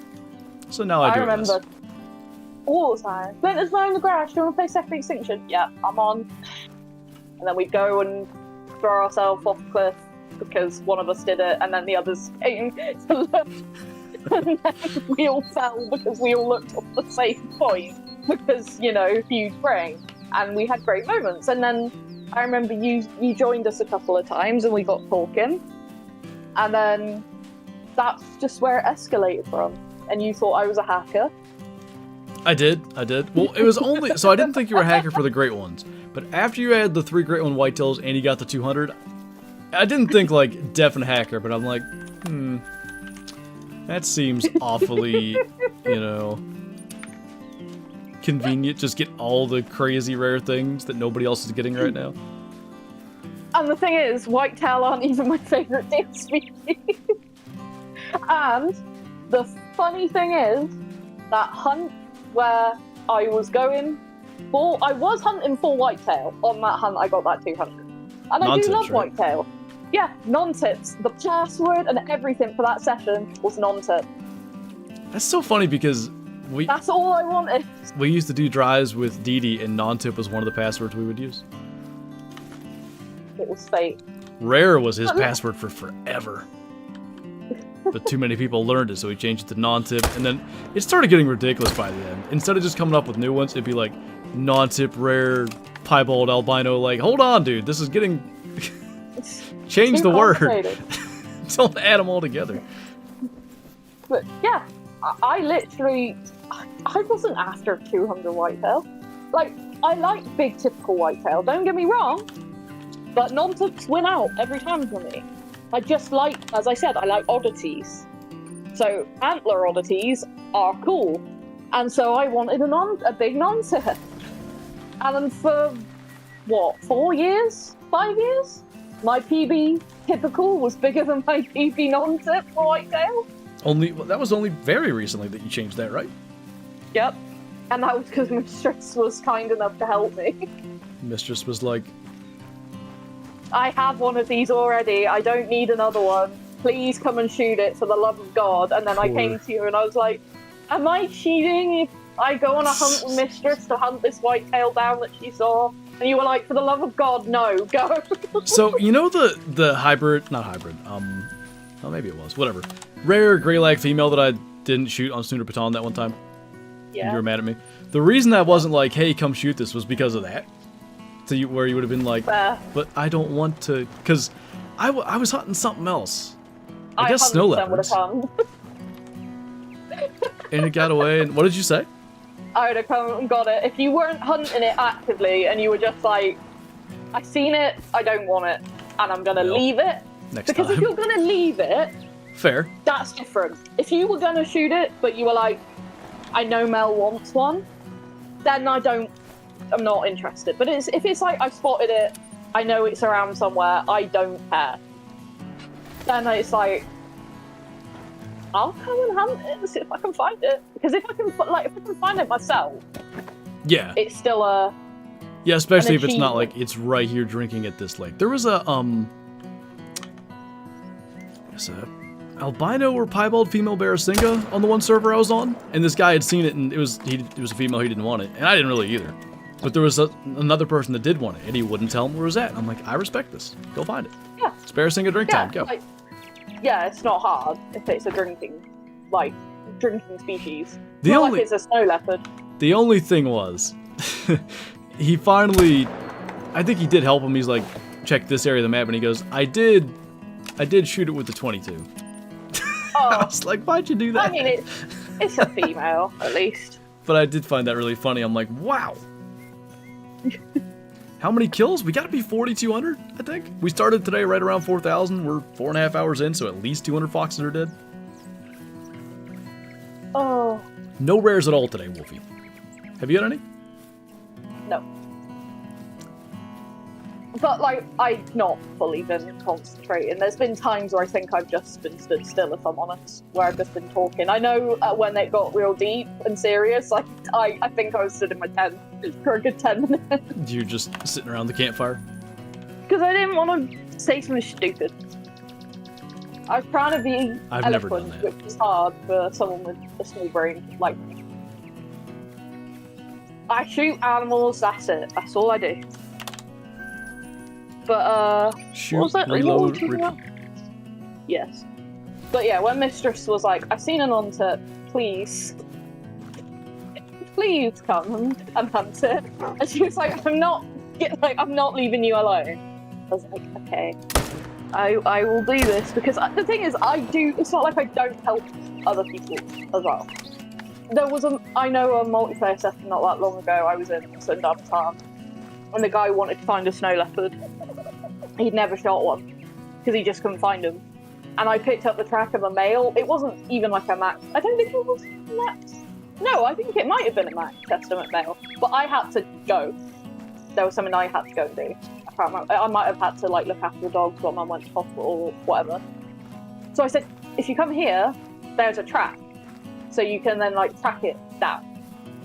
And he was so excited, and I was like, yeah, so here's the track. It's not that old. Good luck. Hopefully you can get your first snow leopard. So. Hope he was able to, because they're tough to track. 9. Yeah, it could have been. I did check, and the tracks were staying fairly consistent, so. That's big sad, Zeppy. If it was a 9, I would have loved to have heard his reaction. I've only been in. Cool, 'cause, other than my own, I've been in one server where a diamond snow leopard got killed, and I got in there, disconnected immediately, but I saw the 1,000 come up, and there was a screenshot posted in my Discord of me joining and leaving. I'm like, hey, there I am. You just got the vibe that there was a 9 and someone else already had it, and yeah, you were like, it. no. You smelled it. I could smell the diamond. You could smell the diamond, you could hear the footprint. Yeah. Mushrooms. Amazing. There'll be at least enough to identify that it was a fox that farm kid, which is all I care about. One more to the tally. I'm gonna do another run, go check on that brisket again. It should be about done, but I'm not sure the internal temp's going to be high enough, so I won't end the stream just yet. I guess if Kyla's still listening, she can go look at the temperature probe thing. I don't know if she's in here. You got a thermometer in it. A thermometer. Oh, speaking of brisket and stuff, because I saw Zeppy say it earlier. I wasn't wanting the camera there so I don't have to go check it. I wanted the camera there because I thought other people would be interested in seeing, like, if I were to do, like, let's say, smoking meat grinding stream. Somebody would want to be able to see it. There's a lot of foxes. I want to see the meat. Listen, there was a reason I didn't say it that way, alright? Yeah, but I'm here. No. I have to do my job. That's great. Did I get either that's of gonna those? be a meme now. No, that would never happen. Never. I'm doing really bad at, like, actually accounting for all the fox at these zones, but, you know, we are killing some, so... So I know nothing about this stuff, Clark. I just do what the instructions say, but it said internal temp of 190 for that. That seems awfully high, but that's what I'm going with. It was 160 probably 2 hours ago. The meat cam. This is why the shadow cam can't work when she's on my lap. Meat. That's, you know how I had the text shadow cam for the 24-hour stream? Meat cam.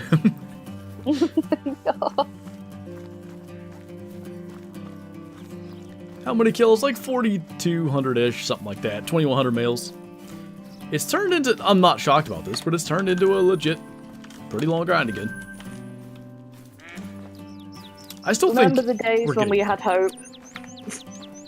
I still generally have hope. The fact that, although I haven't seen as many 9s today, I think I had 3, which is fairly average for a stream with this length. Honestly, the amount of 9s you're getting, even though some have been trolls, is, I would say, good. Yeah. And I haven't had to touch I'm my happy. mainland here in whatever it is, 2 or 3 weeks, so it seems that things are in a good place. Touch. Anything cool? 1 diamond. Or wait, no, 2 diamonds. I'm stupid. I had a 14.19 and a 14.7 some. You know, we would... Wait, yeah, we would be tied. But I bought one. Be that way sometimes. It'd be that way. Me and Kyla do it. Because we're just, like, so many thousands of kills in. We're like, you rare? No. Okay. We'll just take a shot, make sure you're dead. I think most of my grinds I maybe don't botch diamonds. I know I did with the tar, because the very first diamond I botched. I know you did, because it ran past you and you Blasted smoked it with it. a 300. It was a decent one too, if I remember right. Like a 105 maybe? It was. Yeah, it was a pretty big one. And then Oh. I definitely did that to at least 1 rare. Yeah, the red one. First one. I must have messed up at least 1 fallow because I shot so many, but most of the time, like, I try really hard not to mess any of them up. Point of pride, I try that's it. to- Nothing else. I try to, as long as, like, if it's one that I know definitely is a diamond, like with fallow, right? If I knew it was a 5 that was one of the diamond racks, then I tried to shoot them, you know, well. If it was like a 4 that had some potential, I'd just shoot it with the 300. Yeah, you Because guys I wasn't both- getting tags Yeah, you guys both killed 4s that were diamonds with the wrong gun, right? multiple times. I never had a 4 that would have made it. I wanted one. Couldn't get one. There's so many, like, at that point, I had just hundreds and hundreds of diamond fallow. I didn't want to grind fallow for as long as I did, but I wanted that silver fur. Literally, the only fur that I really, really wanted was the one that wouldn't spawn. This is typically how this goes. Like, I get the one you want, or you get the one I want, something like that. And then Tar were just like, how about 4 of your least favourite? Was that half? Yeah, 4 fabled halves, 3 in a row. I like the look of it, but I will say that's maybe the worst name of any Great One fur ever. It's a lame name, and it's just too split.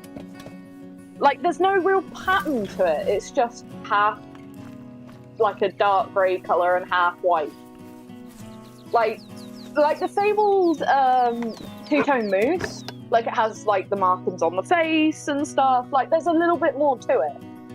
The tar is literally just half and half. And once you have one, it's like, I really don't want more. Like, even my least favourite with great ones, I'm like, yeah, I'd still like it. You know, 2 in, I'm like, yeah, okay. 3 in, I'm like, really? 3 in a row? And then I got a 4th one? Like, think 4 out of 10 is quite... Kyla had gotten 2 in a row of them as well. Yeah. It's just, like, I'm not like, I'm grateful for them. I know this was the thing that earlier, I'm not complaining. But it's funny to me to get 4 of my least favourite. It wasn't funny at the time. So I'm like, game, please. After how many thousands of kills, please. Just give me something that's different. I don't care what. Just something that isn't a half would be nice. And then it was like, actually, another half. Watch this, another one. I don't think I've had 4 duplicates. No. Don't think I've had 4 duplicates of anything. Not even fallow? No. 3's the most I think I've had of one. Oh yeah, because you had like every other huddle. Yes, that's it. I had a huddle of every fur except for silver, of which I have 1, and that was the 15. I don't know, silver was kind of easy. Get that 1 fur. Dude. I love that I have like the huddles of the different colours though. Like, I would love if I had a silver huddle, but I'm not doing it. Even though you had completely lost your mind by the time you were done. I remember seeing that thing spawn and being like, oh my god, it's finally happened. Like, someone worked out the odds of what it was for me to spawn 3 fabled paths in a row, and it was like 0.0031 or something ridiculous. If you like took like the combos and stuff and all of that, for me to get that many halves in a row was such a low percentage chance, which in itself made it cool in a way, but it's like, why this one? Of all the insanely rare things to do, like that. Why could it not be like the gold? But I am so glad that the gold was my fur. I loved the gold when it was first shown. It ended up being like not one of my favorite ones. How are You're there not allowed so to many talk foxes? bad about it. I don't think it's bad by any stretch, but I thought you this is the gold. one. Yeah. And then after the fact, I'm like, actually, pretty stoked with my gray. The grey is stunning with the eyes and everything. Good. And I feel like the grey and the gold are like the moon and the sun. Because I have them both next to each other in the lodge, and they really do look like moon and sun next to each other. That's how I see them. It does have that vibe a little bit. What about, Scars doesn't really fit in that particular thing, but I like Scars. Scars? I like the Scars too. Scars, I believe. We just missed this mythical fox 8 times. Fox are here? That's what I just had. 1, 2, 3 males and 3 females. I killed 3 pairs here at the start of the run, and there are 3 here at the end of the run. Jeez. That's where all my fox have been, man. It's here. Hello, rabbits. Just vibing. That I also... Just vibing. But yeah, it was so funny to me that literally before the stream... I don't know if you saw this conversation. Before the stream where they revealed the Great One Tar, and you know, they hyped it up with the clip of the fabled skull and everything, yes. Which I immediately fell in love with because, you know... Skull. The skull collector is going to be absolutely enamored with a fabled skull fur. I mean, like, just, I needed it. I said in Discord, and there are people that can, like, verify this that were in the chat. I said in the general chat, I said, imagine there's a fabled gold fur, because tar are sort of that brownish, yellowy, goldish colour in the sunlight. Adds up. I said, imagine they take that further and like give it that sort of mythical twist and make it more shiny and metallic. And the first one they show on the stream, fabled gold. And I remember when Jaxy showed it, my initial reaction first was, that looks kind of lame. And then he walked around to the other side of it in the sunlight where you could see all the colours. And I was like, that is stunning. And then that was the one that spawned for me. So it was like, the way that happened. Again, that's like one of those things you couldn't have written it better. For me to predict it to be the first one that gets shown off, and then I got it as my first one, and I was the first of the official creators to get a tar. Like, that was... It couldn't have been written better. For some reason in my head, you had skull first. I don't know why I thought that. No, I had gold. I had gold, then half, I think then half again, then skull. I think I had 3 halves, and then a skull, then maybe another half, and then I had another skull. And by then, which was only, it wasn't that far, a month maybe, you and Kyla both had like, or together had like 12 Great One tar. Yeah, we worked hard, like seriously hard. 12-hour days. Me and Kyla hit it really hard when me new ones come out because we want to try. Did be paying off for those. I remember being in the call with you and Kyla when it spawned. I do remember that. And I nearly threw up. I'm gonna go check on the brisket again, so I shall return one more time. Okay. In theory, probably like 30 minutes or less, because what I'll do, even if it's done, I'll just wrap it in foil so it can like cool down. Cool. But rest. Anyway, I shall return. Rest, yes. Yes. Punisher is cool. Very cool. I like Punisher. I like any like character that wears like a cool skull mask or anything, like Ghost from Call of Duty and stuff. I really like that kind of thing. Anything like that to me is really cool. And honestly, the fabled skull reminded me a lot of Ghost from Call of Duty Modern Warfare, and I was like, yeah, it just fits everything that I thought was cool. But then the gold, like I said, has a special place in my heart because of that story, so there's a reason I goes so hard trying to get these things. They're not just a number for me. I'm not grinding for great ones to be like, oh, I have, what have I got, 61? I'm not doing it to be like, oh, I have 61 great ones. It means I'm the best hunter in all of Call of the Wild. I'm just like, no, I like hunting them and filming them and taking pictures of them. And now I have a few of them because I've been doing it a while. What is something I have in this game that Flinter doesn't? There's quite a few things. Like, he has some things like I don't, but then I have things that he doesn't. Like, obviously a lot of the great ones, because Flinter does one per great one species. I tend to go for lots of like different variants and stuff, so that I can film them up close and all those things. Hybrid hazel grass, that's like a non-great one thing that I'm really, really proud of, because they're really, really rare. So, like, he's got all the diamonds. Obviously, I'm missing diamonds. Getting the same fur and the rack type multiple times, it seems to be common for some people. Yes, it does. And also, thank you for the donation. Even though it's not for me and it's for Flinter, I will say thank you, and I will tell him that there was a donation when he gets back. So thank you for that, Naked. But yeah, it was just, like I said, it's not a complaint. It was a meme, because I said that's my least favourite fur, and then 4 of the 10 tar that I got had that fur. So it was kind of just like funny that happened. And it was like, I spawned another one. It's another half.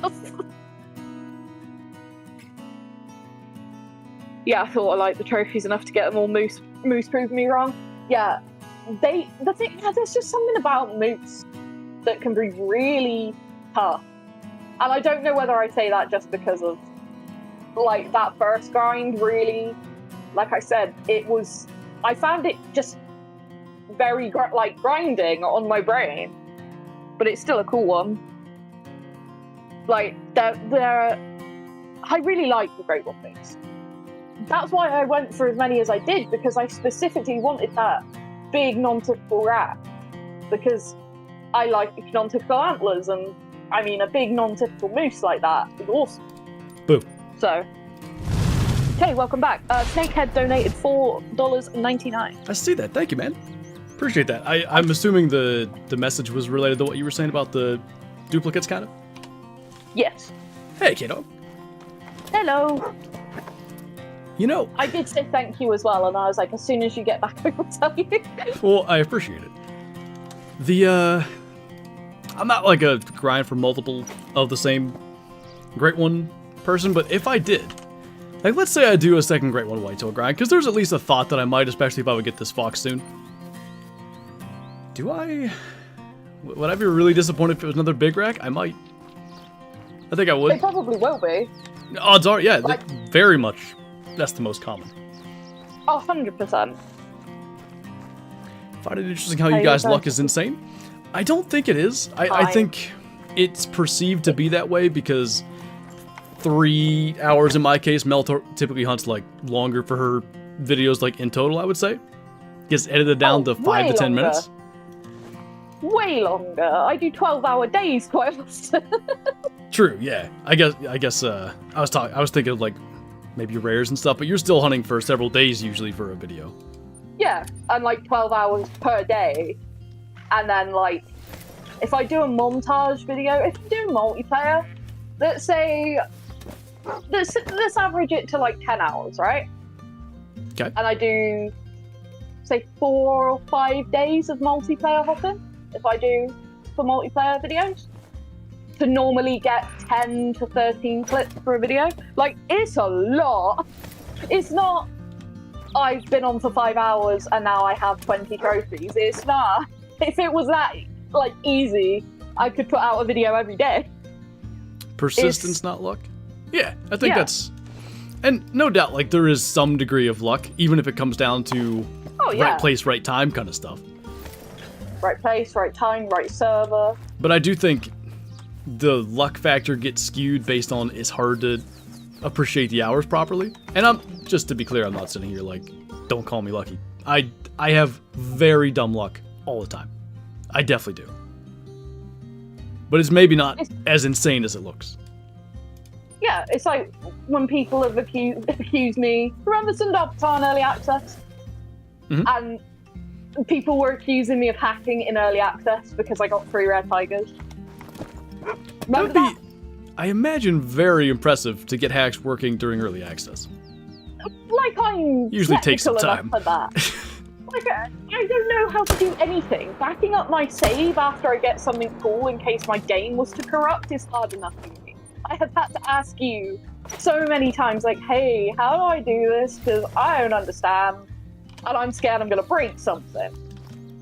But, like, if I'm grinding for Great Ones, or grinding for, like, Sundarbatan early access, we had, what, 14 days? Something like that? It was a long time. It was a long time. Yeah, it was great. And that was a big help from, like, the devs, giving us that long to make content. I was on that every day from the minute I woke up to the minute I went to bed. And, like, Flinter could see it, because, you know, friends on Steam, he could see my hours. I did hundreds of hours just in that early access period to get, like, all the info on the species, to make the little species highlight things, and I wanted to try and get something for every species. And I still didn't manage to get anything for woolly hair. Like, I tried so hard, but obviously tigers and snow leopards had my attention, and so I got a couple of trophies for that. And people were like, you've hacked those in. I was like, I'd really like to know how I hacked an early access build that the devs have control of. Like, they gave us this. There's like I don't think you could hack it if you tried. Unless you're like, I don't know, some whiz kid. Like, I just can't think of a way of doing it. I don't know how any of that stuff works, like, but when a new map comes out, you're pretty safe in multiplayer to assume there's no hacks for usually a couple weeks anyway, because they haven't got them working yet. Although, and then they come out, and then it's sadness. Yeah, it was only a few days with South Reason, and then people had the Great One Red Fox hack. It broke my heart when I saw the guy come in and post all of the names and all of the furs, and I was like, dude. Doesn't take long. You know? It was sad. But I think it's probably different, Saul's Weason versus, let's say, Sooner Baton, because of all the species and stuff. I might be wrong. I don't know how that works, but... Maybe more coding, like to... Right. Sounds good, Kato. I've lost this fox. It's either floated or something, and I'm being stupid because I'm talking. You have a doge? Like, it's... Yeah, but he's retriever and pointer. Ah. You can't retrieve a fox? No. Weak. Yeah, well, I'd like it if he could retrieve a fox. That'd be... There's a blood spot here. Like, I killed the thing, and then I missed the other one, but I don't know where it went. That'd be quite a task, I think, for the Labrador retrievers anyway. Like, the biggest foxes are 30-ish pounds. Be a little bit of a haul. Just drag it back by its tail. That'd be an image.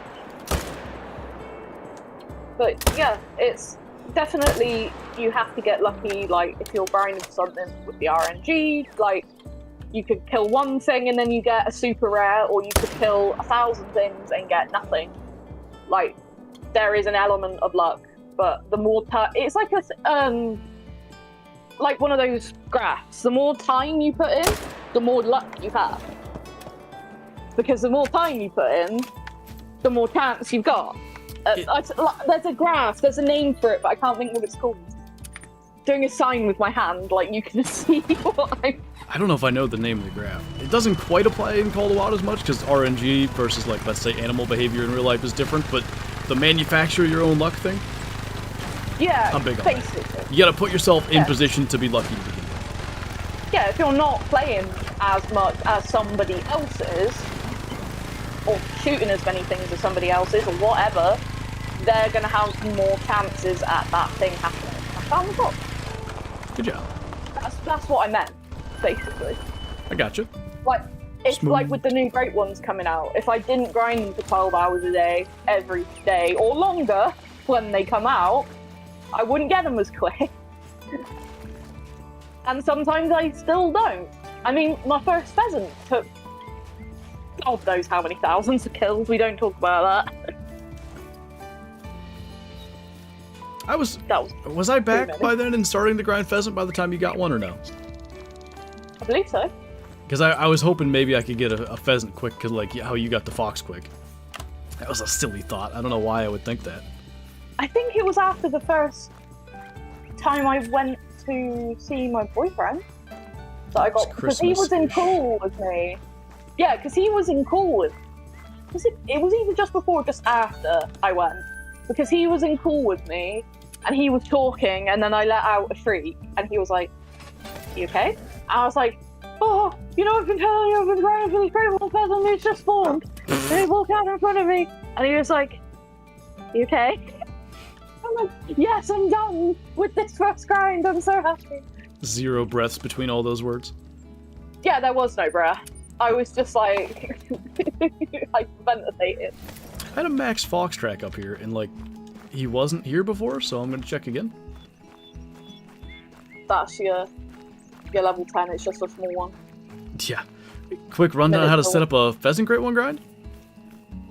I mean, it really is like any other grind. You're looking for zones, but pheasants don't drink, so setting up in feed zones, fields, whether that's Salzwiesen, Hirschfelden, whatever map you got, that's very much the place to look.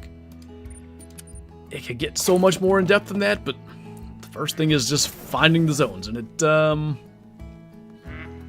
Salzwiesen, it's kind of easy because there's not a lot of space, but it still is a little tougher, let's say, than like a drinking species, because you can't just check all the coastline and that's that. Hey, Shadowhunter. You can't fast scroll if you're on console K-Flow, unfortunately. You just have to hold the button down until it gets a little bit faster. Yeah. For some reason, if you hold it, it gets a little bit faster after like 5 seconds. And then it like stays at the same speed, but unless you're like on PC and have access to using a mouse, you just can't. It's not fun. They need to revamp like trophy manager navigation and stuff a lot. Like a lot. Species filter. That's all I want. Yeah, that would work. Multiple filters would be good. Filter by like, I don't know how you'd filter by rares. Maybe you'd have to type in this because I don't think the game classifies rare versus uncommon like within the game itself. Yeah. But yeah, maybe they could do that. Besides Tar, isn't every great one available on the base maps? Yes. Tar is the only one that is a DLC exclusive. This is true. He is not a 9, he is a 7. No. It's still a 7. I'm thinking one more run after this, and we should be done downstairs, so be rolling. It's 8 o'clock. I should have started that on the smoker earlier, but, you know, that's my own fault. I might make something to actually eat. What time is it here? It's 1:10. The last time I looked, it was 11 o'clock. Telling you, fox grinding makes time melt. It doesn't make any sense. To be honest, though, I have felt that. The night I got my candy cane, I felt that. But then, that was you and Cool again with me. You and Kyla, and we were just laughing and stuff. That does. So that makes it go quicker. Yeah, that makes it go even faster. But all these streams, like, I look up and I'm like, 5 hours, huh? How did that happen? Gecko cereal, ew. Ew. If you ate a gecko, do you think you eat them like whole? Like, crisp them up? And then just normal like, them? Let's say I was lost in a desert. I don't know, is that where geckos are? Well, it depends what kind of gecko. I think there's some desert geckos, there right? There are desert geckos, yes. Okay. Lost in a desert. Starving. Find a gecko. I think my move would be pretty, like, do it on a spit hole, yeah? And then, like, get it very crunchy, because I don't think I would like it. Yeah, and then just, like, make it, yeah, that's what I was thinking, crunchy. It's funny, it's you weird, don't want it you know? gooey from the inside. Like, you don't do that with a rabbit or a squirrel, even though you're really hungry. Like, you can't eat the intestines and stuff like that. There's dangerous bacteria and stuff. But why with geckos and, like, bugs is it fine? I don't understand that. I mean, I'd probably gut them first, to some extent. If it's a big enough gecko, I would. I think I just wouldn't... Now you've said it, I wouldn't... Yeah, then I wouldn't want to eat the head. Because eyes and brains freak me out. The head I would eat. You thought about that. The eyes part, you made me think. The brain doesn't bother me. Makes you smarter. Oh, that's how you gain wisdom. You consume the brains of other creatures. You know, that's like how mind flayers work in Baldur's Gate. Like, you consume the brains of others. Then you can take on their memories and stuff. So basically, you want to be a mind flayer. This is a stupid thing, but What's a mind flayer? No, my dad used to tell us it was obviously meant to be a joke, but enough to where we would sort of believe it. He would say, like, if you cut yourself while you're, let's say, like, gutting a deer, and you get deer blood in that cut, you'll turn into a deer.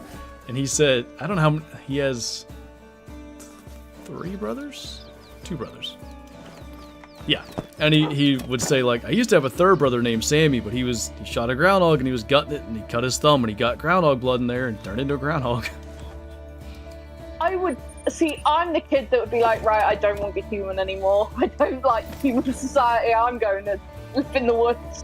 Go and slice your hand open and... Yeah, just do like a little cut on my thumb, little cut, and just be like, okay, I become deer now. And that would be not the message that you were trying to convey. I don't have to go to school if I'm a deer. You set the runaway. Would you have human lungs or deer lungs? Because Well, if you sometimes. turn into a deer. Yeah, but like I feel like it'd be a slow. I mean, this isn't real, so I don't know why this is that serious. But do you ever see a deer climb something really steep and be like, "Oh, that would have taken me a while"? Yeah. Like right out, literally right out our dining room window, is like where the mountain spring that feeds our water for the house runs off, and it's steep. Like it's not quite a cliff, but it's close to a cliff. Yeah. And we were sitting there when Kyla's parents were over. And her stepdad goes, "Hey, look, you want a deer?" And this doe was just walking right down the driveway, right to that. And in like 4 bounds, it just went right up this steep thing that's, I don't know, 125 feet maybe total. Just yeeted right up there. There's probably a little more than 4 bounds, but not much. Just right up. And I'm like, if I wanted to do that, it would take me 5 minutes. So you have deer lungs. If you turn into a deer... What if you didn't have deer lungs at almost first, though, logic? and it was immediately deer season? Then No. you're running away with human lungs, and you can't keep up with all the other deer, and you're the one that gets shot. If you're able to think, just go hang out in a neighborhood somewhere. True. Have I thought about this at times? Maybe. If I were a deer, I wouldn't be like those other idiot deer that are in the woods. I'm going to live in someone's back garden. They'll feed me scraps and protect me. You gotta be careful. You get to the wrong redneck's back garden, like, ooh-wee, I got dinner. Pull up in Tyler's back garden. There you go. Wrong Like, redneck. uh-oh. That's terrifying, Henry. Just like use Baldur's Gate logic. If like you could be a druid and just turn into a deer and still use human brain force, then you're like physically a deer, but you can still think. If I were a deer and I could think, do I know what the date is? I don't have any means of finding that out, really. Weather. I guess.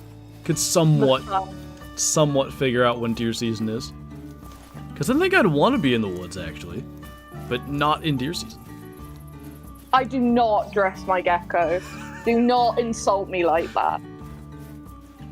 God. Not that. No, was that? poor Toriel. Toriel's beautiful enough as she is. My sister had some kind of dolls that had, like, all these clothes things. It wasn't Barbie. Brats? Maybe. I don't know. And then you're just dressing your gecko with those. When they assess, this is a story I love. When they assess me for autism, they ask your parents questions about what you were like when you were younger, because Sure. a lot of like the first signs are more spottable like when you're young. And they were like, "Oh, was she particularly interested in anything? Like, did she have any special interests?" And my dad said, "Well, she's always been really like obsessed with animals and nature. And one of the moments that stood out for us is like it was either like Christmas or my birthday or something, and they bought me a Barbie horse and carriage that I wanted. And they thought, oh, she's finally going to start playing with like quote unquote normal girl toys." I immediately threw out the Barbie and filled it with animals. Sounds Just about right. put loads of little plastic animals in the carriage and played with the horse. Get out of here, Barbie. Don't want you. No humans, go away.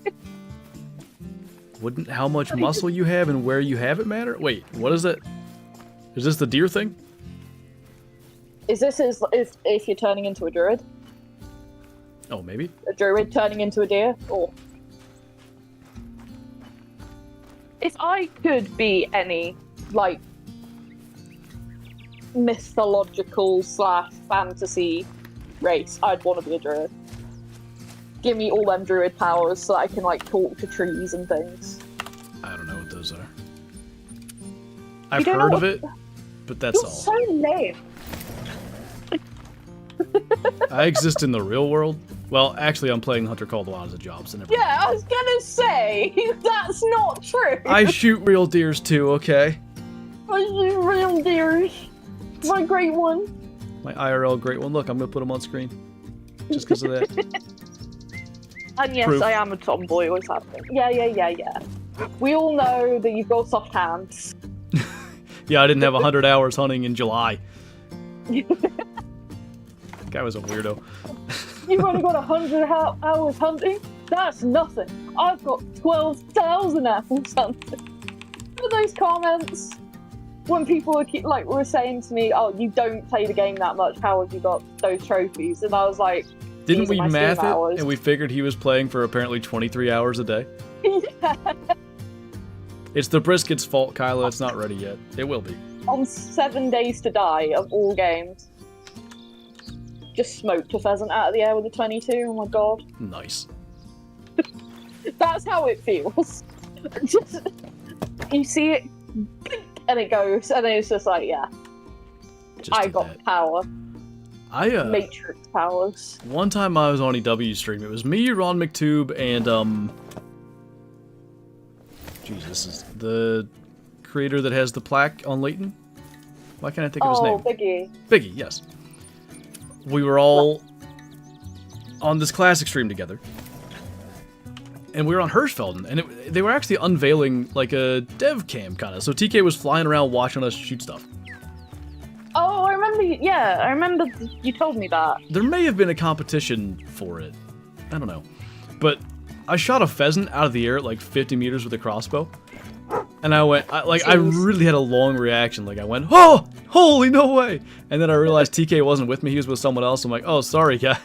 That's so Don't mind me over here just being an absolute goober.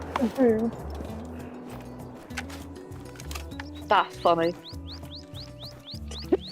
Again, Matrix powers. Like when you Just shot out of that goose out of the air at like 150 meters with the bow. In Call the Wild. Yeah. I did miss it 27 times before that. Yeah, but we don't talk about that. You did it perfectly in one shot. One try, yes! That would have been a funny reaction to do. First try, as I leave all the other tries in. Yeah, the powers of editing, but don't edit it. Night, Bree. Good night, Bree. My ear hurts. I slept on it weird. Nice. Kyle, if you're still in chat, look at the green number in the bottom left of the smoker LCD and tell me what it says. LCD? Yeah. Yeah. Yeah. I had a question if that was even the correct thing. You just having a moment. Back in my day, they didn't have these newfangled screens and all this. You had to get the little temperature thing, and the needle would move up along with the numbers there. I want to say a cool fact, but it's really nerdy. Go on. It's kind of even like not really relevant, but I just got reminded of it because of what you said. So, do you know how the first alarm clocks were made? Candles with nails. With nails in them. I think that's ingenious. It is pretty smart. Like, oh, I need to wake up at a certain time. The wax takes this amount of time to melt. So if I put the fucking, what's it called? Nail. The needle. The needle. Well, I'm sure a needle would, well, it'd be a quieter noise, but Could be a really light sleeper. like me, with how I jump. Yeah. Heard a pin drop. Literally. Must be time to get up. So we're right in the right area, Kyla. I think about the end of this run, we should be there. Do you ever have a dream where you wake up and you think that you're late for school, or like you haven't turned in homework or something? Really rarely, but I still have them, yeah. I have them all the time. Which, considering is really not that surprising. Yeah. But I have them all the time and I'm like, no. The overslept one. It's really aggravating when I wake up too, because it your heart's really going, you're really panicking about it, and you wake up and I'm like, oh my god. Like, why did I'm not even in school anymore. Why am I so worked up for this? It's been years. Oh, Oh, I nearly just blinded myself with the night vision. Nice. I also We missed a need pheasant. white phosphor binoculars. Although I will say, the binoculars green isn't so bad. I don't like it. It's certainly way Blue better than colours. the scope that was green, though. Like, it's... Blue colour's better. It is better. Although, Because sometimes, blue is superior. maybe it's just a wider field of view. I do locate foxes better with the binoculars than the scope. But again, field of view, probably a big part of that. I can smell Well- whatever rolls Kyla's making downstairs, and oh my god, my stomach's gonna start growling, and I apologize. Well, I don't use the night vision scope, if I'm honest with you. The scope? Yeah. I use it if I'm trophy hunting, not if I'm grinding. What? How do you see? I spot them, and then I shoot them. It's not that hard. I just I've can't... really messed up this run. I can't see well enough like that. I can't see, I'm blind. It's dark out. What are you saying? I'm screaming too loud. Oh god. When someone has to turn the music in the car down so that they can see the parking space. Are you one of those people? Yes. Of course you are. It's specifically like if I'm driving in a really high traffic area. It's about concentrating, really, but still. God, I can't see when I'm listening. We used to, did I bring up Taekwondo on this stream? It was yesterday's stream. When we did Taekwondo, most of the, whatever, things, I really can't remember what they were called. Meets, maybe is a way to say it, were like The meat. fairly local here. But the big one, like, it might have been only for our black belt testing. That was in Pittsburgh. And my mom was like, she doesn't like driving on highways. Like a 2-lane highway. Like, not that serious. So driving to Pittsburgh was an absolute no. So we went with I think, it must have been a friend that was also in Taekwondo. We went with his mom, and they had one of those fancy, like, I don't know, a Yukon or something that, you guys remember when cars used to have the built-in DVD player? Oh yes. Yeah, back in Our my old day. truck had that. We never actually had one. Any vehicle that had that.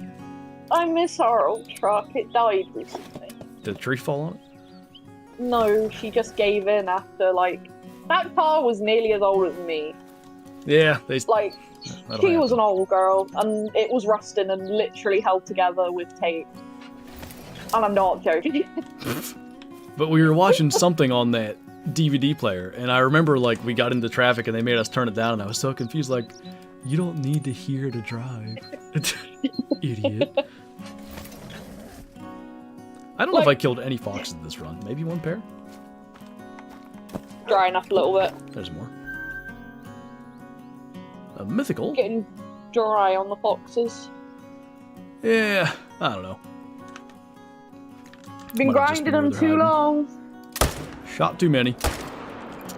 This is why you should dual grind, like me. But I don't Because want I'm another hot. pheasant. Yes, you do. I don't. You want a citrine. Nope, Morganite's my favorite now. I really do See, like the Morganite. I'm very happy. It is so pretty, isn't it? It is. I told you it was pretty, and then you were like, eh. And I was like, that's one of my top ones. What are you talking about? When did I say eh? When is this?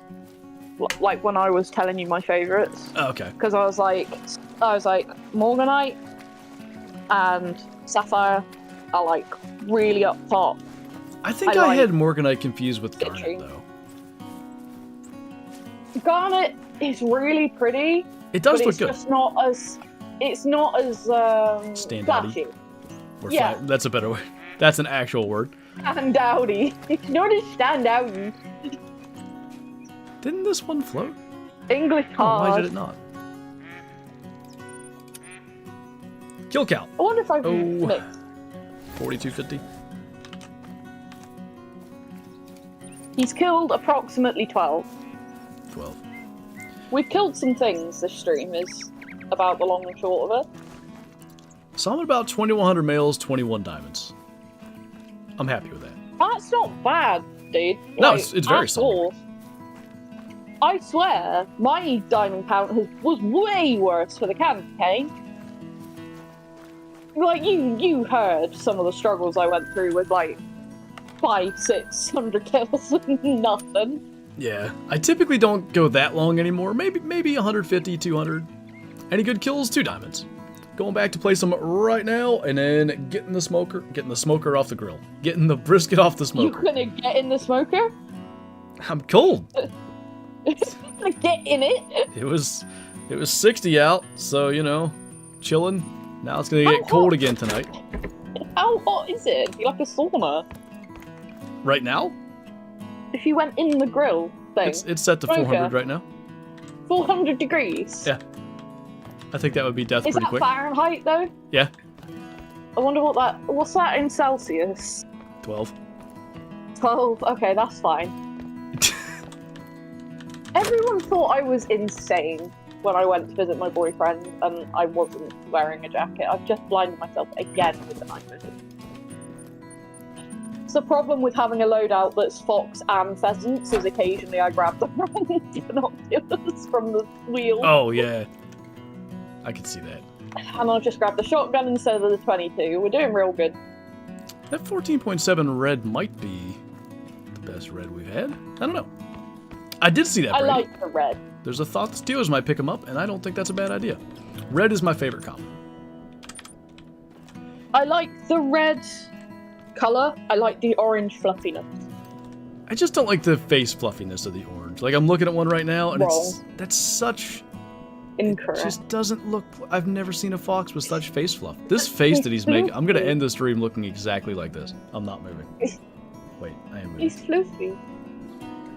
Okay. Anyway, just 204C, K-Flow says. Grab the floof. Floof. Floof. These whiskers don't look good when you're really zoomed in. They look good otherwise. Anyway, I'm gonna go get the brisket off the smoker, so I'm gonna say it again. You guys can click Mel's name in the title there. Go and subscribe. You can see her entire... You've been recording this entire time? I believe so, as long as nothing's messed up. Like, So, I'll be posting, like, I'll get it uploading immediately once we're done, as long as everything's alright with it. Diamond Fox and such things should be in that video. Go and subscribe. One content. diamond and one bot. Actual great ones. Did you not have any diamond pheasants? No. What are the odds of that? I know, like, considering how many I kill. And you usually get diamonds like every 4 seconds. I do normally, just not. Apparently there's something wrong with you when it comes to these streams. What is wrong with you? What is wrong with you, dude? And on that note, that's going to do it for this one. So, thank you guys for watching. Thanks for hanging out. Thanks for all the support. And I'll see you in tomorrow's video. Bye. Thanks, everyone. Bye.